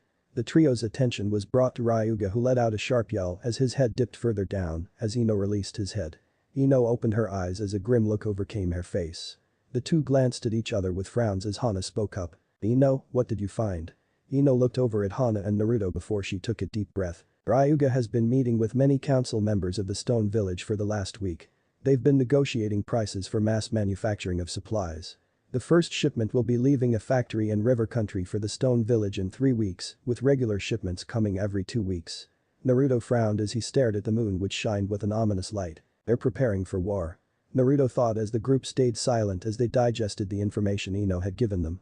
A heavy silence lingered with the group until Hana finally spoke up, breaking the tension that had formed. "We need to get back to the village with this information now." The others nodded when a shrill cry of a hawk was heard and a messenger bird swooped low and landed on Hana's shoulder, carrying a message from the village. Hana grabbed the message and read it, her face cycled through many emotions before it eventually settled into a fierce scowl. "Sasuke Uchiha has gone rogue. He was spotted leaving the village by his teammate and because of how undermanned we are at the moment the Hokage was forced to send a group of genin to chase after him. She's requesting we send any backup we can to reinforce them as we are currently the closest team to their location." Naruto closed his eyes as he let out a long breath as Ino and Tenten watched on with looks of shock and anger respectively. "Sasuke, you idiot." Naruto opened his eyes and looked towards Hana. "Hana, you should take Ino back to the village and Tenten and I will go back up the retrieval team."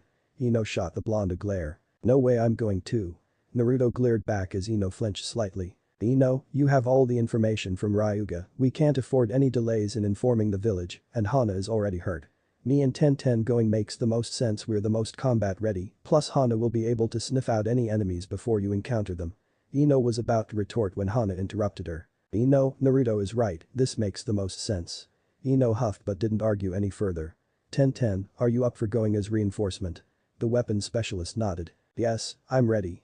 Hana nodded as she glanced at Naruto. Are you sure you're okay to go? Naruto patted his chest twice and noticed he had a slight discomfort, but it wasn't anything debilitating. Yeah, I'm fine to go. Hana nodded once. Alright, then we'll meet you guys back in the village, we don't have time to waste. The group split off as they headed to their destinations. Naruto jumped through the trees with Ten as a hard look came to his eyes. Sasuke, I won't let you get away with another betrayal. Chapter 12. Sasuke's retrieval. Naruto and Ten soared from treetop to treetop at a constant speed. They had been traveling for 5 hours total, with a 30-minute break thrown in the middle. Most of the journey had been made in very tense silence. Ten had tried to initiate conversation, but Naruto had been too caught up in his thoughts to properly respond. The duo was close to the 6th hour of their journey when they heard a loud boom, followed by a slight tremor. The two teens glanced at each other as they made their way to the tree's apex and saw a giant smoke cloud in the relatively close by as a concerned look crossed Tenren's face. That can't be good, I hope they don't have too much trouble capturing Sasuke. Naruto looked at Ten before he replied. Let's pick up the pace just in case. Right. The two speed off to the direction of the dust cloud, and when they got there they found a corpse of a sound ninja with orange hair styled into a mohawk inside a big crater. Both Ten and Naruto let out a grimace, knowing that the retrieval team no doubt encountered resistance. Off in the distance they spotted Choji slowly limping to a tree with an arrow pointing east, presumably showing where the rest of the team headed. Naruto and Ten got on either side of Choji as they helped him lay down. Choji looked startled, his eyes were unfocused as he looked at the two, and his eyes slowly lit up in recognition. Hey guys. Choji's voice was weak and horsey. Choji, what happened? Naruto said to his kind-hearted comrade. Shikamaru, Neji, Sakura, Kiba and I were sent out to find Sasuke. Choji let out a bloody cough as Naruto and Ten tried to help him. He was being kept in some weird circular box being escorted by 4 sound ninjas. Naruto saw Choji was losing consciousness. Tell Shika I did it, I beat him. Choji finally lost his battle with unconsciousness as Ten let out a startled gasp. His heartbeat is slowing down. Naruto let out a curse as he summoned 2 shadow clones who slowly picked up the injured Choji. I'll have my clones take him back to the village, we need to hurry. Ten nodded as the two took off following the arrow left behind by the retrieval team. As they traveled Naruto noticed something weird. There's spider webs everywhere. Ten looked back at the blonde with a raised eyebrow. So? We must be near a nest. The webbing is way too big for normal spiders, the only giant spiders that live in Fire Country are in the Forest of Death. Let's just be careful going forward. The two eventually heard another weak voice speak from up ahead. It's too late you know, Sasuke is already gone, he belongs to Lord Orochimaru now. The voice laughed as the two-leaf ninja rushed forward and came upon a horrifying sight. Neji was propped up against a tree, a massive wound piercing through his shoulder. Lying face up staring at the sky was another sound ninja. This one had 6 arms, and his breathing was barely noticeable. It doesn't matter what you say, I believe my comrades will succeed. Ten brought her hands up to cover her mouth once she saw the condition her teammate was in. Naruto grit his teeth and he saw the 6-armed sound ninja who had been mocking Neji stop breathing. So they sent you as backup. Neji coughed up a tremendous amount of blood as Naruto and Ten tried to stop his bleeding. Neji, don't speak, save your strength. Ten brought out her medical supplies and began to cover Neji's wound as best as she could with Naruto helping with his very limited first aid knowledge, they were able to clog the wound and slow the bleeding. I trust you to finish the mission for me, Naruto. Neji's head dipped as he fell into unconsciousness. Ten began to try and lay him down only for Naruto to stop her suddenly. Why did you stop me? Ten yelled at the blonde. We can't move him, look at his shoulder, if we move him now he'll die of blood loss. Ten looked devastated at being unable to help her teammate. Naruto bit his thumb as he remembered something Jiraiya had told him. Summoning jutsu. Ten looked at Naruto in confusion as a small red toad appeared. Yo, what's up Naruto? From the smoke cloud emerged a small red toad. Kichi, I need you to deliver an urgent message to the Hokage. We need a medical team to come pick up a gravely wounded comrade. Kichi turned around and his eyes widened as he saw Neji. Yikes, alright I'll be as fast as I can Naruto. Gamma Kichi gave Naruto a salute. Thanks Kichi. Gamma Kichi left and Naruto created 3 clones, one began to press Neji's wound to try and slow the blood loss as much as possible. The other two clones jumped into the trees to stand watch so no one could target the downed Niji. We need to keep going 10-10, there's nothing more we can do for now. 10-10 swallowed hard as she wiped a few stray tears from her eyes. Yeah, you're right. Let's go. Naruto saw 10-10 give a small prayer for Niji before she joined him in the trees, and the duo once again followed the trail the rest of the retrieval team left behind. Damn it. This isn't good at all, these guys are no joke if they left Niji half dead. Damn these sound ninja. Naruto felt his anger rise when he and 10-10 had to cover their eyes as a flashbang went off in the distance. The two looked at each other before heading in the direction of the flashbang when they started hearing a flute playing shortly followed by sounds of trees being hit. They saw a couple of trees topple over as the two came into a clearing. They saw a red-haired Kunoichi wearing the same uniform as the other sound ninjas. Naruto and 10-10 were shocked by her appearance as she had unnatural dark skin tone and horns curving around her head. Naruto saw Shikamaru was surrounded by three demonic-looking ogres as he desperately ducked and dodged their blows. One was wearing a dark green full bodysuit with its hair covering its face fully, it was also wielding a giant studded metal club. Another was wearing only dark pants and had a blindfold over his bald, scared head, it had spikes tied around his forearm, with two sticking out in front of its fist and one at the elbow. The final one was by far the creepiest as it had maroon pants and had its upper body restrained by bandages with his head looking straight up. Thinking quickly he sped at the red-haired Kunoichi as he began to channel earth chakra into his arm, turning it black. Naruto managed to punch the red-headed sound Kunoichi in the face, her flute flew from her hands into a nearby bush. The sound Kunoichi was sent flying into one of her demons and it sent them tumbling away. Naruto looked back at his comrade and shouted, 10-10, now. 10-10 took advantage and unleashed a storm of kunai at the two remaining demons, they began to backpedal from the rain of weaponry. Shikamaru took the opening to jump away and stand near his comrades. Man, I'm glad you guys are here. This whole mission has become incredibly troublesome. Motherfucker. I'm going to tear you apart. The red-haired woman got up with her three demons falling in line behind her. Where's the rest of your team?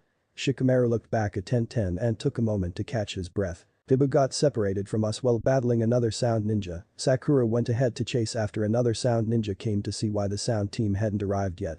Naruto let out a curse knowing whoever Orochimaru would send wouldn't be some weak ninja or even someone at the current level of the sound team. Don't ignore me. The three had to jump back as the ogre with the full bodysuit attacked, bringing his massive club down between the trio. Naruto. Said Blonde looked at Shikamaru. Go on ahead, me and 10-10 will deal with her and then head after Kiba. Sakura by herself needs the most help. They're headed for the border. 10-10 brought out a staff and whacked the blindfolded ogre away from Shikamaru. 10-10 spun around and gave Naruto a determined nod. Go on, we got this. Naruto nodded back at 10-10 before he took off. No, you don't, you shithead. You aren't getting away from me. The red-haired Kunoichi rushed the blonde only to come to a sudden halt. Shadow possession success. Naruto took the opportunity and sped off to find his wayward teammates, trusting his comrades to come out on top in their confrontations. Naruto pumped chakra through his body as he increased his speed to a blistering level. After several minutes Naruto came to clearing with three people, two were very familiar and one was a complete stranger. Leaf Hurricane. Naruto watched Lee shout as he delivered a flying spin kick to a white-haired teenager who blocked with his forearm. The white-haired teen was wearing a grey lavender zip-up shirt and black pants. He was wearing a large purple rope around his waist that Naruto had seen some of the other sound ninja wear. Sakura was standing away from the conflict as the two fighters continued to exchange blows, she looked disheveled and tired.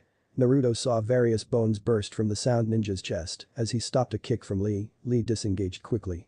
While the white-haired sound ninja was distracted with Lee, Naruto saw an opening to strike. Naruto performed a body flicker as he gathered chakra in his palm to perform his most deadly Rasengan. Naruto hit the white-haired ninja in the back, launching him into the tree line where his body left a trail of destruction.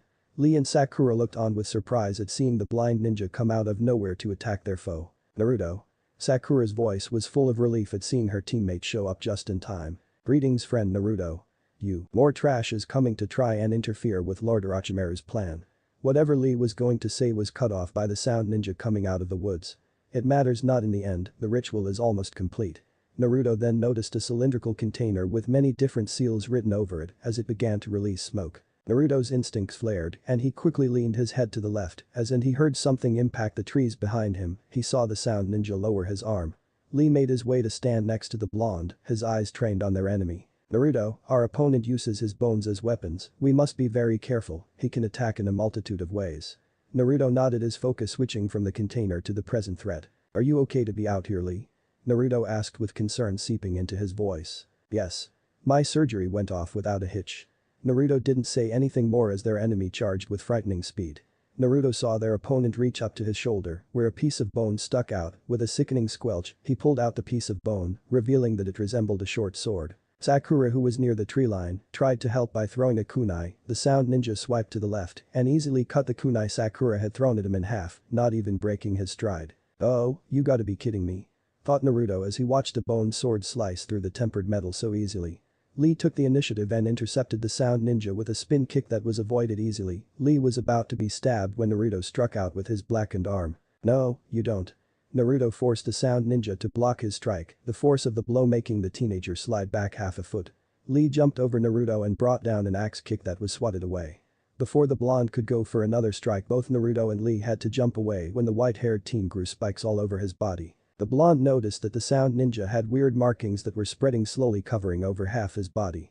The white-haired teen let out a bloody cough as he hunched over. Lee and Naruto were about to attack while he was vulnerable, but were distracted when the top of the cylinder container was blasted off and a winged figure flew out and landed in the midst of the smoke. There was a tense silence where the 4 occupants of the clearing watched as the wings retreated into the back of the figure, and soon after the smoke cleared, revealing an obsidian eye. Sasuke Uchiha, the sound ninja, spoke to the Uchiha as the smoke fully dissipated, showing his form. "Lord Orochimaru has been expecting you." Sakura had tears gathering in her eyes, and Lee looked on in silence. Naruto grit his teeth at the appearance of his once teammate. He had flame-like markings covering half his face with his left eye, having an unnatural black sclera and a yellow iris. Sasuke flexed his hands to test their mobility. "I feel." Sasuke let out a long shuddering breath. "Incredible." His gaze then turned to Naruto, and he let out a scowl. Naruto Sasuke's voice carried across the clearing, breaking the eerie silence that had engulfed it. "It seems you got promoted. I didn't realize the village was so desperate they would promote you of all people." Sasuke's tone was condescending and scathing. "Sasuke Uchiha." The sound ninja repeated, his voice slightly harder than before. "Our Lord Orochimaru has been waiting for you." The sound ninja made his way over to recently released Leaf Ninja, who frowned at the new face. "And who are you?" Sasuke asked with an uninterested tone. "My name is Kimimaro, leader of the Sound 5. Now, you must be headed off." Sasuke looked over at Naruto and locked his eyes with his. Steely blue met black and yellow, before the raven-haired teen scoffed and turned around as he leaped away. Naruto quickly took off to follow, but was stopped by a kick to the face that sent him through a tree by the now-named Kimimaro. "Sasuke, wait." Naruto saw Sakura take off after Sasuke. The blonde was unable to stop his once teammate as Kimimaro began his assault once again. Naruto was able to dodge several sword swipes when Kimimaro used a feint to make Naruto step back. Kimimaro stomped on the blonde's exposed foot and impaled it the next moment with a bone that quickly grew out of his heel. Kimimaro head-butted the blonde, who grit his teeth in pain. As the white-haired teen pulled his sword back to stab him, Naruto punched the older teen in the chest with a blackened arm as hard as he could, sending the older teen stumbling back and freeing his foot. Severe leaf hurricane. Lee, who had been watching on the sidelines, hit Kimimaro in the neck when he saw the older teen stumble back. There was a loud snapping sound as Kimimaro was sent flying again, his neck twisted at an acute angle. Naruto felt small amounts of the Nine Tails chakra flow to his foot, slowly healing him as he looked at his green-clad comrade as he used the small respite to catch his breath. But Lee let out a solemn nod. "I do not like sneak attacks, but I understand when such things are required of me." Naruto was about to respond, saying that they needed to go after Sasuke, when monstrous amounts of killing intent flared from Kimimaro's body. The 2 leaf ninjas jumped back as the white-haired teen slowly stood up and pushed his neck into the right position. Bone spikes extended from his back. Kimimaro's markings extended to cover his body, slowly expanding as his skin turned darker and tail grew from his backside. "To think, you would force me to use stage 2 of my curse mark." Kimimaro started to cough violently before he blurred from sight. Naruto's eyes darted around the clearing when he spotted a shadow over himself. The blonde dove as Kimimaro landed as dozens of bone spikes sprouted from the teen, who started spinning as he followed Naruto in an intricate dance of death. "This guy is insane." Naruto began to dodge as best he could from the torrent of death that was Kimimaro. He saw Lee standing back with a frustrated expression on his face, unable to get close without being impaled himself. Naruto jumped away from the spinning sound ninja when he saw a bone extend from the white-haired teen's elbow, and Naruto brought up his blackened arm to block. The bone managed to pierce through the blonde's forearm, and Kimimaro spun once again, sending the blonde flying. Naruto flipped and landed on his feet and began to channel an immense amount of chakra. Moments later, the clearing was filled with 100 copies of the blonde. Kimimaro narrowed his eyes as Naruto motioned Lee to jump back. "This won't work." Kimimaro reached behind him to his back as he began to pull a long segmented bone. "Is that his spine?" Lee said in shock as both Leaf Ninjas looked on with mild disgust. Two clones charged but were instantly destroyed when Kimimaro swung his spine sword. More clones rushed, and the result was the same as before. Kimimaro danced, spun, and wove around the army of clones, destroying dozens in seconds. Naruto motioned to several of his clones to follow his lead as he began to go through hand seals. Water style. Raging waves. Kimimaro was hit by 3 separate streams of water as 2 clones came from his left and right going through the same hand seals. Lightning style. Electromagnetic murder. Lightning tore the ground apart as it traveled along the water as the white-haired teen was unable to react in time. After 10 seconds Kimimaro was smoking when he suddenly spun, swinging his spine sword around as he cleaved countless clones and the trees in half. "You're annoying." Kimimaro put his hands on the ground dance of the seedling fern. All was quiet for a moment before thousands of large bone spikes erupted from the ground. Naruto and Lee jumped away as fast as they could, trying to avoid the deadly technique. Naruto saw Lee falter. Acting quickly, the blonde grabbed the arm of the green-clad genin and threw him away. Because of his actions, a bone spike managed to pierce the blonde's side. Naruto grimaced and raised his blackened arm up just in time for Kimimaro's spine sword to wrap around it. The whiskered blonde saw his opponent emerge from one of the bigger bone spikes with a drill-like bone around his right arm. "This is your end." Naruto was then yanked forward by the white-haired monster. "Shit." The whiskered blonde quickly used all the chakra he could and formed a Rasengan in his free hand. Kimimaro cocked his arm back before striking with his drill arm, fully intending on piercing through him. The Rasengan smashed into the bone drill as chakra flew from the point of contact as the bone drill tried to destabilize the structure of the Rasengan. Naruto saw his beginning to deform when Lee came out of nowhere and kicked Kimimaro's right arm away from the blonde. This caused the Rasengan to fully destabilize, and the blonde quickly shoved the remains of his into the sound ninja's face just as it exploded. All 3 ninja were blasted away. Naruto grabbed his side as it began bleeding profusely. He once again felt the 9 tails chakra come up and start healing the wound. His arm was also bleeding badly from the explosion. Naruto looked at Lee and saw he was holding his left leg, the same leg he used to kick the bone away. Naruto grimaced as pain exploded from his own leg. He saw he had a bone spike impaling his left leg. The blonde looked over at the sound ninja as he stood back up. His face was a bloody mess with parts of it being missing. Blasted away from the explosion, he started to slowly walk over to the 2 downed Leaf Ninja. Kimimaro began to cough violently. "We'll make." Kimimaro then dashed at Naruto. "Lord Orochimaru is proud." "Naruto." Lee screamed out as the sound ninja dashed at the. Naruto quickly gathered the rest of his chakra and slammed his hands on the ground. Earth style. Mud wall. The earth wall sprung up as Naruto continued to pump chakra into the wall, trying to reinforce it as much as possible. Naruto saw the bone drill break through his wall and hit his chest. Naruto was pushed back and saw the very tip of the drill had impacted the first Hokage's necklace right over his heart. Naruto looked up and saw blood dripping from Kimimaro's mouth, his chest no longer moving. He stood still, and Naruto noticed he had died. The blonde fell onto his back, breathing heavily as he grabbed the necklace with both hands. "That's twice now you've saved me." Naruto slowly got up, wincing as his many wounds made things uncomfortable. "Naruto. I am glad you're alright." He made his way to the sitting genin. "How's your leg, Lee?" Said ninja frowned. "I am afraid it is broken. I heard my leg snap when I kicked away his most unyouthful." Naruto nodded as he reached into his ninja pouch and ate a soldier pill to help with his diminishing reserves. After a moment to allow the pill to take effect, Naruto created 2 clones and had one of them pick up Lee and the other pick up Kimimaro. "I'll have my clone help you get back to the village, Lee." Lee looked like he wanted to argue but understood that he was out of options with his broken leg. "Very well, but be careful, my friend." The blonde faced the green lad genin and gave him a firm nod. "I will." Naruto jumped away from Lee and his clones, going the way he had seen Sakura go chasing after Sasuke. Naruto traveled for a good 15 minutes when he finally found his teammates in a clearing. Sasuke was standing in front of Sakura as he held her by the neck. Sakura had a large gash on her cheek and a busted lip. Her eyes darted to the blonde and Sasuke followed her gaze as he let out a sinister smile. He dropped Sakura as he turned to fully face the blonde. "I almost gave up on waiting for you, Naruto," Sasuke said as he gestured to their pink-haired teammate. "Sakura was helping me test out my new power, but unfortunately she was only able to do so much. I'm glad I'll finally be able to test myself against you, Naruto." The 2 glared at each other as they began to walk in a circle. Eventually, Naruto was standing next to Sakura. He created a clone and had it pick her up to take her away. "Wait. Naruto, you have to help him, he's not himself." Naruto ignored Sakura as his clone took her away. "What? Not going to listen to your dear Sakura?" "No, my mission is to bring you back to the village, so Sasuke, I'm only going to ask once, come back to the village." Sasuke let out a sneer at the blonde. Go back. No, they've been holding me back." Sasuke shouted at the blonde. With Orochimaru's teachings, I'll finally be able to kill Itachi. You're a fool if you think Orochimaru is going to just give you power for free. Spat back the blonde. I know that and I don't care. I'd sell my soul to him if I get to achieve my ambition. Naruto jumped back as Sasuke ran at him. The two began a taijutsu exchange and Naruto ducked under a punch from Sasuke and kneed him in the chest as a response. The raven-haired teen grabbed onto Naruto by his vest as he twisted and threw him out the clearing. The blonde spun in mid-air and saw he was thrown off a cliff leading down to a river. Naruto landed on the water when Sasuke appeared above him, his hands in the tiger. Fire style.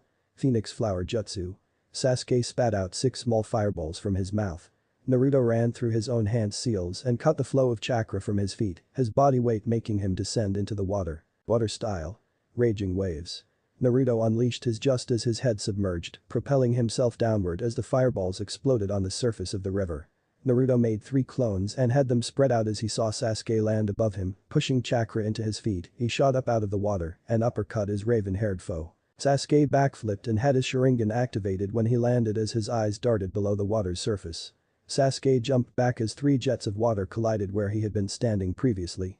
Naruto seeing Sasuke was in the air ran at him and tried to punch him. Sasuke grabbed the outstretched fist and used it to maneuver himself so he could throw a kick at the blonde's head. Naruto spun away avoiding the hit as he retaliated with a kick of his own that caught the genin in the face and sent Sasuke crashing into the cliffside. Sasuke rubbed his chin as the flame-like markings began to cover his entire body. This is good, Sakura was useless, now I can test myself before heading to Orochimaru, let's go. Naruto. Sasuke rushed a whiskered blonde who was on the defensive, his old teammate attacked with vigor and the blonde couldn't find an opening to attack. Thinking quickly Naruto blasted chakra from the bottom of his foot, creating a small geyser. The blonde used the opening to land a punch to Sasuke's chest before he was hit by a kick to the stomach. The two jumped away from each other as Sasuke threw out several shurikens. Naruto stepped back as he created 3 clones. Using the smokescreen Naruto pulled out his own shuriken and threw them at Sasuke as he ran through hand signs. Ninja arts. Shuriken Shadow Clone Jutsu. Naruto's clones batted away the shuriken Sasuke threw as dozens of Naruto's own shuriken burst out of the smoke.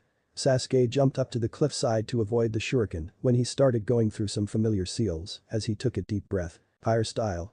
Great Fireball Jutsu. Sasuke unleashed a massive fireball at the blonde and his clones. That's a big fireball. Naruto quickly went through the same hand seals as his clones started going through a different set. Fire style. Great Fireball Jutsu. Naruto spat out his own slightly smaller fireball as his clones finished their wind style. Great Breakthrough. The wind powered Naruto's fire, increasing its size and intensity. The 2 fireballs clashed and were in a stalemate for a second before Naruto's fireball began to push Sasuke's back. The raven-haired teen's eyes widened when he noticed he was losing ground fast. Acting quickly he descended down the cliffside as he felt the heat of the blonde's flame above him, making him feel uncomfortable at how close the heat felt.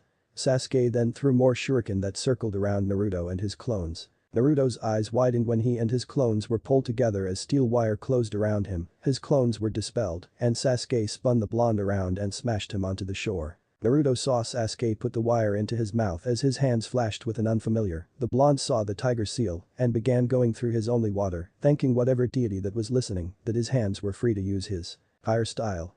Dragon Flame Jutsu. Sasuke's fire followed the wire and Naruto could feel the heat already stinging his face. Naruto finished his jutsu as the flame was 3/4 of the way to him. Water style. Raging waves. Naruto started pumping liberal amounts of chakra even as he felt his reserves starting to deplete after so many chakra-intensive battles the last 2 days. The two created a thick steam that covered the area. Naruto created a single clone and substituted with it as he hid himself in the mist. Naruto could hear a sound he had heard only once before back in Wave Country. Naruto saw Sasuke walk up to his hand encased in lightning as he let loose a low chuckle. At least Kakashi managed to teach me one useful thing. Goodbye Naruto. Sasuke shoved his lightning-covered fist through the blonde who let out a silent scream before dispelling. Sasuke's eyes went wide when he saw it was a clone. Naruto seeing his chance, channeled earth chakra into his arm as he came out of the mist and delivered a devastating right hook that sent Sasuke tumbling alongside the riverbank before he hit a large boulder. Sasuke got up slowly, his eyes burning with anger. When very slowly the 2 Tomo in the Uchiha's eyes became 3. Naruto, Sasuke growling out as he ran at the blonde. Naruto saw the world shift and everything came back into focus when he was knocked back by Sasuke's fist. Genjutsu. Naruto saw Sasuke rush him again. He once again threw a punch, this time Naruto blocked with his forearm. Sasuke reacted by grabbing his arm and pulling the blonde forward. While Naruto was off balance, Sasuke struck him with a knee to the ribs. Naruto felt his ribs fully break, as they had never fully healed from his fight with Kazuma. Sasuke vanished from Naruto's sight and he was suddenly sent skyward. Naruto felt Sasuke appear behind him as he channeled earth chakra into his leg as he spun, avoiding Sasuke's punch and kicking the raven-haired teen in the chest, sending him crashing into the water below. Naruto landed and body flicked to Sasuke, who was getting back on top of the river. Naruto quickly created two clones. The first clone kicked Sasuke into the air as the second clone started going through hand seals. Naruto himself jumped off the first clone's back and he grabbed Sasuke by the ankle before throwing him back into the depths. The clone then put his hands on the surface of the water and released him. Lightning style. Electromagnetic murder. The lighting surged as Sasuke let out a scream underwater. Naruto landed as his clones dispersed, breathing heavily, feeling the stress of the last couple of days, starting to catch up as he felt the last of his reserves run dry. Naruto felt Sasuke's killing intent moments before he was grabbed by the neck and slammed into the cliffside by the enraged Uchiha. Naruto felt his vision go blurry as he stared at his teammate. His skin had darkened to a grayish hue, his lips were now a dark blue, and he had two hand-looking wings sprouting from his back. "How are you so strong?" Sasuke pulled the blonde back and slammed him back into the cliff, sending hairline cracks across the cliff wall. Naruto saw Sasuke's Sharingan start to spin, and he felt his chakra being disturbed as Sasuke tried to place Naruto into it. Naruto was fighting it as best he could when he heard the deep booming voice of the Nine Tails reverberate in his head. "You will not fall to an Uchiha." The Nine Tails chakra surged and was violently broken. Naruto felt the chakra course through his system, revitalizing, and punched Sasuke away. The traitorous genin used his wings to stabilize himself mid-air. Naruto launched himself at Sasuke as a shroud of chakra bubbled to life around him, taking the vague shape of a fox. Sasuke wrapped his wings around himself when Naruto brought down a massive chakra claw that sent Sasuke into the water once more. Naruto created 5 clones as he landed on the water's surface as Sasuke recovered from being hit again. "What the hell are you, Naruto?" The whiskered blonde didn't say anything as he began to form a Rasengan in his right hand.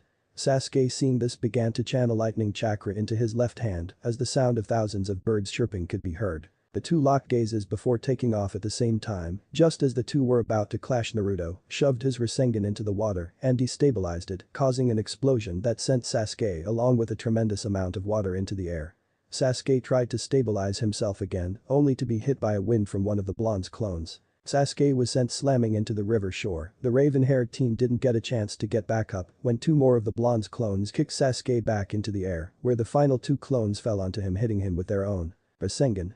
The dual shots rang out as Sasuke rocketed back to the river shore, causing a crater. Naruto walked to where his teammate had landed and saw 2 spiral marks that dug into his teammate's back as his skin coloring slowly went back to normal. The clone of Naruto went up and confirmed that Sasuke was knocked out as Naruto let out a sigh of relief. The Nine Tails chakra receded and Naruto stumbled as exhaustion hit him like a sledgehammer. Naruto tied Sasuke up and slung him over his shoulder as he started making his way back to the village. The trek was slow going as the blonde was running on fumes by this point. The days of constant battle and travel with no rest was too much even for his grotesque stamina. The sky was darkening and Naruto felt the first drops of rain begin to fall. Naruto could see the bone spikes the sound Ninja Kamimuro had made when his instincts flared. He dropped his captive and was about to turn around when he was hit in the back of the head. The blow sent him to the ground as he heard the voice of someone he was quickly starting to hate. "Now, Naruto. I can't have you interfering any longer. Lord Orochimaru won't be happy if you take Sasuke back to the Leaf."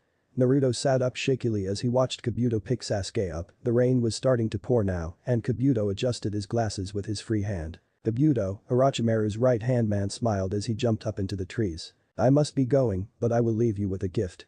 Kabuto threw a kunai in front of Naruto. "To Dalu." Naruto heard sizzling as his vision shot down to see an explosive tag attached to the kunai. Naruto used the very last of his energy as he tried to body flicker away. Naruto felt the explosion hit his back and he threw a kunai to the back of Kabuto's head. Unfortunately, his aim was off and he missed Kabuto. There was a silver lining, he had managed to hit one of Sasuke's eyes. Naruto collided with a tree as he felt his vision blurring. His consciousness started to fade as he used every ounce of his willpower to stay awake. Damn it. Just as Naruto passed out because of his injuries, he was a small pug in leaf ninja attire landed next to him with the sound of clashing steel, sending him off to a dreamless sleep. Chapter 13. Repercussions. It was the first thing Naruto saw when he woke up. The blonde had rarely been in the hospital because of his amazing healing factor growing up, but he would never forget how the room smelled. The blonde noticed his right arm was lightly wrapped in bandages along with his head. He looked outside and saw the moon was shining brightly in the night sky. The blonde slowly got out of bed feeling his body protest slightly, his various injuries aching.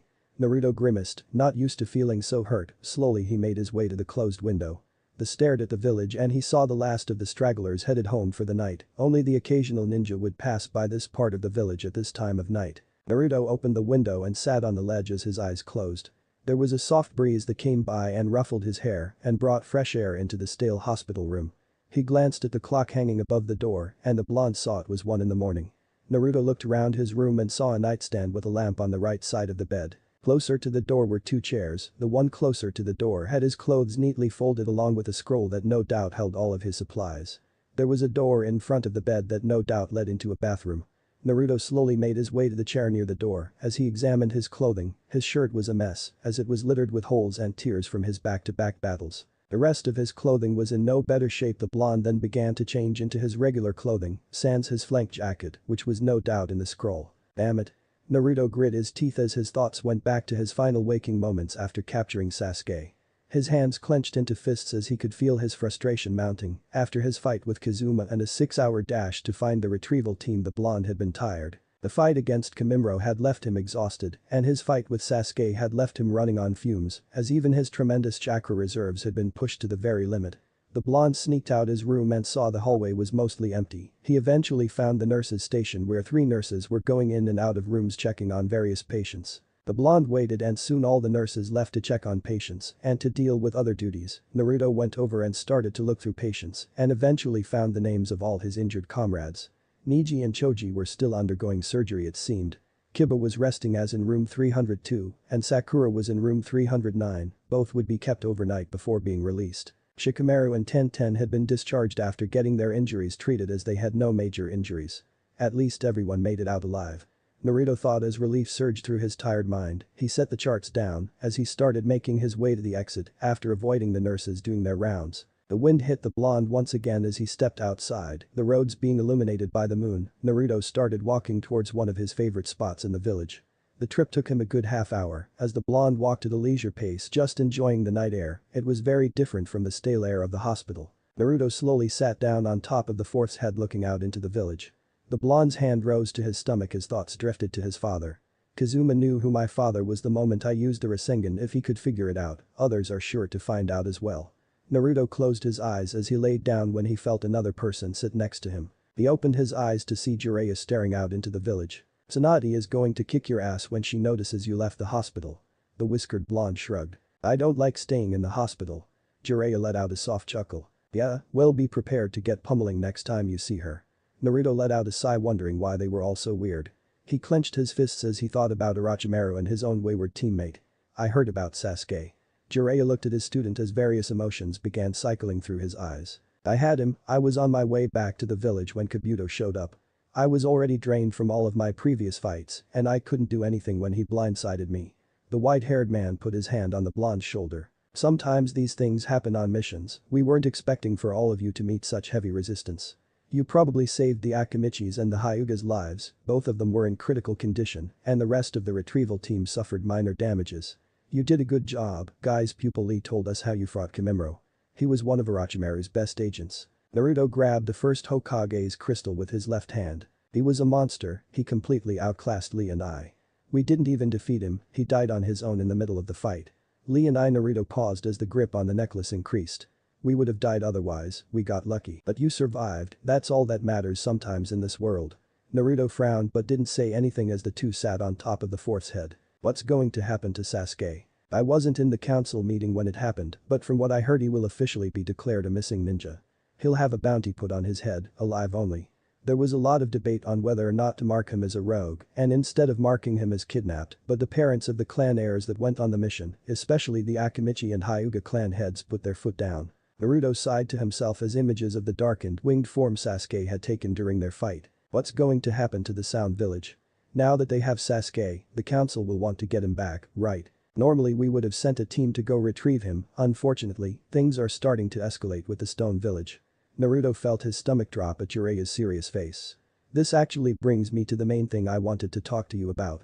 I was planning on taking you on a training trip so you could handle the Akatsuki when they come for you. Good news is you have 3 years to prepare, the bad news is that the training trip likely won't happen.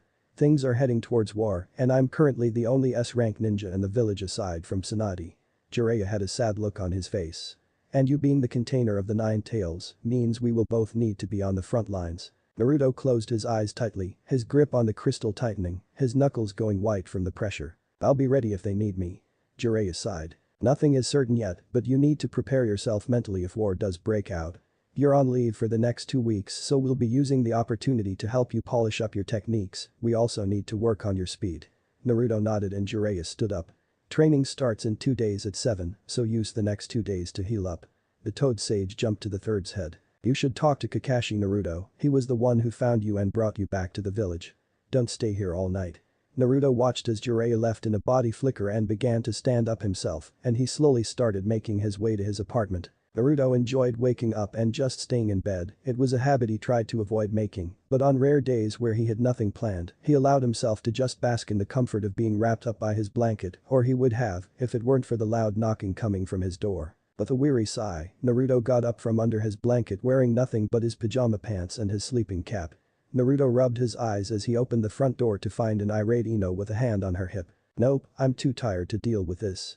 Naruto closed the door and turned around to go back to his bed when he heard Ino explode from the other side of the door. Naruto, you better open this damn door right now. Said blonde let out a tired sigh, resigned to the fact he was getting no more sleep this morning.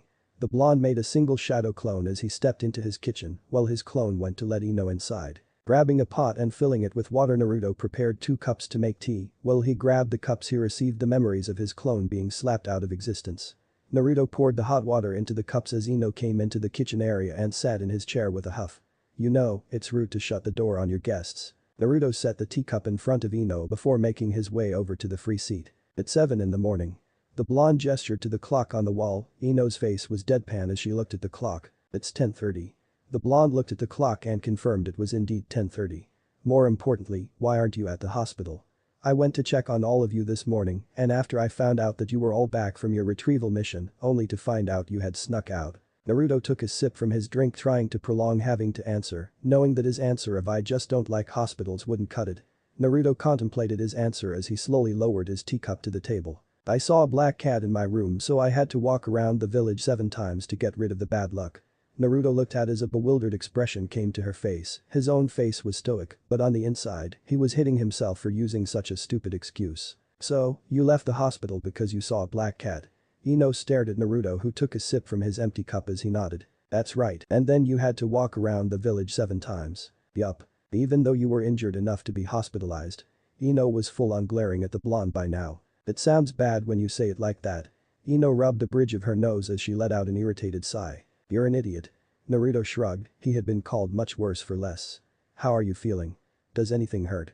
Ino scanned the blonde, but the only thing she saw was another scar running across his chest. She let out a frown as Naruto noticed her gaze. I didn't get that during the last mission.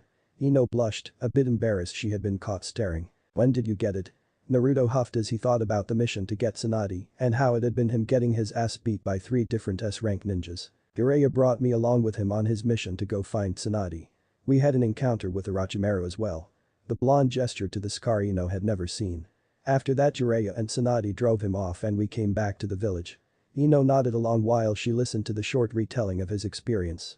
Ino let out a snort as Naruto narrowed his eyes on her. What's so funny? You have the worst luck on missions. Sakura told me how you guys ended up running into Zabuza during your first C rank and you ran into Kazuma during our mission too. Naruto thought about it and realized she was right as his eyes widened. Every time I go out of the village I get attacked by a rogue ninja. His shoulders slumped thinking about how unlucky he was. Ino let out a giggle seeing the blonde react to his sudden epiphany. The blonde got out of his funk as fast, in the end, it didn't matter how many times he got attacked he would kick all their asses. How did Choji's surgery go? Naruto's sudden question brought a somber mood over the 2 blondes. He's going to be fine, he's gonna be stuck in the hospital for the next week so they can monitor him just in case though. You saved his life, you know.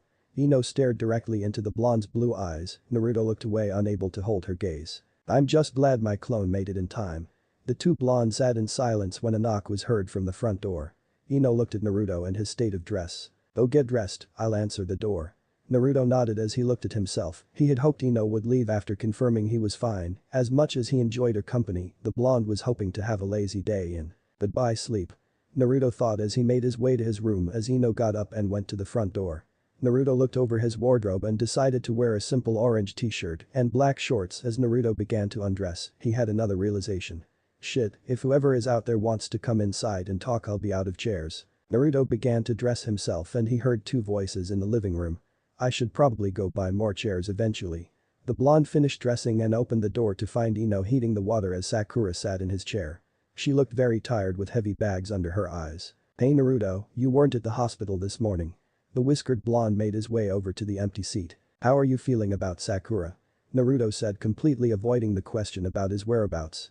The pink-haired Kunoichi sniffled as Ino brought her the steaming tea. I'm a little sore, but the medics patched me up and got rid of all the bruising. Sakura grabbed her cup with both hands and her knuckles turned white from how tight her grip was. I also feel so useless. Ino began to rub Sakura's back. Hey now, don't get down, that mission should have gone to a group of, not Genin. You guys did what you could. Ino's words caused Sakura to let out another sniffle. I know, but I wish I could have helped more. Sasuke was just toying with me, and that white-haired sound ninja would have killed me if Lee hadn't shown up. That man was a monster called Sakura. Lee and I could barely keep up with him. The two girls looked over at Naruto who was resting his head on his right hand. Then how did you win? Asked Sakura. We didn't. Came the blonde's blunt reply. We survived long enough for him to die on his own. Sakura looked down at her cup. What happened to Sasuke after you rescued me?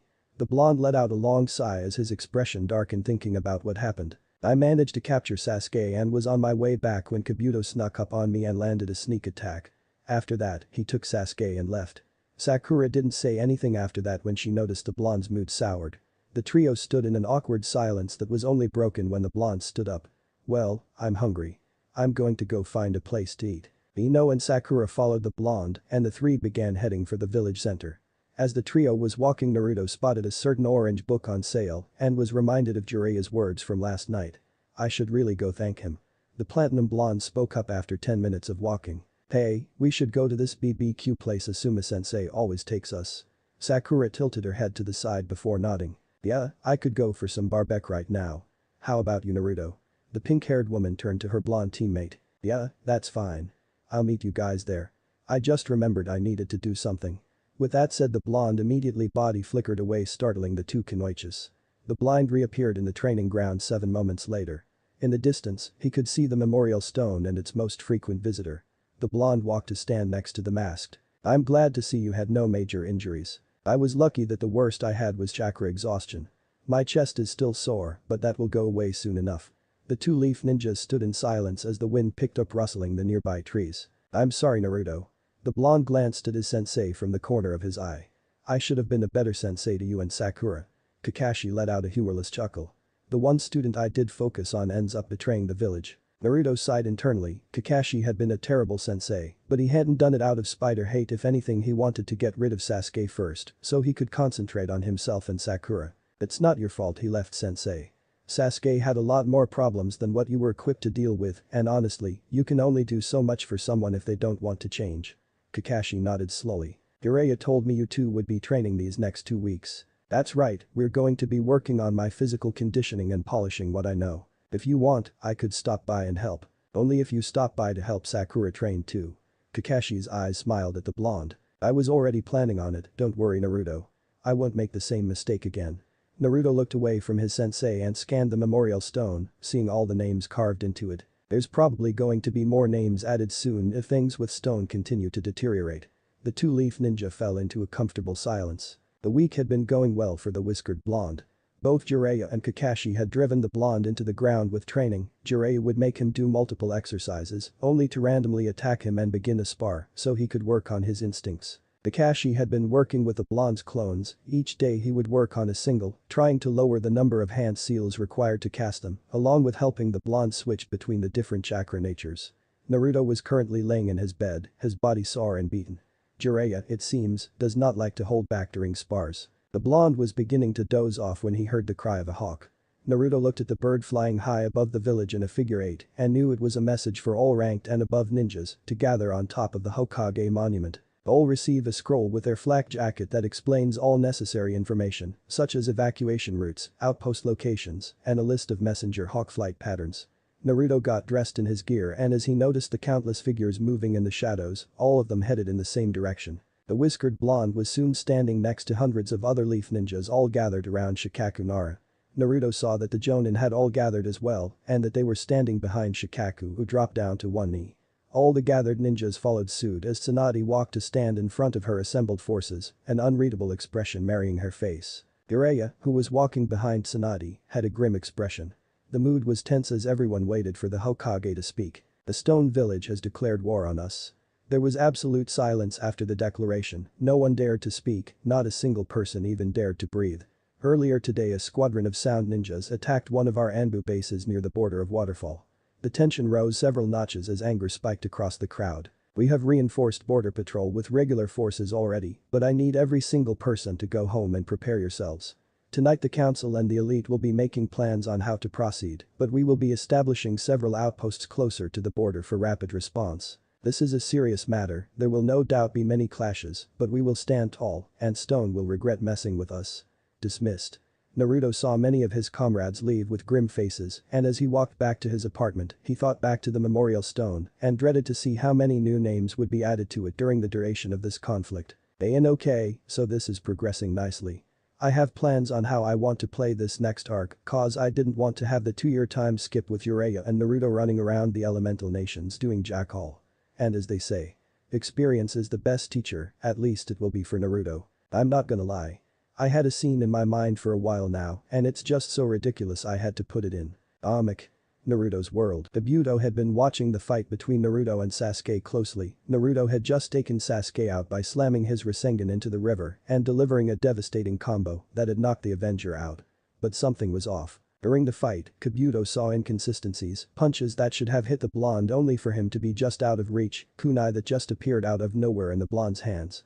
The young medic watched as the blonde picked up the knocked out Uchiha and began walking away. Kabuto began to follow the blonde. Honestly, he hadn't expected to be needed. The fact that Kimimaro failed surprised the silver-haired teen greatly. Kabuto took a position above the two teens, slowly gathering chakra into his hand, and without warning, he sprinted at the blonde.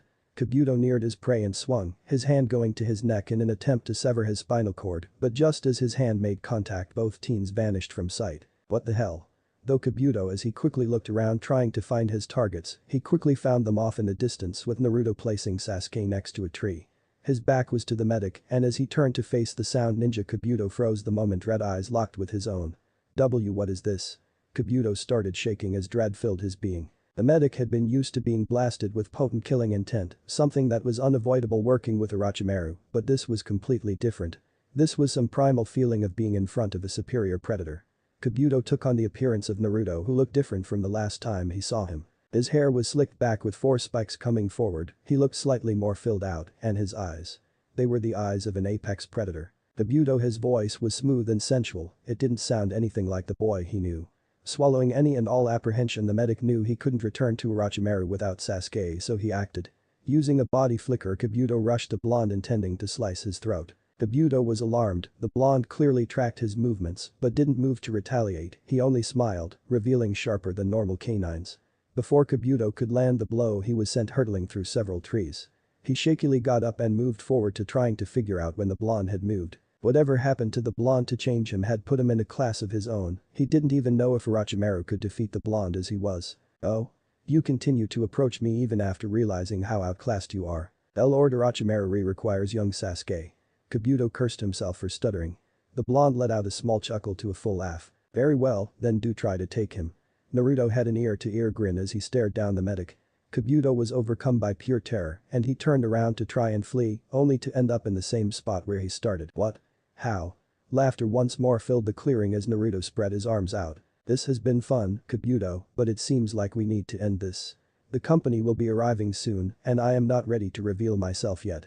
Kabuto turned around again to try and flee, he took 2 steps before he heard the blonde speak again. Kabuto felt himself fall to the ground, only his body had remained where it was.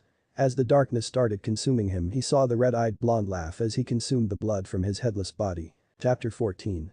Outpost Alpha. 1 month had passed since Tsunade had delivered the news of the Stone Village's attack. The Leaf Village had taken immediate action and established 3 bases of operations on its western borders. Outpost Alpha was one of 3 bases made at the border of Fire Country and its 3 neighbors, Waterfall, Grass, and Sound. Outpost Alpha was set up near Grass Country and all of the major supply lines coming east ran through it.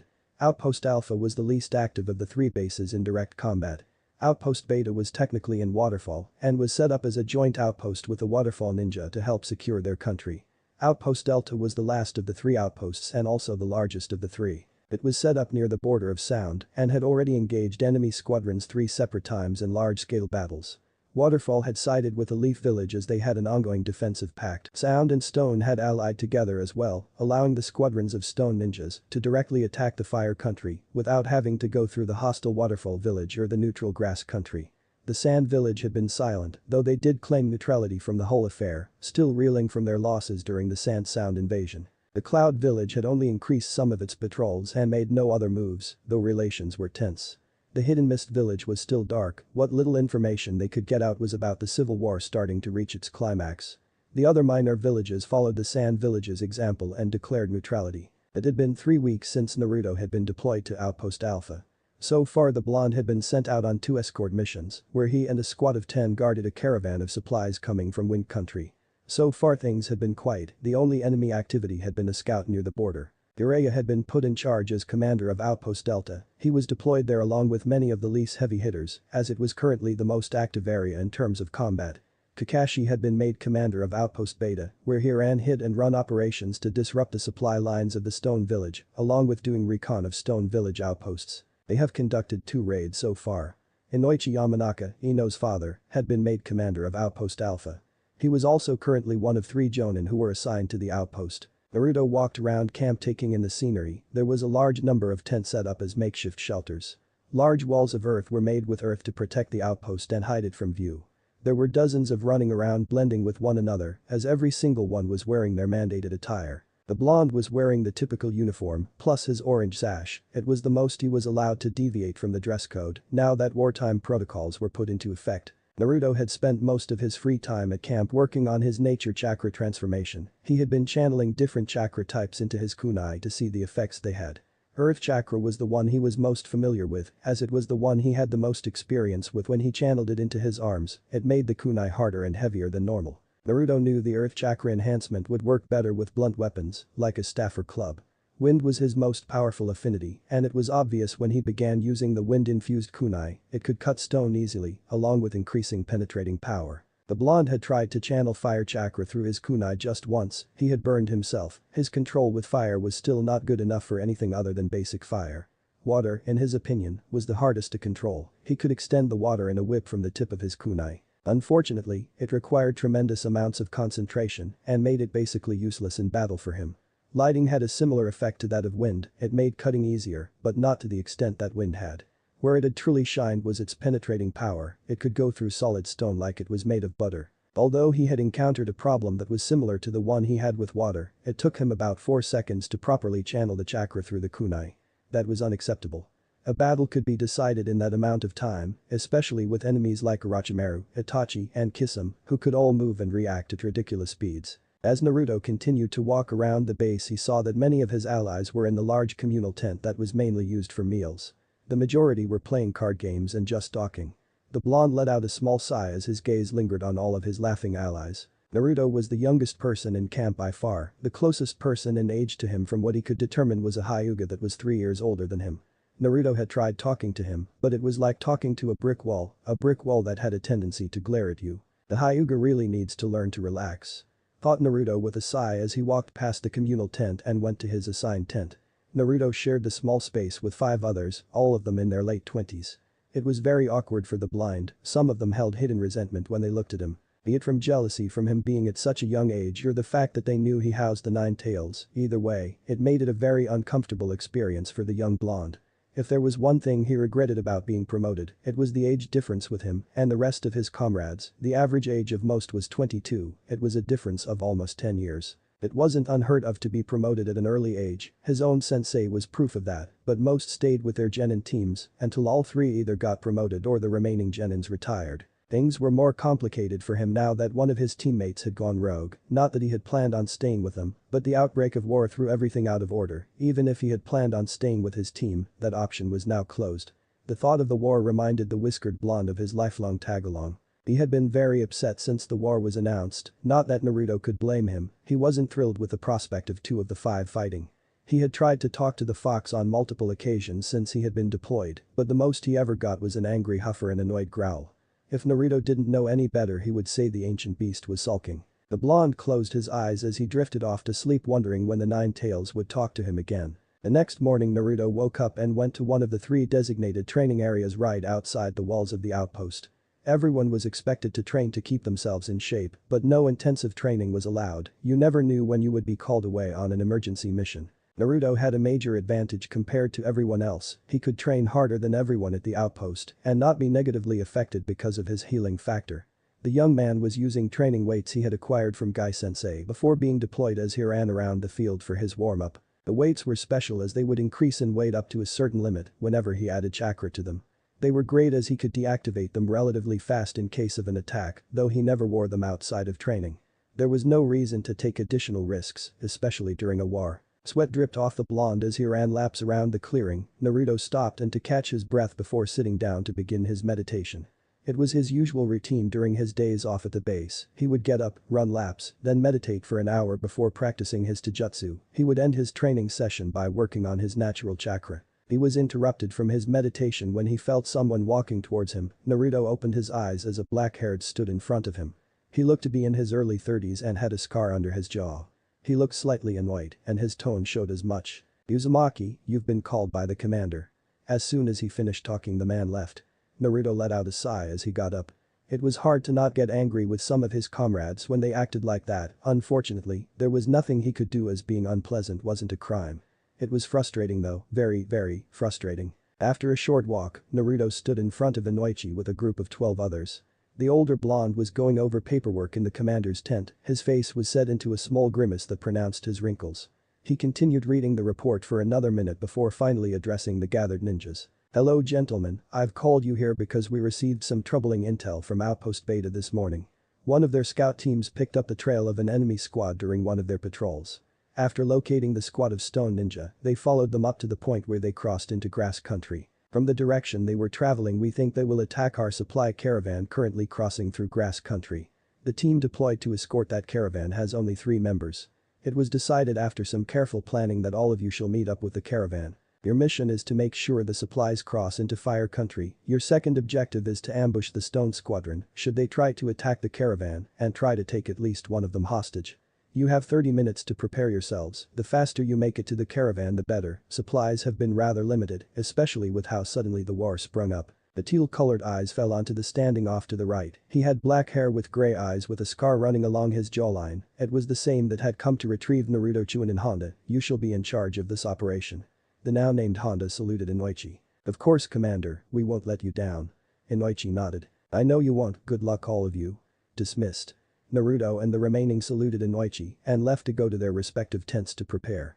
Naruto had everything prepared already thanks to his various sealing scrolls, so he sat in his bed and began to meditate, he had taken up the habit again as a way to center himself. The last 3 weeks had been a grind and the blonde had no good outlet for his stress. The half hour passed quickly and the blonde made his way to the meeting spot. Naruto met the rest of his group consisting of 5 Kunoichis and 7 ninjas, there wasn't anyone Naruto could recognize, though 1 or 2 seemed familiar to the blonde. Honda cleared his throat and all gathered around their team leader.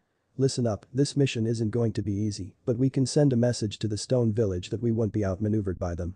It'll take us a good part of the day to reach our destination, we'll be camping about a half a mile away from the main caravan, so we won't be lighting any fires during the night. Naruto saw that plenty of his fellow looked agitated by the announcement, though none dared to voice their displeasure.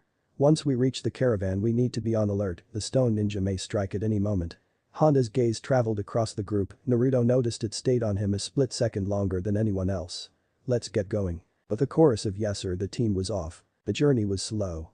Chun and Honda decided that they needed to be in perfect shape if they encountered the stone squadron, so they moved at a leisure pace.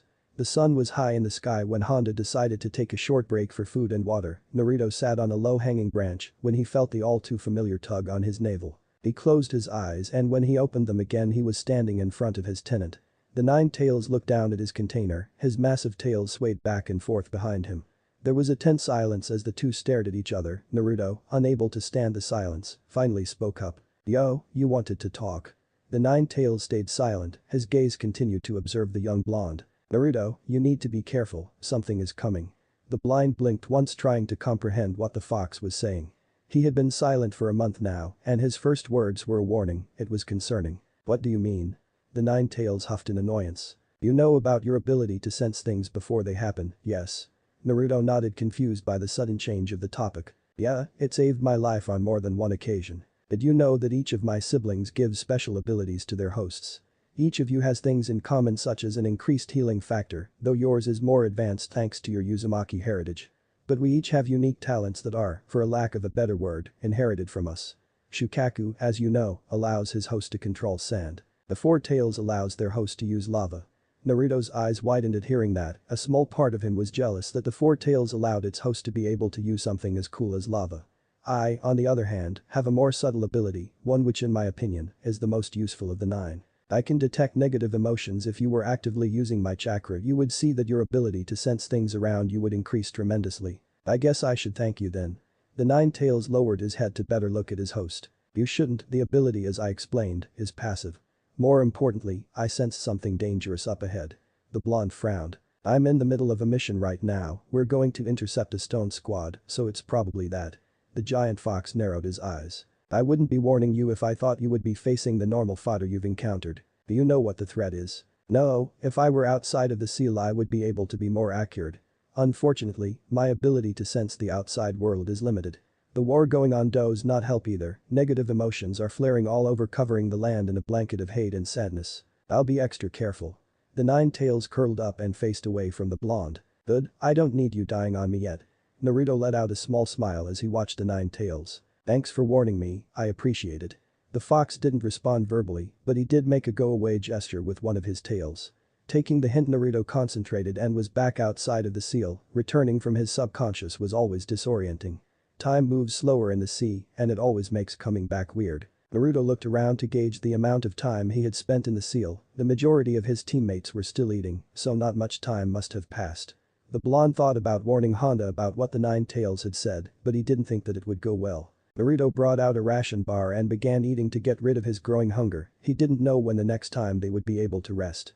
A loud whistle tore through the silence as Honda stepped into the center of the clearing. Listen up team. We won't be stopping again until we get into grass country, so be prepared for a long journey. If we keep going at our current pace we should reach the border not too long after nightfall.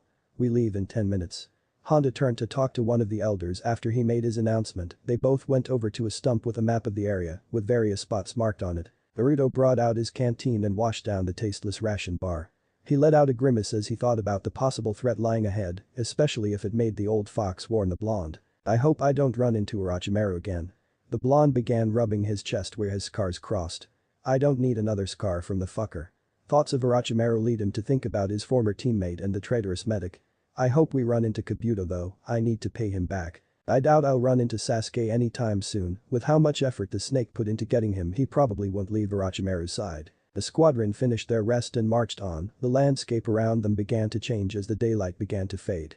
The lush forest of Fire Country was slowly being replaced as the trees began to thin in numbers, as more and more open grass fields replaced them. By the time the sun set the scenery changed completely to open grasslands with the occasional tree thrown in. Honda raised his hand from his spot in front as the group came to a halt. We're about a mile away from the rendezvous point so we'll meet up with them tomorrow. I'll go there now to make contact and establish a battle plan.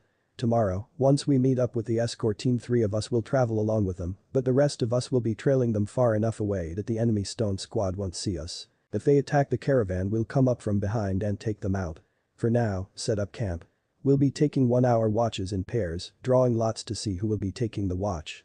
Honda turned and left after that as the remaining began to set themselves up. Naruto set up a small tent that was almost completely hidden by the tall grass. Seeing this, Naruto began to pull long strands of grass to cover the top of the tent that was visible. Many of his fellow students saw and copied his example. Eventually, after everyone was set up the older who had been next to Honda the entire journey spoke up. Okay, I've numbered pieces of paper from 1 to 12. If everyone comes and gets one, those who get a blank piece are lucky and don't have to watch. There was some grumbling, but soon enough everyone went over and pulled a piece of paper from what appeared to be the bandana. Naruto got his piece of paper and looked down to see the number 11 written on it. Okay, we'll keep it simple. Numbers 1 and 2 get the first watch, 3 and 4 get the second watch and so on. Naruto felt a tap on his shoulder and turned to see brown-haired. He was fairly plain looking with the only thing that stood out was his height, he was almost as tall as Jiraiya. Hey, what number did you get? Naruto flipped his paper around to show the tall. I got 11. Well, it looks like I'll be waking you and your partner up, I got number 10. My name's Agent, by the way. The now named Agent stuck his hand out, the blonde seeing the gesture took his hand in his and shook. Naruto Uzumaki. Agent let out a small smirk. I know, I saw you during the invasion, you did good work out there. Anyway, we should meet our partners. I'll see you around. Naruto. Agent walked away and the whiskered blonde looked around seeing everyone was grouping up. After asking around he finally found his partner. Looking closely at the Kunoichi who was wearing a large coat that obscured her figure. She had black eyes and medium-length hair, she was also a good 3 inches taller than Naruto who shot up a couple of inches during the last couple of months. She stood at a decent 5'7" to his now 5'4". Hello, my name's Naruto Uzumaki. Naruto extended his hand out, then Kunoichi looked at him for a solid 5 seconds before she slowly grabbed his hand. Greetings, I am Jisei Aburam. Naruto looked down to see that Jisei had not shaken his hand, she was simply holding it. The blonde slowly shook her hand as she observed silently before pulling back. So, do you know Shino? Yes. Naruto waited to see if she would elaborate, but she didn't. After a couple of very awkward seconds, Naruto tried to continue the conversation. So, how are you guys related? He is my second cousin. There was another awkward silence that stretched on between the two. Naruto looked around to see if there was anything he could spot that would spark conversation, and after several attempts of short and clipped responses, he decided it was a lost cause. Right, I'll be over at my tent if you need anything, I'll see you tonight for our watch. Naruto walked away at a brisk pace as Jisei continued to look at him. Man, what a weird girl. Naruto went to bed before long and was awoken by a sleepy Agent. The blonde spent the next hour failing miserably trying to talk to Jisei. Eventually, their watch ended and not long after the sun rose everyone was up and awake. Honda looked at 2 others to accompany him to be out in the open, the older he had been talking to the entire trip and Agent. Okay, people, Kensei and I went over a map of the region and there are 3 prime locations for an ambush. These areas are the most dangerous and as we pass these locations, I will give you a signal so you are all aware. Stay alert at all times though, we never know when and where they could attack from. The rest of the squad followed them at a distance and after a short trip met up with the escort team. The 2 teams continued the journey when they saw the road went under a cliffside. Honda stretched his arms up over his head, it was the signal the group had devised to warn them about possible ambush sites. Naruto watched the entire area like a hawk to see any signs of enemy movement. The blonde did not have to wait long as a thin wall of earth sprang up in front of the caravan. 10 figures jumped down from the cliff, all of the hidden leaf ninjas brought out shuriken and kunai and threw them at the backs of the 10 figures. All 10 went down immediately as they were hit with a rainstorm of shuriken and kunai, blood splattered, and as the figures fell over dead. Honda went over to inspect the bodies and gave the all-clear signal. Naruto approached the bodies with the rest of his team. They're young. The blonde let out a grimace as he gazed at the dead bodies of the stone ninja. They can't be older than 11 years old. Naruto turned when he heard one of his older teammates curse. Those fucking stone bastards. They did the same thing during the last war, they would send in fresh genins to psyche out our squads. Listen up. We travel as a group now but stay alert, let's keep going. Honda spoke as the entire squad along with the escort team began to travel. The hours passed slowly as the scenery became more flat and open. Naruto was behind the caravan along with Yasei and Ajin when he felt a sudden sense of dread overcome him. The blonde broke out into a cold sweat as they heard Honda yell out from the front of the caravan. Halt, who goes there? Naruto shared a look with Ajin and Jisei as they made their way around the caravan as all their allies looked out to see Honda walk near a giant-headed and cloaked figure. Hello, I am afraid that the caravan can no longer proceed. The cloaked figure replied. Honda went to reach for his kunai, but before he could the man moved faster than they could see and Honda fell over clutching his slit throat. The cloak fell off to the side and scarlet red armor could be seen covering the giant man along with a stone village headband. The others brought out their weapons and surrounded the red giant who looked upon the circling with an air of utter disinterest. His voice reverberated across the clearing as he addressed the, "My name is Han and your journey ends here." Chapter 15. Difference in power. For a moment, a single moment, the world stood still. Han's declaration along with the ease of him killing Honda had shocked the remaining to their cores. Han, seeing the lowered guard of the, moved at a blistering speed to the nearest enemy. Appearing in front of a shocked Kensei, Han twirled his kunai and jammed it through Kensei's throat. With a sharp twist, the kunai was ripped out as nearby were splattered with blood. The soft thud of Kensei's body hitting the ground stirred the shocked leaf ninjas into action. Twin cries of rage rang out as two ninjas tried to stab Han from either side. Naruto watched on his hand once again moved almost too fast to track. With lightning reflexes he grabbed the wrists of the two ninjas and with a mighty heave, he pulled the two closer and made them stab each other in the chest. The two dropped dead as a black-headed kunoichi rushed Han from behind. She took a deep breath and unleashed a torrent of fire at point-blank range. The flames completely enveloped Han, and for a split second the remaining Leaf forces were given hope that their enemy was defeated. That hope was broken as Han's hand shot out of the fire covering Kunoichi's mouth as terror shone in her eyes. Han lifted the woman and slammed her into the ground with such strength the ground cratered. "He's a monster." Naruto heard Agent whisper in horror next to him. "No. He's just an S-class ninja."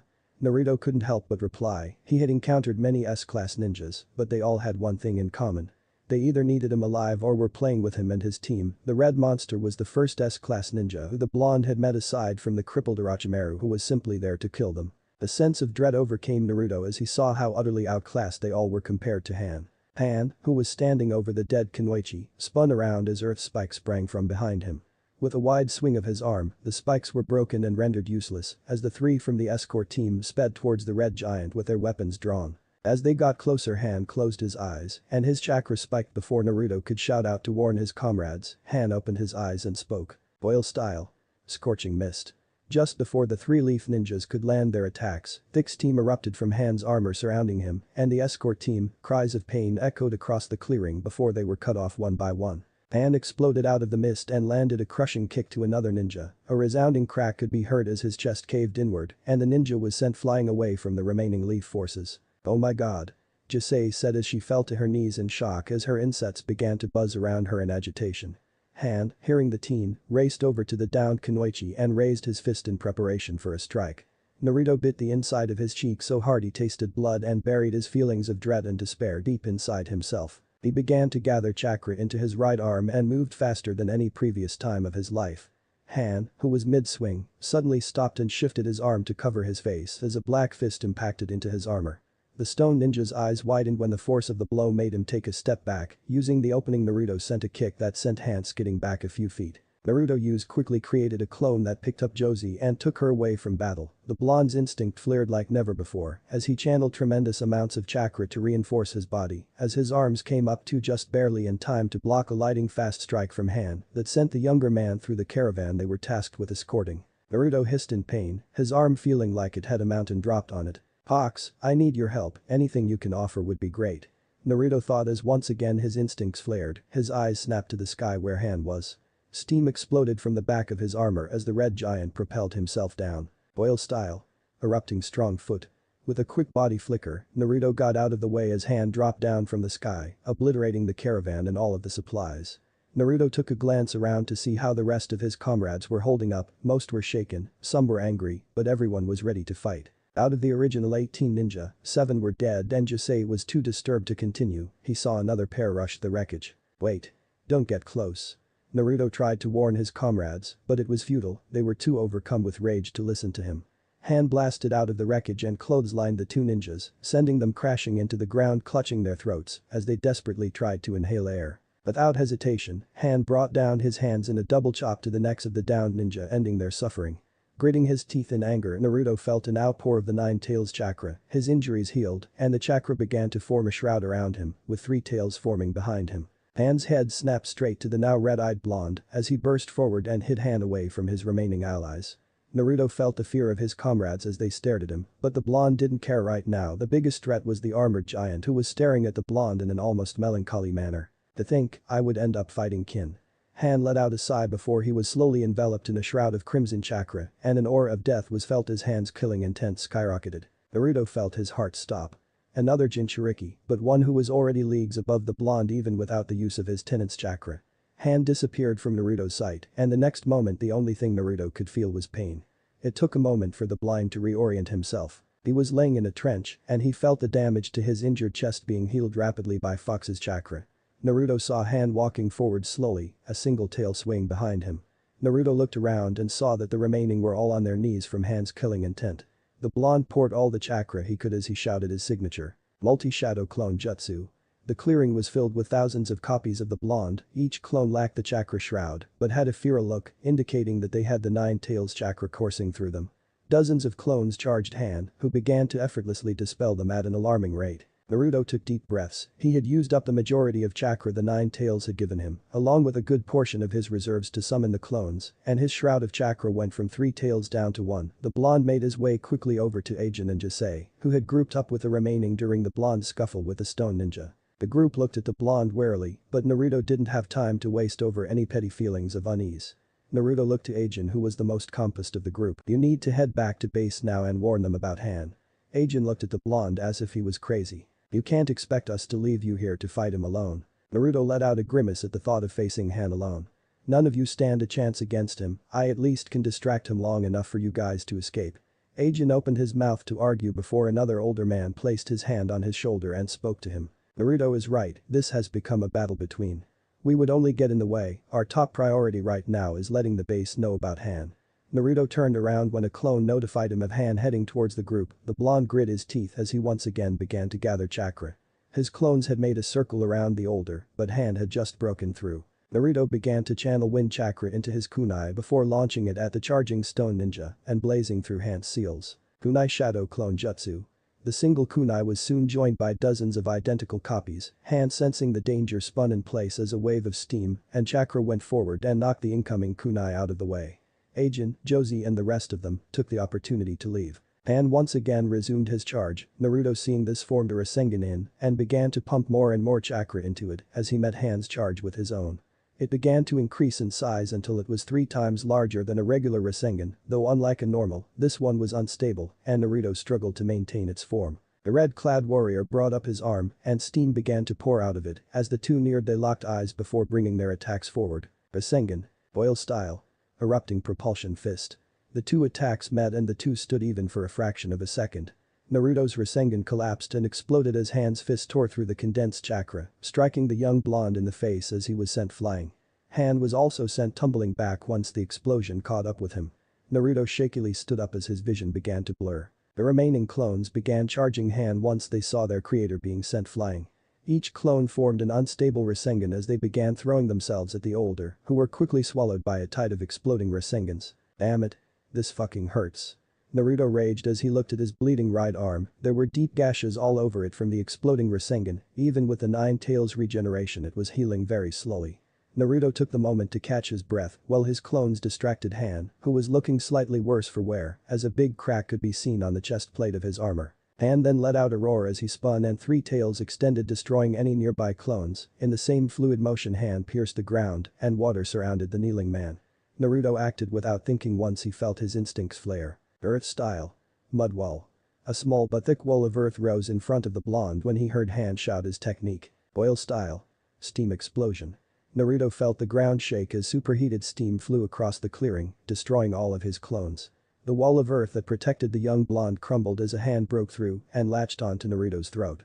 Han's grip was as strong as steel. The blonde could see he was back to 1 tail. Naruto saw his vision darkening as Han slammed him into the ground. Just before the blonde could lose consciousness, he felt the all-too-familiar tug in his navel. The damp ground of his seal was a welcome break from the confrontation with Han. Naruto looked at the seal and saw the 9 tails observing him with a calculating look. You're losing.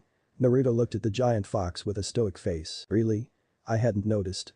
The blonde tried to keep the sarcasm out of his voice, but the stress of the situation got to him. The 5 tails container is strong, far stronger than you. Did you drag me in here just to mock me? Cause I kin to have a giant angry red man to deal with that is in the middle of strangling me to death. The 9 tails narrowed his eyes and let out a huff of annoyance. Oh? And what exactly were you planning to do to escape? The blonde grit his teeth knowing that he couldn't have done anything. I brought you here to let you know I'm going to be giving you more chakra. Naruto looked at the fox in curiosity. Then why bring me here at all? A small, almost sinister smile formed on the ancient fox. I'll be giving you 4 tails worth of my chakra. A sense of weariness erupted from the blonde. And why is that any more special than the other times you've given me chakra? You have noticed that you become more aggravated when you use my chakra, yes? Naruto nodded. It was impossible to miss how his emotions, especially his anger, would spike.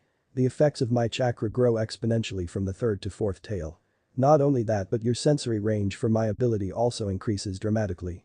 The worst part is that now you'll unlock more of my ability. Naruto's eyes widened. Before it hasn't been an issue, but once you enter the fourth-tailed stage, it will be active until you stop using my chakra. The blonde felt his heart hammer. What kind of monstrous ability did the fourth tail unlock? What's the ability? Asked Naruto with trepidation.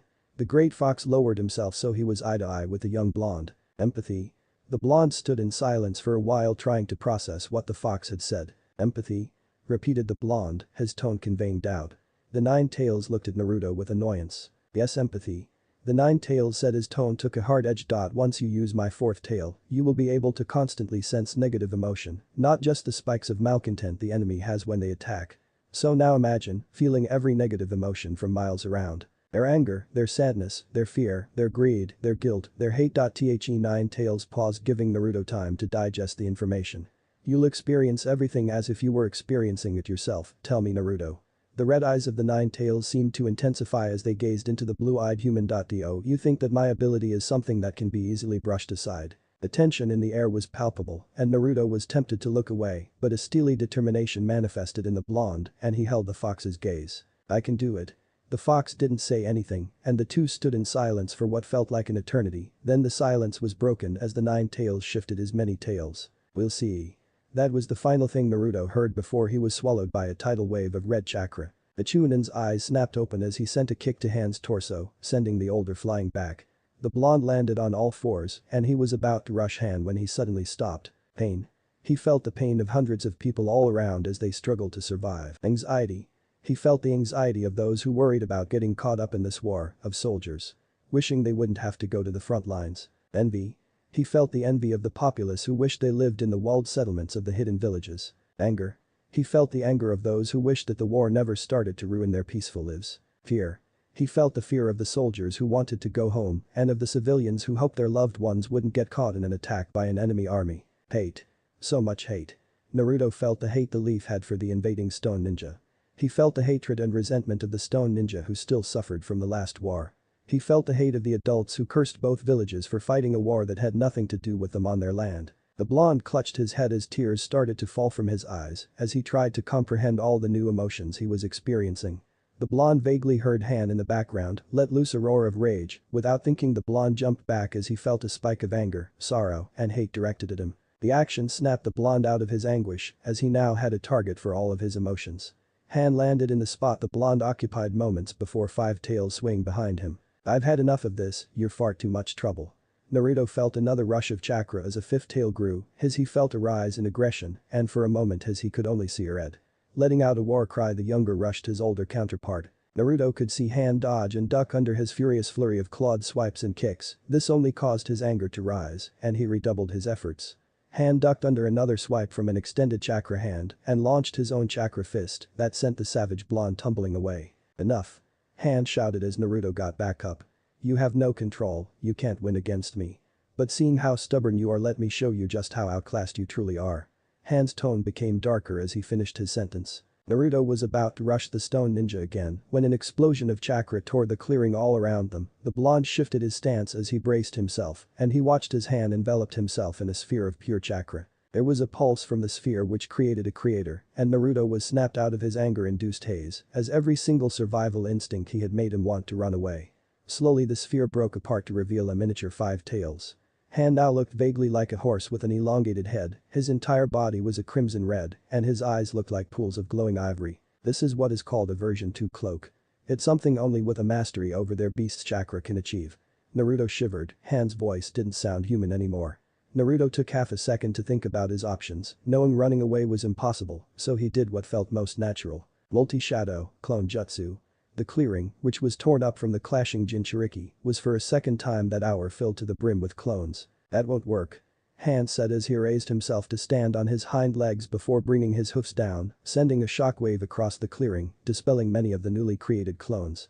Naruto started to panic as the remaining clones began to throw every they had in their arsenal at Han in the hopes of doing damage. Han was bombarded by a rainstorm of fireballs, wind blasts, kunai and lightning bolts. The older man did not even acknowledge the being thrown at him as he ran through every attack as if it didn't exist, ramming clone after clone as he rampaged. Han was approaching the real Naruto, who felt the frustration getting to him at being unable to even hurt the older, so he began to form a Rasengan. The blonde began to pour unholy amounts of chakra into it as it grew steadily in his hand. He had a clone stand next to him to help stabilize the growing sphere as Naruto continued to pump the Rasengan with more and more chakra. The Rasengan was taller than the blonde and just as wide when the blonde had finished fueling it with chakra. Naruto jumped in the air as several of his clones rushed and latched themselves to Han to hold him in place. Rasengan. The giant Rasengan slammed into Han and the clones, retraining him instantly dispelled. Naruto felt the Rasengan begin to dig into the earth, taking Han along with it, but the progress stopped abruptly, and then Naruto felt himself being pushed back as the Rasengan was being lifted into the air by big white horns. Naruto was then flung through the surrounding trees as his Rasengan fell apart as his concentration faltered. The blonde slowly threw a log off himself as he stared at the fully transformed Han. Fuck. Naruto thought as he stared at the fully transformed taking the form of his prisoner, the five-tailed dolphin horse. Naruto brought his thumb up to his mouth where his elongated fangs sank into his flesh, going through the necessary hand seals to be able to summon some help. Summoning jutsu. There was a giant cloud of smoke which soon revealed the Toad boss. Before Gamabunta could question his appearance, he had to dodge a headbutt by jumping high in the air to avoid the charging Han. What the hell? Is that the fucking Five Tails? Naruto, who was clinging to the top of Gamabunta's head, shouted at the Toad boss to get his attention. I'm sorry Bunta, I didn't know what else to do to try and deal with him. The Toad let out a gruff ask as he had to dodge the charging Han once more. Well, there isn't much I can do, but I'll help where I can. You owe me some barrels of sake, brat. Thanks Bunta. Naruto watched as Han continued to run forward before turning around and dashing back, trampling large areas of the forest. Gamabunta once again jumped up to avoid the transformation only for Han to jump as well. In the air, Han spun swinging his tails at the boss Toad. Gamabunta grunted in pain as he was sent flying away by the impact of the tails. Damn, he's fast. Naruto couldn't disagree, Han was on them the second they landed and so far Gamabunta was lucky to escape unharmed. Then Han did something that took the blonde by surprise, he jumped straight back and away from the duo. He then brought his five tails above his head, where little orbs of chakra began to gather into a black orb. Naruto felt his instincts flare again, whatever that orb was, it wasn't good. Shit. He's too far to stop, hold on kid, it's about to get bumpy. Naruto looked back and forth between the Toad boss and Han. What is that? The Chief Toad didn't have time to reply, Han decided it was an appropriate time to unleash his attack, and he brought his head forward. Naruto's vision went white for a moment as felt the intense movement of the Chief Toad as he dodged whatever the attack was. There was a deafening blast and the earth shook from the impact. Naruto saw his vision return and looked back and saw the utter devastation the attack had left behind. There was a long trench formed from the trail of the attack leading to a mountain. Naruto felt his legs almost buckle. The mountain was missing its upper half, the blonde finally fell to his knees when an influx of emotions reached him. Terror, fear, and panic filled his being as he felt hundreds of people reacting to the aftermath of Han's attack. Naruto was brought back by the voice of Gamabunta. That was the tailed beast bomb. It's the tailed beast's strongest attack. Naruto looked back at Han, and his heart stopped for the second time that day. Han was about to fire another blast, the ball expanded without warning into a beam, Gamabunta let out a curse as he desperately jumped to the side to try and avoid the attack. Naruto heard the boss Toad scream in pain as the beam managed to catch the Toad's left arm, incinerating it, along with a good portion of the surrounding forest. Gamabunta fell to the ground clutching his stump arm before he was dispelled from the damage he sustained. Naruto tumbled to the ground at the sudden loss of his living platform before having to body flicker away to avoid a giant hoof of Han. Steam enveloped Han as his body began to shrink back into his five-tailed version 1 form. There was total silence that was only broken by Han's heavy footsteps that echoed across the remains of the forest. Han looked completely unharmed aside from a single crack in his chest plate. Naruto grit his teeth in an attempt to curb his anger, which was amplified by the emotions of others inside his sensory range. Han dashed forward and brought his fist in a downward strike, and the blonde couldn't move fast enough to block. His body was sent crashing into the ground, and before he could get up, Han kicked the blonde in the chest, sending him rolling away. Naruto felt the Nine Tails chakra heal his injuries, and his vision went black for a moment as his chakra levels dipped. All the raging emotions of the villagers and ninjas suddenly went quiet, and Naruto could think clearly again. The blonde looked back and saw he only had 2 chakra tails. That's not good, Naruto thought as he moved his arms in an attempt to pick himself up, only to stop as searing hot pain erupted from his muscles. Holding back a shout of pain, the blonde forced himself to his feet despite the protest of his body. Looks like you've reached your limit. Han's voice was back to normal, and Naruto glared at the approaching figure as he continued to talk. Our bodies weren't made to use the beast's chakra. It takes years of dedication and practice before the negative side effects no longer affect you. Han was about 20 paces from the blonde at this point. The beast's chakra has incredible healing properties, but did you know it's also incredibly corrosive to humans? The more chakra we channel, the bigger the effect. I knew that I couldn't defeat you if you started using more of your prisoner's chakra than what you were already using. Out of the 9, the one you contain is on a level of its own. Luckily I just had to wear you out to the point your body could no longer handle channeling its chakra. Han was 10 paces away when he was hit by a searing blast of fire that knocked him away, and the blonde felt a sense of relief overcome him. Look at this Kakuzu. Lord Jashin has blessed us, looks like we've got a 2-for-1 deal on the demon containers. Naruto's head snapped back to where the attack had come from, and standing there were 2 people with black cloaks and red clouds. Naruto couldn't believe it. The Akatsuki had shown up. Thanks for listening. I do hope you enjoy it. Turn on that bell notification. Like, subscribe and comment down below. And also check out the others' videos. I have created and enjoyed it. See you guys next video.